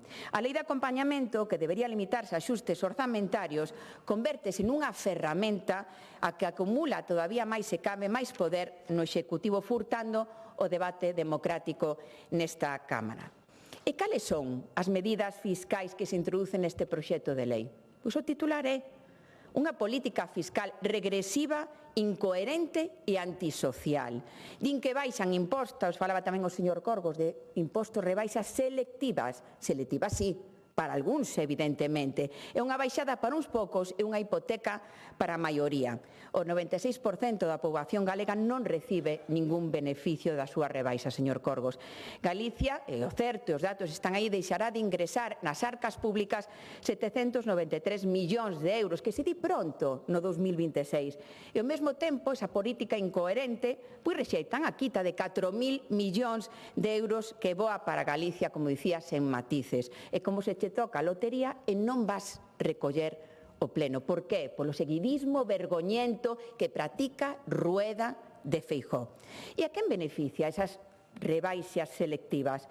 Pois ao 4,2% máis rico, o que aglutinan patrimonios millonarios, os que teñen máis de 1 millón de euros de patrimonio neto que se benefician da bonificación do imposto de patrimonio. Pero isto é unha práctica, falaba hoxe o señor Pazos do tema de que se eliminou o imposto de patrimonio no bipartito. Pois digolle máis, señor Pazos, as comunidades autónomas gobernadas polo PP non hai moitas impostos de patrimonio, moitas aplican esa bonificación. Por qué? Porque é o modus operandi que practica a dereita neste país, ideoloxía liberal consciente para favorecer sempre as clases privilexiadas. Esa é a súa ideoloxía. Mentres tanto, claro que ten consecuencias esas rebaixas fiscais selectivas. Cales son? Pois batimos récords de lista de espera en sanidade, máis privatización a sanidade privada e máis fondos para a Povisa, con menos pacientes, a través do Grupo Rivera, que incrementou beneficios en Galicia nos 3 últimos anos. 349 días de lista de espera para ter a primeira resolución de dependencia da Xunta. Máis de 20.000 persoas agardando unha vivenda. Concellos afogados con competencias impropias e un fondo de cooperación local na súa parte indiferenciada conxelado desde 2011. A iso eu chamolle só dunha maneira irresponsabilidade fiscal. É unha ideoloxía ultraliberal en estado puro e que ten moitas consecuencias negativas para o noso estado de benestar, para o noso país. Os grandes bloques da lei, que se modifican? Temos no fondo, pois creemos que é unha fotografía do fracaso do PP. Modifícanse, pois a enerxía eólica, 14 modificacións da lei do sector eólico, unha confesión de culpabilidade, unha confesión nítida dun fracaso absoluto. E non hai mellor proba do fracaso que un modelo eólico que pretenden reescribir a mesma lei ano tras ano. Resultado: inseguridade xurídica sen precedentes xamais vistos. 90 parques eólicos paralizados polo Tribunal Superior de Xustiza de Galicia, moitos por motivos medioambientais. E por qué? Por unha incompetencia absoluta, responsabilidade directa do goberno galego do PP, que leva case 17 anos na Xunta. Cero de autocrítica. Conflito social no desenvolvemento eólico, cero retorno real para o territorio. Dende o PSDG presentamos emendas parciais para corregir criterios ambientais, participación venciñal, gañar seguridade xurídica e vostedes, en cambio, seguen improvisando e improvisando. Vivenda, máis discrecionalidade e menos garantías. Queren adxudicar vivenda pública sen sorteo, aumentando a discrecionalidade aos promotores e favorecer esa política que tanto lle gusta, a política de amiguetes. Logo, crear aloxamentos compartidos en solo dotacional que non cumpren as condicións mínimas para ter unha vivenda digna. E todo isto, o máis grave, sen ter un plan real para aumentar o parque de alugueiro no país, sen plan real para rehabilitar as milleiros de vivendas baleiras na que a Xunta podería xogar un papel moi importante como garante protagonista en todo o ciclo de vida, na promoción, na construción, no alugueiro. Propoñemos, como se sabe, dende o Partido Socialista o Banco Público de Alugueiro. É algo que tamén convén moitas veces lembrar e que parece que se esquece neste debate. A competencia en materia de vivenda é exclusiva da Xunta de Galicia, exclusiva da Xunta de Galicia. Modificación en materia de lei de patrimonio cultural, unha aberración absoluta. Queren reducir a protección e trasladar toda a responsabilidade aos concellos. Concellos que non teñen nin medios persoal, nin persoal técnico, é unha irresponsabilidade e un perigo, porque poñen en risco real a protección do noso patrimonio cultural en sintonía co que se está a facer, digamos, con esa amplitude de autorización dos usos no dominio público marítimo terrestre coa competencia e lei do literal e que se está vislumbrando esa desprotección en donde realmente se está cuestionando a protección medioambiental neste país. A falsa moratoria do eucalipto, un truco, unha cortina de fume, porque chegaron ao extremo de presentar unha autoemenda extemporánea para corrixir outra chapuza. Non hai plan forestal ni vontade real de ordenar o territorio no rural. E a día de hoxe, 16 de decembro, segue sen presentarse o novo Pladiga. Tiña que estar presentado en outubro e segue sen presentarse. É o que lle importa ao señor Rueda, digamos, o que sufrimos coa vaga de lumes neste país con máis de 100.000 hectáreas destruídas no noso país. Algúnha lección aprendida? Eu penso que ningunha. Emprego público e administración local. Un modelo roto, absolutamente roto, señor Corgos, do que vostede é responsable da función pública, tamén non só dos orzamentos. Concurso de traslados atrasados, atasco e sen sair en décadas, abuso das comisións de servicio e das interinidades, improvisación constante e absoluto polo emprego público que é o principal activo da Xunta de Galicia. Concellos asfixiados, asumindo competencias que non lle corresponde. Temos que a Deputación da provincia financia máis os concellos da provincia da Coruña que a propia Xunta de Galicia. A propia Xunta de Galicia. E despois teñen en esa política de amiguetes e de caciquismo que tanto practica o goberno galego do PP para ter máis control político e para ter, sobre todo, mermar a autonomía municipal que van a abuso das concesións directas de axudas a quen? Os concellos amiguetes do Partido Popular. Esa é a política de caciquismo que practica a Xunta na súa política de fomento. E nos viñemos, por eso presentamos 84 emendas parciais a este proxecto de lei de medidas e pretendemos propoñer unha fiscalidade progresiva, un modelo élico ordenado, unha industria sostible en consonancia co Pacto Verde Europeo. Por certo, ese Pacto Verde Europeo que votou en Bruselas fai un mes, o Partido Popular español, saíndose da dereita clásica europea, votando da man de Meloni, de Orbán. Por qué? Porque estaba fraguándose ese pacto da vergonza en Valencia. Eso como responde tamén que o mesmo partido, o Partido Popular en Galicia. Propoñemos tamén unha protección máxima do patrimonio cultural, banco público de alugueiro, reforzo dos servicios sociais, mellora da seguridade xurídica e transparencia institucional. Porque nós creemos que hai alternativa. Hai alternativa. E Galicia pode avanzar con ambición, con equidade e con xusticia social. Señorías, este proxecto de lei de medidas fiscais e administrativas non é o que Galicia precisa, é o que Feijóo precisa. E por iso lles pido, xa sei que non vou ter sorte, que non vou ter resultado, que retiren o proxecto e comencemos de novo. Galicia merece un proxecto de país, non un manual de instruccións de Génova. Nada máis pola miña parte, polo de agora. Moitas gracias.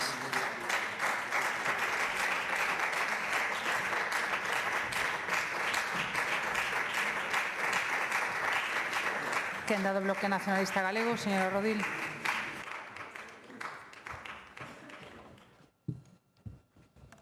Grazas, bon día a todas e a todos. Eu tamén quero trasladarlle o agarimo e o apoio a Cecilia, a Argimiro tamén. Eu creo que a mellor maneira que podemos apoiarvos, temos pouca capacidade, pero é seguir defendendo a sanidade pública deste país. En todo caso, pois aí está ese apoio. Vaya, por suposto, por diante. Nós hoxe imos votar en contra, a non ser que haxa así un xiro inesperado dos acontecementos deste texto legislativo, desta lei de medidas fiscais e administrativas que encara xa a última votación, o último debate nesta Cámara. Unha lei que reforma medio cento doutras leis, 15 decretos que nada teñen a ver, como se referenciaba incluso agora na exposición do propio ditame, cos orzamentos e que terán consecuencias directas na vida das galegas e dos galegos, e non para mellorala, senón todo ao contrario. No BNG intentamos, ao longo deste proceso de tramitación, como saben, tanto coa presentación dunha emenda á totalidade como nas emendas parciais que rexistramos, evitar que saíse adiante. Presentamos unha emenda á totalidade e as emendas parciais para impedir que se leve a cabo o que é un atropelo democrático co que o Partido Popular para sorpresa de ninguén, ao longo de todo este proceso de tramitación, o único que fixo foi pasar o rodillo para sacar adiante, se, insisto, non hai xiro inesperado dos acontecementos, a Lei de Acompañamento para 2026. E vai cambiar a vida da xente, vai cambiar a de todas as que estamos aquí e a das galegas e dos galegos que están fora, o día seguinte mesmo da súa entrada en vigor coa publicación no Diario Oficial de Galiza. En que vai cambiar a vida dunha galega ou dun galego, de a pé, do común, unha traballadora ou un traballador deste país? En tres cuestións, sobre todo, en moitos máis aspectos, pero en tres cuestións importantes.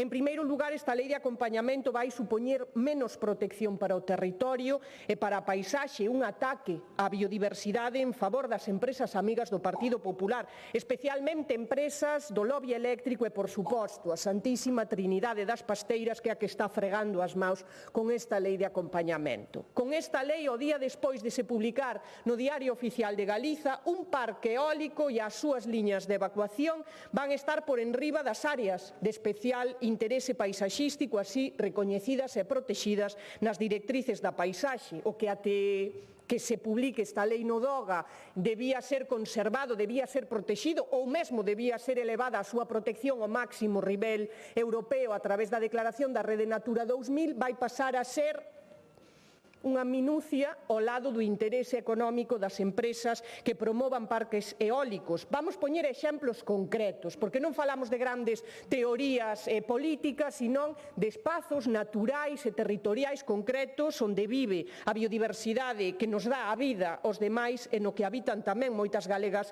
e galegos. A Serra do Suído, por exemplo, sen ir máis lonxe, cos seus hábitats prioritarios que até a chegada do Partido Popular á Xunta de Galiza en 2009 estaba previsto ser declarado Rede Natura 2000. Pois agora, despois de que saia publicado no DOGA esta lei de acompañamento, vai quedar supeditada porque pasan por riba, declárase de interese superior, poñer un parque eólico e as súas liñas de evacuación nel. Pero o Partido Popular non protexe nada, vende máis ben a prezo de saldo os recursos naturais deste país para seguir cebando o apetito insaciable dun puñado de empresas que se están, es así, facendo de ouro a costa das galegas e dos galegos. O lobby manda e o PP obedece. Nas leis de acompañamento sempre é así.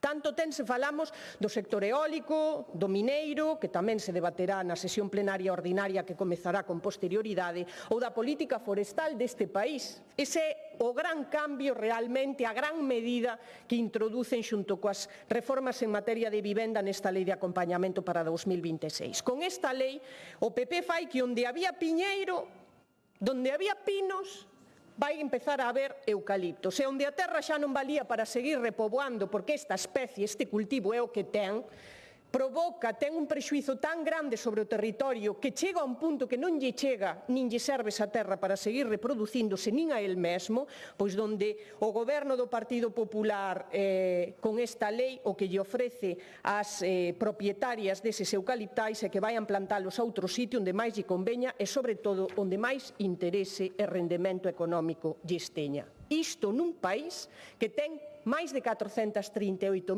hectáreas de eucalipto, que máis do que prevía o Plan Forestal de Galiza para 2032 e 25.000 desas máis de 438.000 hectáreas medraron, plantáronse, cando supostamente estaba prohibido plantar máis eucaliptos en Galiza. Esa é a proposta de futuro que trae, a partir da súa entrada en vigor coa publicación no DOGA, esta lei de acompañamento aos orzamentos do Partido Popular. Facer do monte un enorme eucaliptal como se non houbese máis alternativa. E escoitámolo hoxe no debate do articulado, no debate das seccións e das emendas aos orzamentos da Xunta para 2026 anterior. Aquí o Partido Popular pretende presentarlle ás galegas e aos galegos a depredación, a rapiña, como a única alternativa industrial e de xeración de riqueza posible. Isto é o que hai. Ou tomas o que che ofrece o Partido Popular para entreguismo dos recursos naturais deste país ás empresas amigas do Partido Popular, ou o resto é, non sei, que volvamos a andar en taparrapos, meternos nas covas, e o único que trae o resto, calquera alternativa, é promover a pobreza en Galiza. A min é unha cousa que me ten atónita, porque o que intentan é facerlle crer a este país que non hai máis alternativa que a proposta que ofrece a política industrial do Partido Popular. E iso é mentira.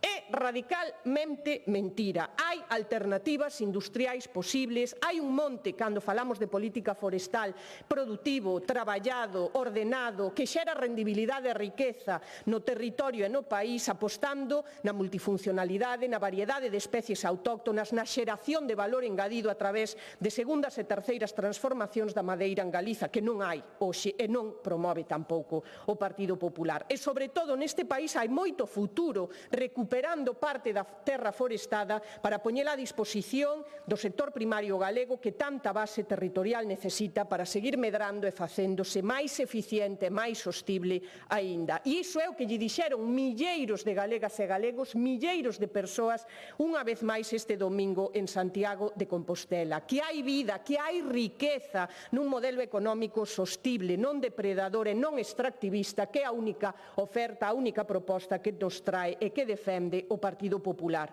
Pero vostedes, señorías do Partido Popular, coas súas propostas con esta lei, coas decisións que toman, van en contra precisamente desa maioría social. Traballan única e exclusivamente para engordar o negocio desa santísima trinidade das pasteiras, Ence, Navigator e Altri, porque o que menos gaña en todo isto, e hai que dicilo máis, é a xente deste país. Son os veciños do rural, iso hai que dicilo máis. E eu, que isto tamén a verdade ás veces parece un pouco pasivo, vamos facelo un pouco máis dinámico. Eu pido ás súas señorías que me interrompan e que me digan que concello é o que máis diñeiro ingresa en Galiza polas cortas de madeira, maioritariamente o que se tala neste país é eucalipto.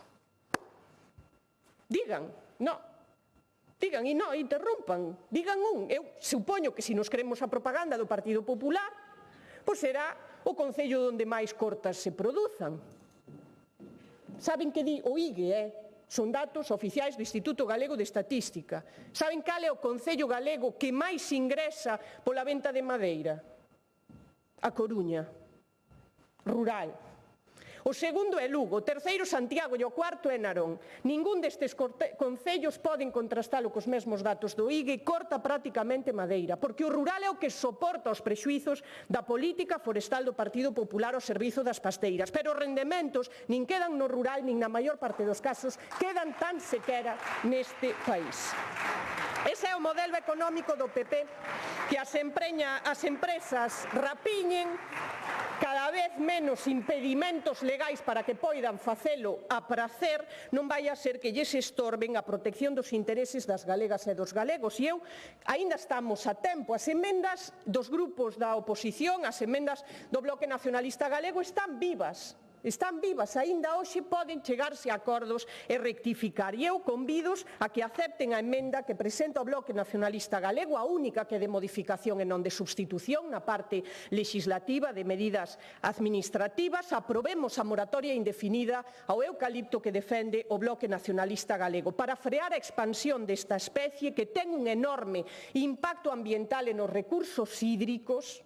E a mellor proba é a moratoria fake que propoñen vostedes de que se leven plantacións donde xa arrasou coa terra para outros lugares donde sí que sigan sendo rentables despois de deixar improductivas as plantacións orixinais, unha especie que supera con moito xa as hectáreas previstas polo propio Plan Forestal de Galiza para 2032.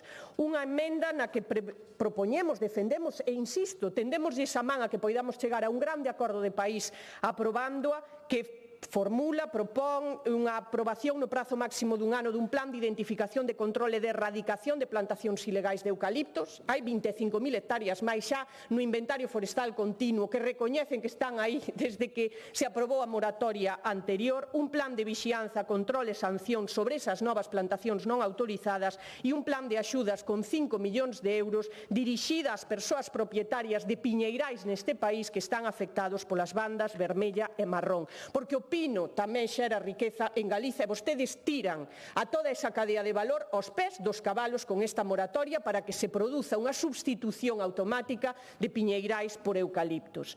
Pero esta lei que hoxe debatemos, esta lei de medidas fiscais e administrativas, trae tamén un ataque directo aos dereitos fundamentais da xente deste país, non só a política forestal, como é, por exemplo, o dereito a ter unha vivenda digna. Esta lei de medidas ataca directamente os estándares de habitabilidade para favorecer a especulación inmobiliaria aproveitándose da necesidade da xente. Facer menos para gañar máis. Até o de agora non se podían construir en Galiza, pouco se dice, até o de agora non se podía construir en Galiza unha vivenda inferior a 40 metros cadrados.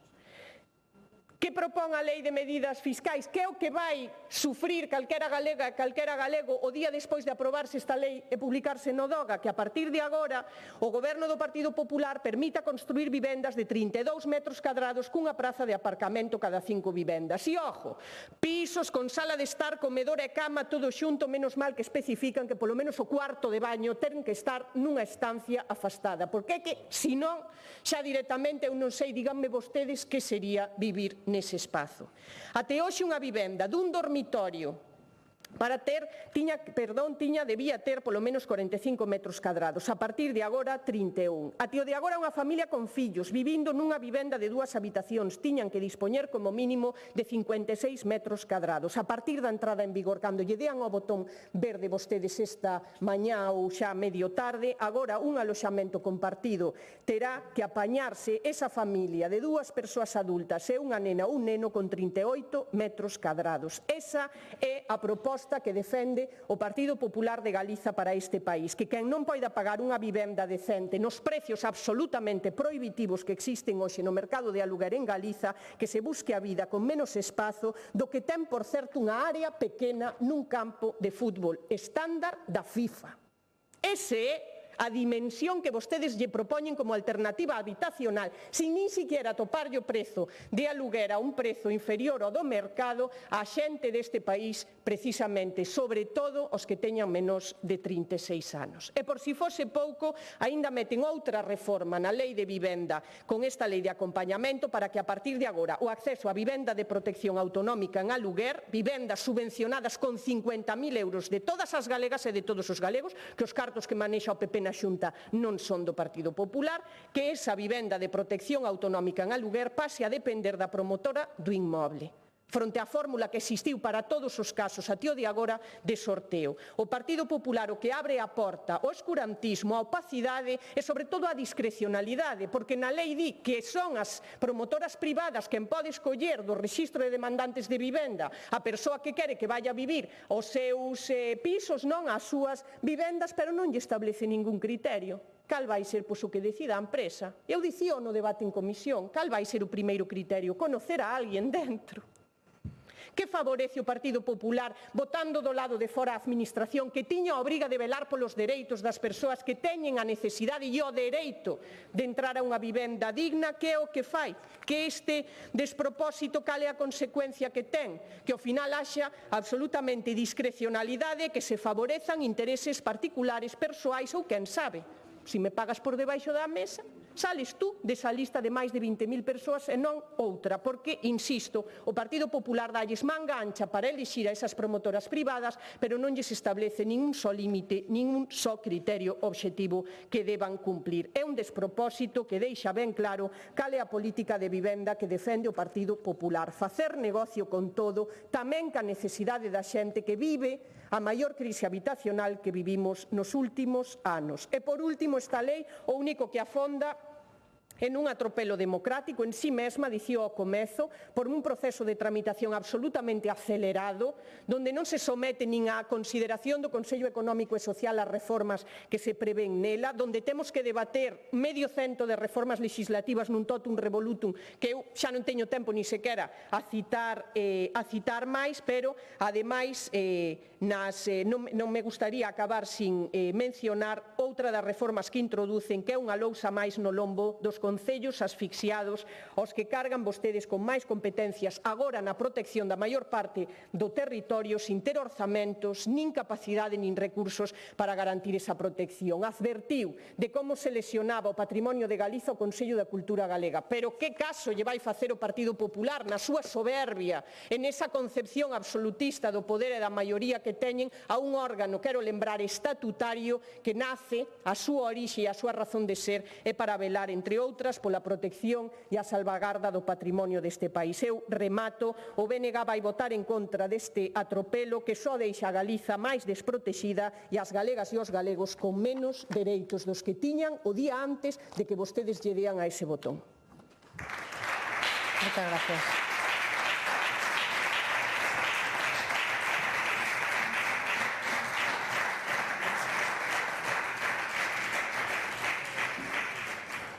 Quenda do Grupo Parlamentario Popular, señor Comesaña.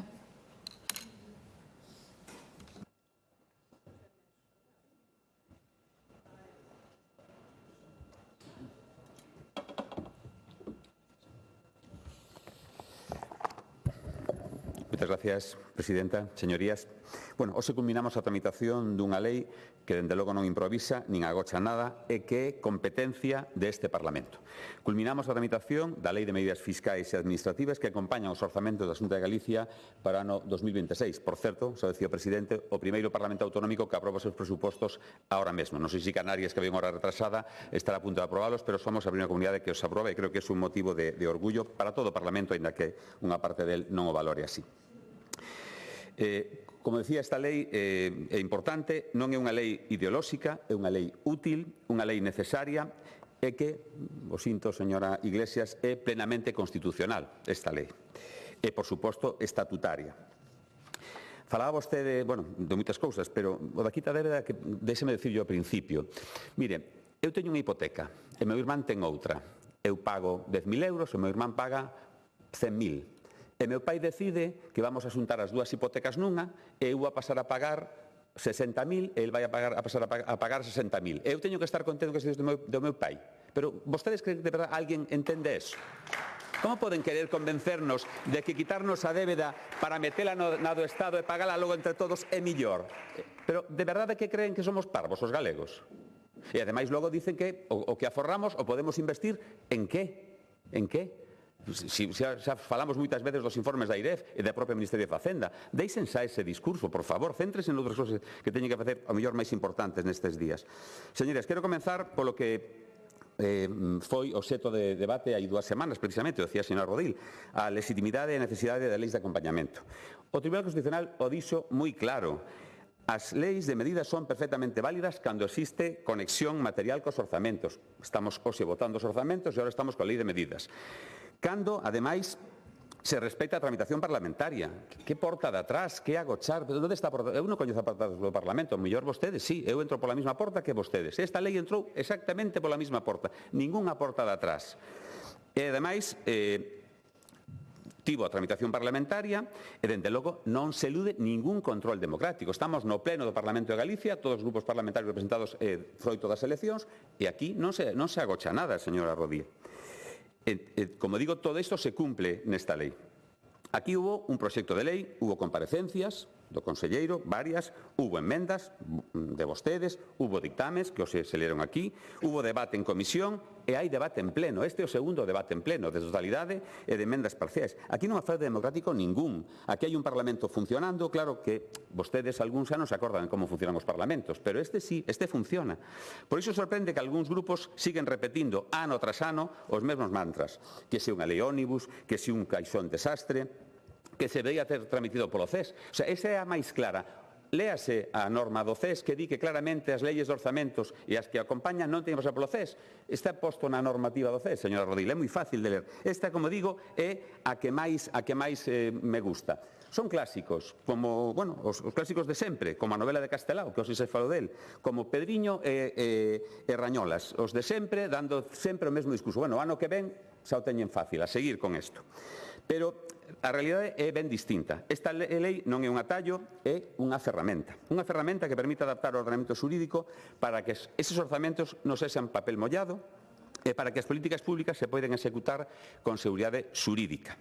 E permítame dicilo con claridade. En Galicia legislamos con leis debatidas nesta Cámara, non gobernamos a golpe de decretos lei, nin sustituímos o Parlamento por decisións unilaterais ou mesmo acordos con terroristas ou prófugos da lei. Señorías, e isto non é unha cuestión menor, porque cando se cuestiona de maneira sistemática a lei de medidas, como fan vostedes ano tras ano, o que realmente se está cuestionando é a capacidade deste Parlamento. Vostedes que tanto falan de autonomía están suxerindo que este Parlamento non ten autonomía para aprobar esta lei. É o que están dicindo vostedes. Isto é un cuestión... Non, é estatutario, é constitucional, é o que facemos todos os anos. Non? É a capacidade deste Parlamento para adaptar ese marco normativo ás necesidades reais da xestión pública. Pretender que cada modificación normativa teña que tramitarse sempre mediante unha lei sectorial independente non ten máis rigor democrático, é sinceramente condenar a Administración á parálise completamente. E iso, en termos de incerteza, como estamos ahora mesmo, incerteza económica, aspectos de transición enerxética, de emerxencias climáticas ou de presión social, non é responsable. Ter que derivar calquera cambio, todo o que vostede comentaba ahora da lei de medidas, ou que non comentou, son mecanismos para que as cousas podan funcionar. Podemos poñer moitos exemplos e ahora farei algún del. As leis de medidas existen para garantir que decía que as decisións adoptadas nesta Cámara se poden executar con eficacia. E Galicia demostrou ano tras ano que sabe usalas con criterio, con límites e con respeto escrupuloso ás competencias deste Parlamento e a legalidade constitucional. E, ademais, todos sabemos quen foi o primeiro en utilizar a lei de medidas, señora Iglesias. Foi o Partido Socialista, concretamente Felipe González e Pedro Solbes, hai uns cuantos anos. Por lo tanto, leccións de como se usa esta lei, pois poucas do Partido Socialista. Entrando xa no contido desta lei, estamos ante un texto que consolida un modelo recoñecible. Estabilidade, moderación fiscal, política social responsable e simplificación administrativa. Alguén, antes o señor Ordil calificaba, facía os titulares desta lei, permítame, teño estes, non?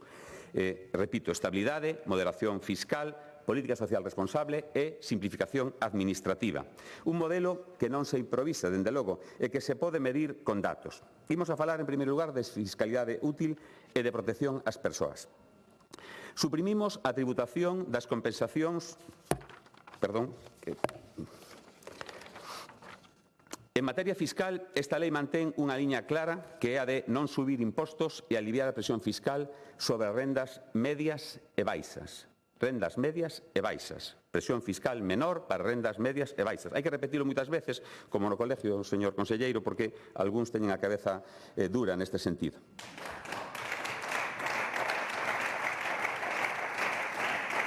E decía, e vou dar datos, Galicia aprobou nos últimos anos 4 rebaixas do tramo autonómico do IRPF. 4, non unha, non dúas, non 3, 4 rebaixas. 2014, 2016, 2022 e 2023. Incluindo, eso sí, a deflación retroactiva dos 3 primeiros tramos para mitigar o impacto da inflación, esa que chegou non sei moi ben como, non? Os resultados son moi claros. Máis de 128 millóns de euros de aforro na declaración do IRPF do ano 2022. 128 millóns a esas clases medias, esas rentas medias e baixas. Preto de 280 millóns de euros de aforro acumulado nas declaracións do ano 2023 e 2024. De media, cada contribuinte galego paga hoxe 500 euros menos de IRPF do que pagaba no 2009. 500 cada ano. Multipliquen os anos que pasando do 2009 hasta ahora poden calcular vostedes mesmos o que aforraron cada un de vostedes. Un contribuinte cunha base impoñible alrededor dos 22.000 euros aforra preto de 400 euros respecto á tarifa que tiña hai unha década. Por lo tanto, esta é unha lei de medidas que continúa esa senda e incorpora, ademais, medidas de xusticia fiscal evidentes. Elimina a tributación do IRPF nas axudas ás persoas con ela. Suprimimos a tributación da compensación das vítimas da talidomida, que en algúns casos chegaban a supoñer o 40% vía imposto. Hoxe estarán por aquí a Asociación de Víctimas da Talidomida en Galicia, as que despois acompañaremos, pero, dende logo, creo que isto é unha medida importante que se aplica, insisto, a persoas que o necesitan, non esas rentas altas das que vostedes falan. Eliminamos tamén a tributación das axudas polos incendios deste ano ante a inacción do Goberno central. Isto non é ideoloxía fiscal, isto é sentido común. Senón que yo preguntan aos de Dinamarca, decía o señor Besteiro, que ali os impostos eran moi altos, seguro que este tipo de cousas non se facían, non? Falamos do imposto de sucesións. Os datos falan solos. En Galicia, o 99% das herdanzas, é dicir, case o 100%, o 99%, non pagan nada. Dende a implantación das bonificacións ás familias galegas, aforraron máis de 500 millóns solamente por este concepto. E, como xa dixemos varias veces neste Parlamento, se aplicásemos os límites que propoñen algúns dos grupos nas súas enmendas, esas 300 persoas que pagaron o ano pasado impostos pasarían a ser 9.000 coa emenda que propoñía o Bloque Nacionalista Galego. Eso que vostedes queren, que todo o mundo pague moitos impostos, logo para facer a saber moi ben que. Ben, imos falar agora de vivenda e política social con impacto real. Esta lei reforza tamén a política de vivenda cun enfoque moi claro: facilitar o acceso e mobilizar o parque xa existente. Sabemos que en Galicia hai do orden de entre 300.000 e 500.000 vivendas baleiras. Isto, de verdade, é unha cuestión para tomársela moi en serio. Concretamente, cidades que están coa tensión como Coruña, por exemplo, fálase de 30.000 vivendas baleiras en Coruña, 20.000 en Vigo, 20.000 en Santiago. O señor Besteiro un rato decía que, claro, que había 24.000 personas demandando vivenda. Oiga, hai 500.000 baleiras e nin unha sola emenda, nin unha sola medida para abordar por que as vivendas están baleiras. Por que están baleiras as vivendas? Por que será? De quen é a culpa? Do PP, non? Que estén baleiras as vivendas. Claro, é culpa do PP. Como? Non? Ah, claro.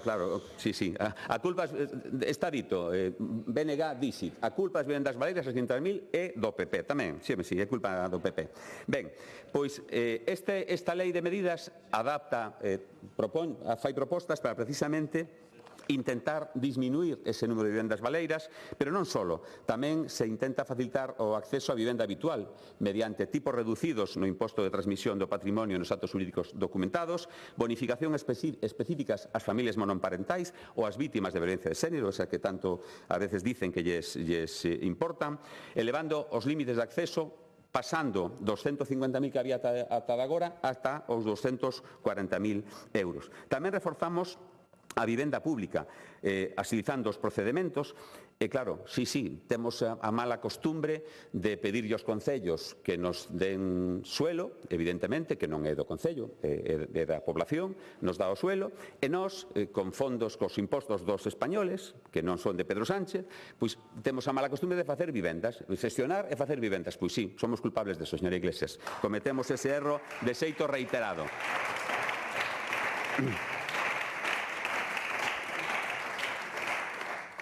Nós o que facemos, como digo, é traballar para blindar tamén ese carácter social dos aloxamentos compartidos, ese que tanto lle molesta a señora Rodil, aos promovidos polo IGUS, que sexan públicos para sempre, non que aos 15, 20 anos se poida facer con el o que se queira, senón que sexan sempre para ese fin. En definitiva, seguir avanzando como estamos traballando para duplicar ese parque público de vivenda nos vindeiros anos e crear solo ata 20.000 vivendas protegidas.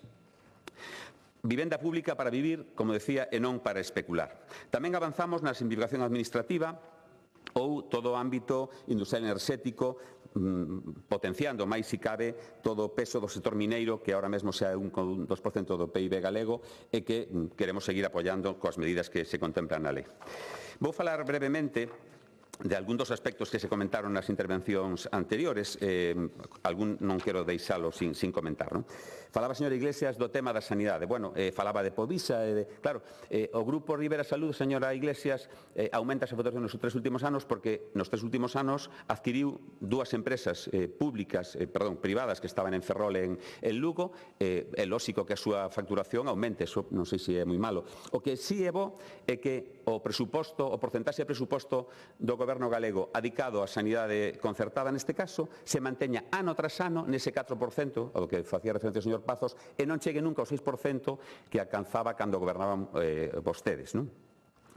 Dende logo tamén, xa eu decía outro día no debate en comisión, si en Vigo alguén ten claro por que está Povisa aí, todo o mundo sabe que foi polo Partido Socialista e polo BNG que no ano 2006 firmaron aquel famoso acordo, aquel si pode ser un acordo da vergoña, según se mirase, para garantir que Povisa iba a ser sempre un hospital xeral, pasara o que pasara. Por lo tanto, se alguén quere saber por que Povisa ten población asignada no Concello de Vigo, que vaya ese acordo, que mire o que firmou e despois que opine.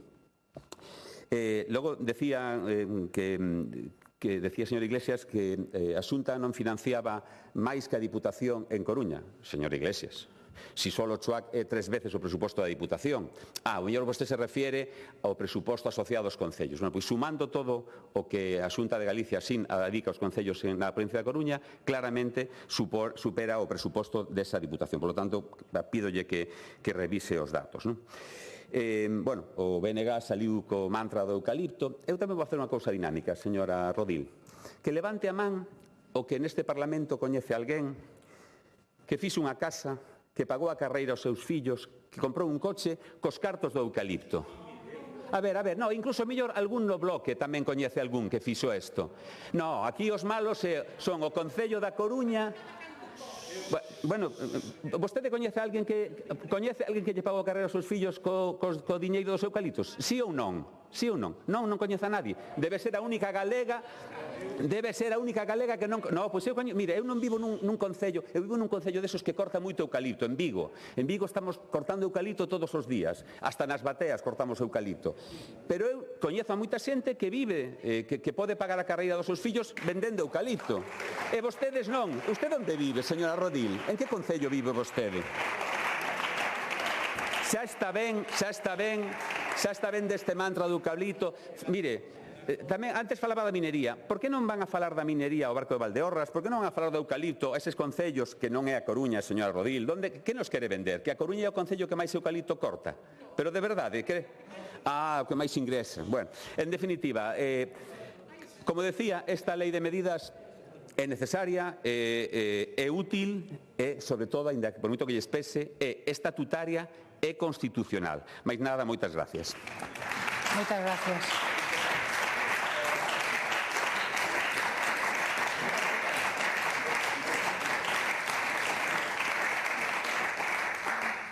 Quen dá do Grupo Parlamentario Socialista, señora Iglesias.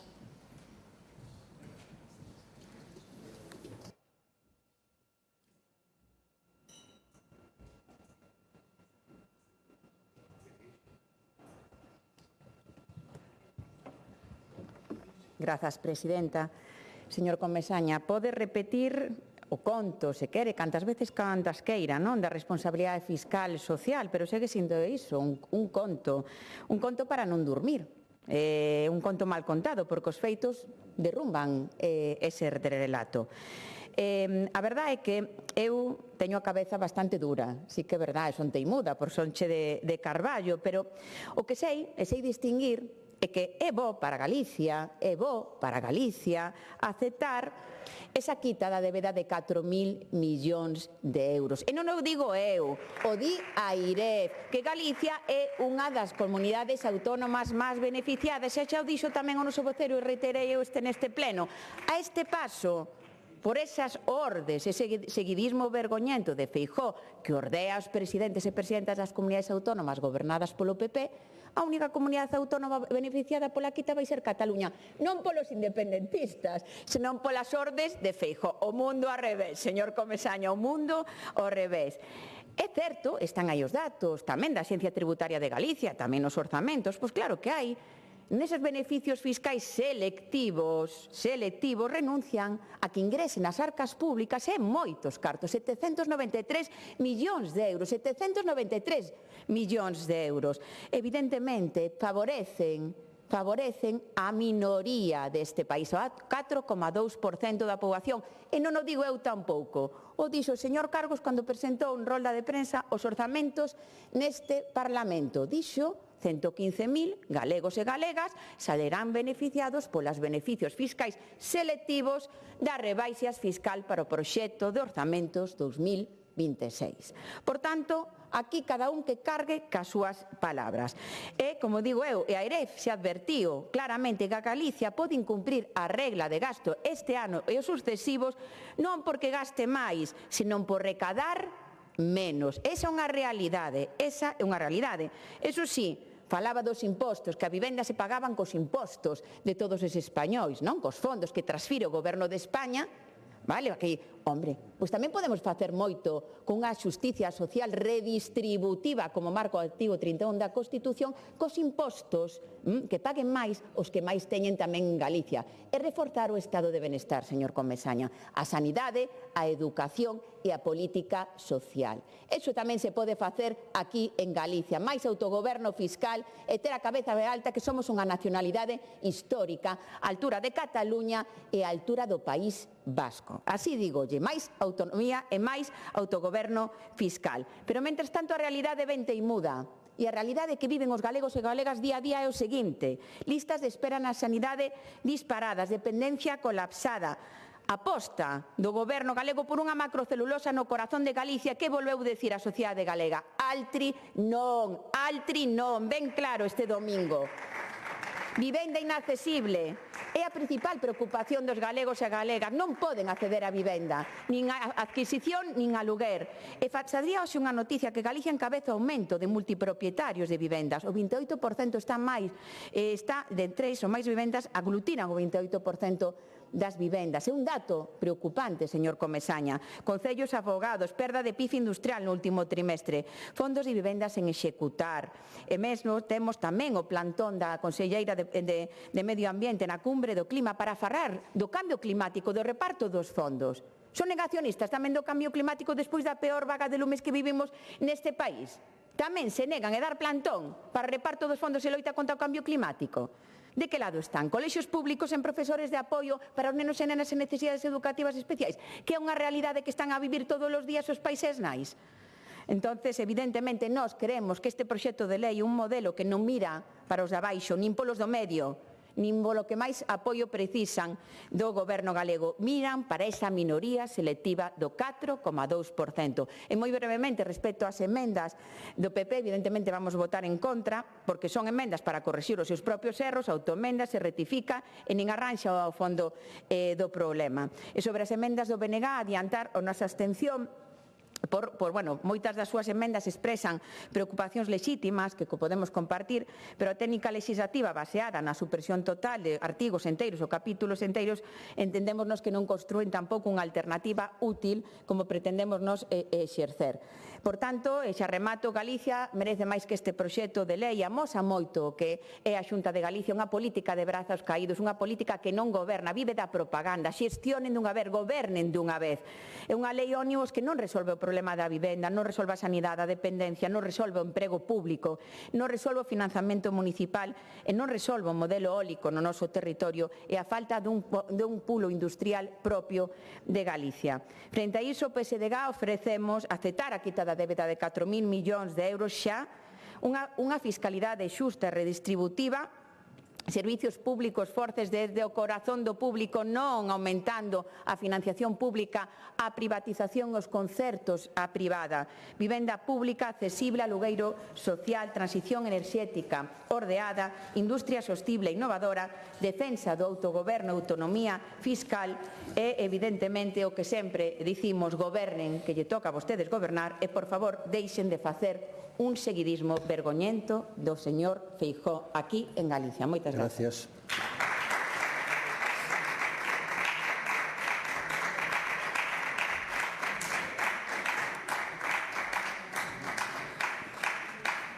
Grupo Parlamentario do Bloque Nacionalista Galego, señora Rodil.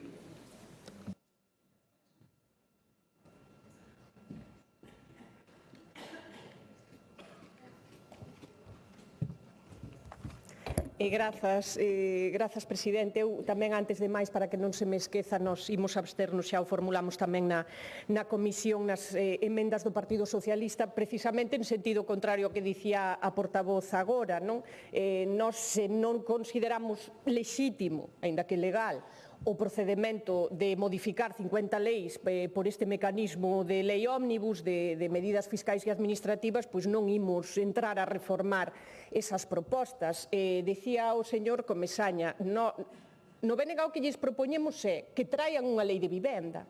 Traian unha lei de vivenda. Queren falar de vivenda, de dotar este país de novos instrumentos, de facer políticas públicas en favor da garantía dun dereito fundamental de calquera persoa, a ter unha vivenda digna na que poder desenvolver o seu proxecto de vida. Traian unha lei de vivenda.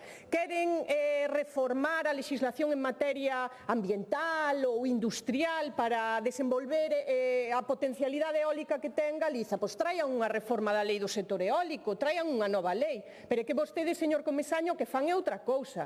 Levan gobernando durante 17 anos ininterrumpidamente con maiorías absolutas. Vostedes cambian, por exemplo, a superficie habitable das vivendas para rebaixar os criterios de habitabilidade con este mecanismo porque lles é útil, porque é unha porta traseira, porque dá os debates de lado e non permite que o conxunto da sociedade galega saiba nin sequera a metade do que se tramita hoxe aquí e que se vai aprobar, e dicía na primeira intervención, e que ten consecuencias directas para a vida das persoas, das galegas e dos galegos ao día seguinte de entrar en vigor.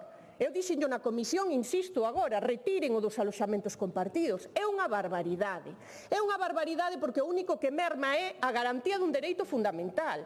O que reduce é a superficie na que tú tes que desenvolver o teu proxecto de vida. E ao Partido Popular parecelle que a precio de mercado, porque vostedes non topan en ningún caso los 30 metros cuadrados, tú desenvolves o teu proxecto de vida, que tes unha parella e unha filla, a miña ten 2 anos, pois en 58 metros cuadrados vas que chutas. Que creo o BNG que non? Que o dereito a acceder a unha vivenda en condicións dignas non se fai rebaixando a superficie o metro cadrado útil para beneficio e única e exclusivamente o interese especulativo das promotoras privadas. Iso é o que defende o BNG e por iso imos votar en contra desta lei. Queren cambiar a política forestal galega? Pois traia unha lei. Aquí volvese a modificar, non me cansarei de dicilo, a Lei de Prevención de Incendios do ano 2007, que non lle queda nada máis que o título da súa versión original, modificárona sempre a través de leis de acompañamento ou pola porta de atrás na Lei de Montes de 2012. Queren traer unha lei, anunciaron que iba a haber unha nova en 2022 e brilla pola súa ausencia, porque vostedes teñen nestas leis de medidas unha ferramenta ao servizo do interese do Partido Popular, que pasar o rodillo a 50 leis con modificacións substanciais do marco legislativo galego, fulminando todo nun debate único, efectivamente, sin pasar polo Consello Económico e Social, que ten a potestade de pronunciarse sobre calquera modificación no marco normativo que supoña unha incidencia no desenvolvemento social, económico, humano e material deste país. Por iso é unha porta traseira, é un subterfuxio e é unha ferramenta que o PP utiliza de maneira abusiva, ademais, para modificar todo un compendio de leis sin dar un debate serio centrado en cada unha das propostas que se reforman. E eu, claro, escoito o señor Comesaña e dá-me a impresión de que entraron vostedes pola porta esta mañá. Chegaron aquí e atoparon o que hai, 300.000 ou 500.000 vivendas baleiras, díxonos, non? Como se non nos soubéramos. Vostede debeuse perder os últimos, non sei, 10 anos de debate nesta Cámara, señor Comesaña, e ás veces que trouxo o Bloque Nacionalista Galego medidas dirixidas a poñer a disposición das galegas e dos galegos esas, para empezar, 90.000 vivendas baleiras que hai só nas cidades de Galiza. E eu, claro, pregúntanos, por que? E eu, levas gobernando 17 anos con maioría absoluta. Eu a súa intervención, señor Comesaña, é o mellor exemplo do fracaso absoluto das políticas de vivenda do Partido Popular. E doulle só 2 datos dese fracaso. No ano 2024, el gobierno que todo lo puede, con maiorías absolutísimas e poder total, fixo la friolera de 5 vivendas protegidas en todo o ano. E os sucesivos programas de movilización de vivenda baleira, xa que falaba vostede diso, a primeira vez que entraron pola porta deste Parlamento anunciándonos que entre 2016 e 2019 o PP con eses programas de movilización de vivenda baleira iba mobilizar 2016-2019 600 vivendas baleiras. En 2018 sabe cantas levaban? 16. Señor Comesaña, a pregunta ten que facerlle á súa bancada, ao seu partido e ao seu goberno, non a min. Non a min. E agora veñennos anunciando, porque a min é algo que me ten así como... Porque, por exemplo, na cidade de Lugo vostedes viñeron a anunciarnos vivenda pública construída pola Xunta de Galiza no Alto de Garabolos, que ten en propiedade eses predios a Xunta de Galiza desde hai case 20 anos, porque lideraba a Consellería de Vivenda Teresa Taboas do Bloque Nacionalista Galego cando se adquiriron para a Xunta de Galiza. Durante todo ese tempo, insisto, 17 anos de maiorías ininterrompidas do Partido Popular, a vostedes non lles acordou que había un problema de acceso á vivenda.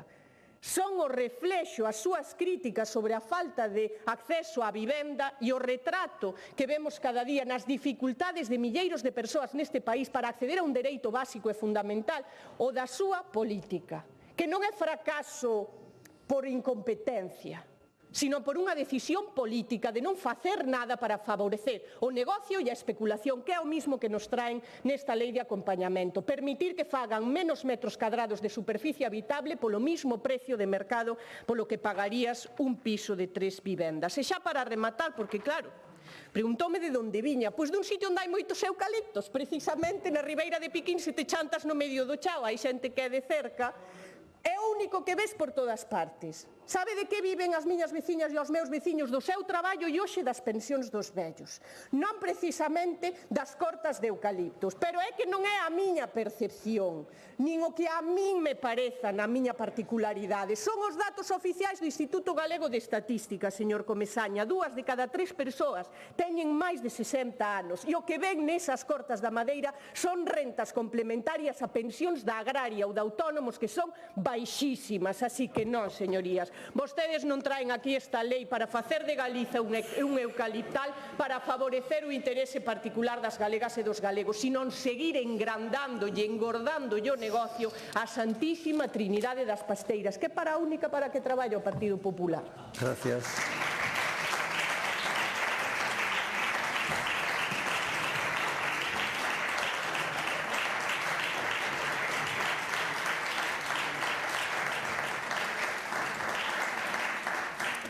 Grupo Parlamentario Popular, señor García Comesaña.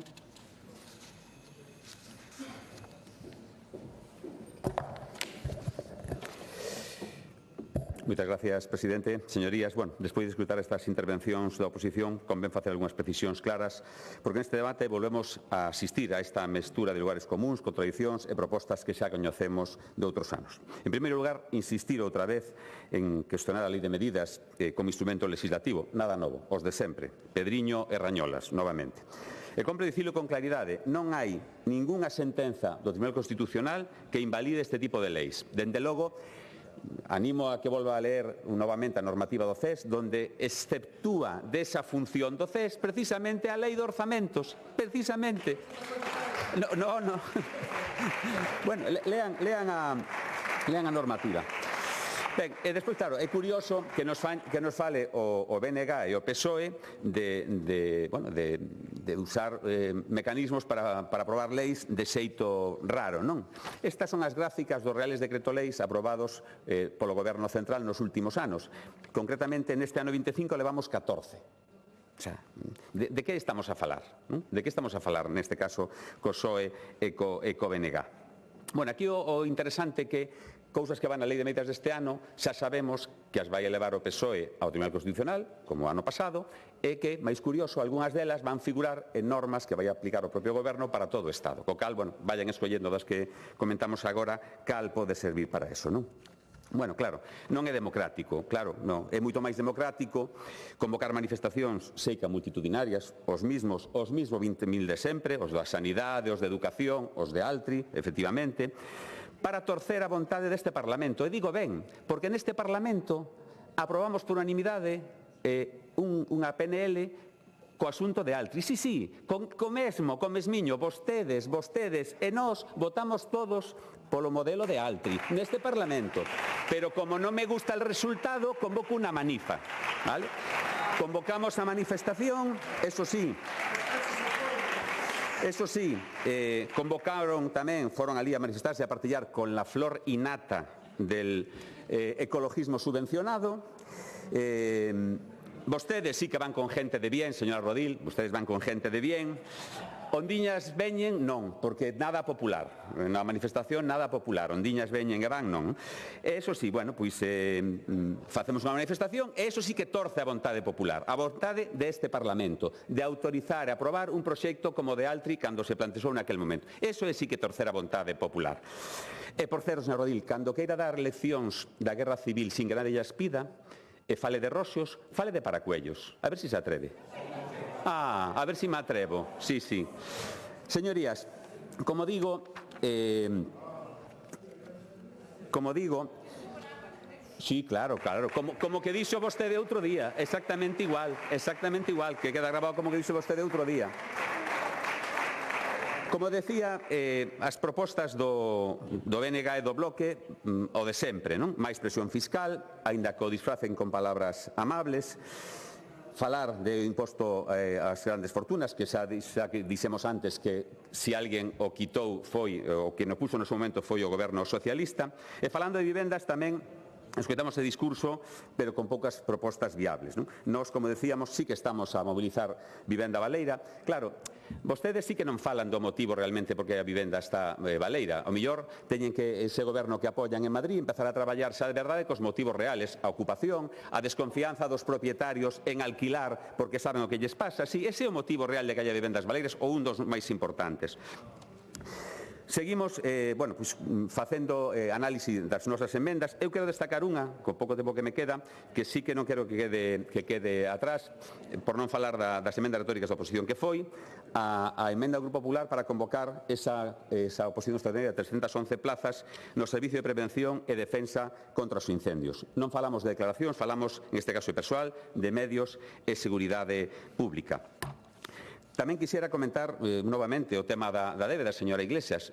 Contésteme o que lle preguntei. Volvo ao caso meu e de meu irmán. Que temos que facer? Compartir a débeda entre os dous ou cada un seguir pagando a súa? Vostedes o que dicen é, non, vamos a compartir de todos. Claro, ao final, o único que se vai sumar quen é o que tiña máis débeda, Cataluña. Claro, por eso Cataluña vai sumarse eso, e os demais non, por eso, ese é o motivo, non? Señora Rodil, vostede fala de Lugo, eu podo lle falar de Navia. Vaya a Navia e mire o que pasou en Navia cando gobernaba Fraga, que Navia empezou cando foi Fraga, non foi cando chegou o señor Caballero, que non foi así, sino que foi daquela, e agora vaya a Navia, vaya hoxe a Navia e vexa o que está pasando en Navia ahora mesmo. En definitiva, creo que está clara a posición do Partido Popular. Nós, por suposto, imos a apoiar esta lei de medidas. Creemos que é unha lei que facilita o desenvolvemento dos orzamentos, como di o Estatuto e como di a Constitución. Mais nada, moitas gracias. Gracias.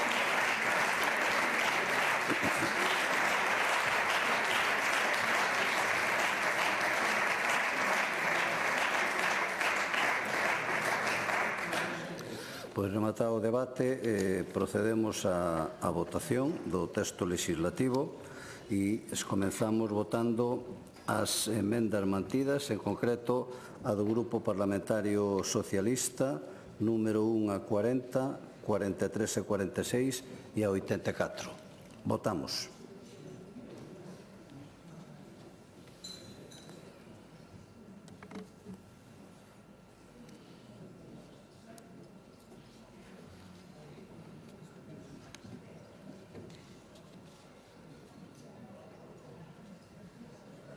Presentes 72, afirmativamente 8, en contra 39, hai 25 abstencións e, polo tanto, queda rexeitada. Votamos agora as emendas do Grupo Parlamentario do Bloque Nacionalista Galego, en concreto da 1 a 35. Votamos.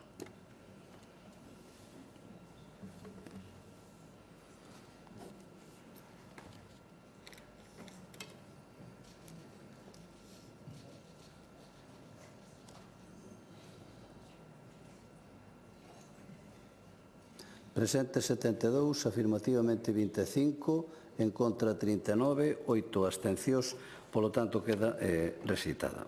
E agora votamos o ditame da Comisión coas emendas incorporadas. Votamos.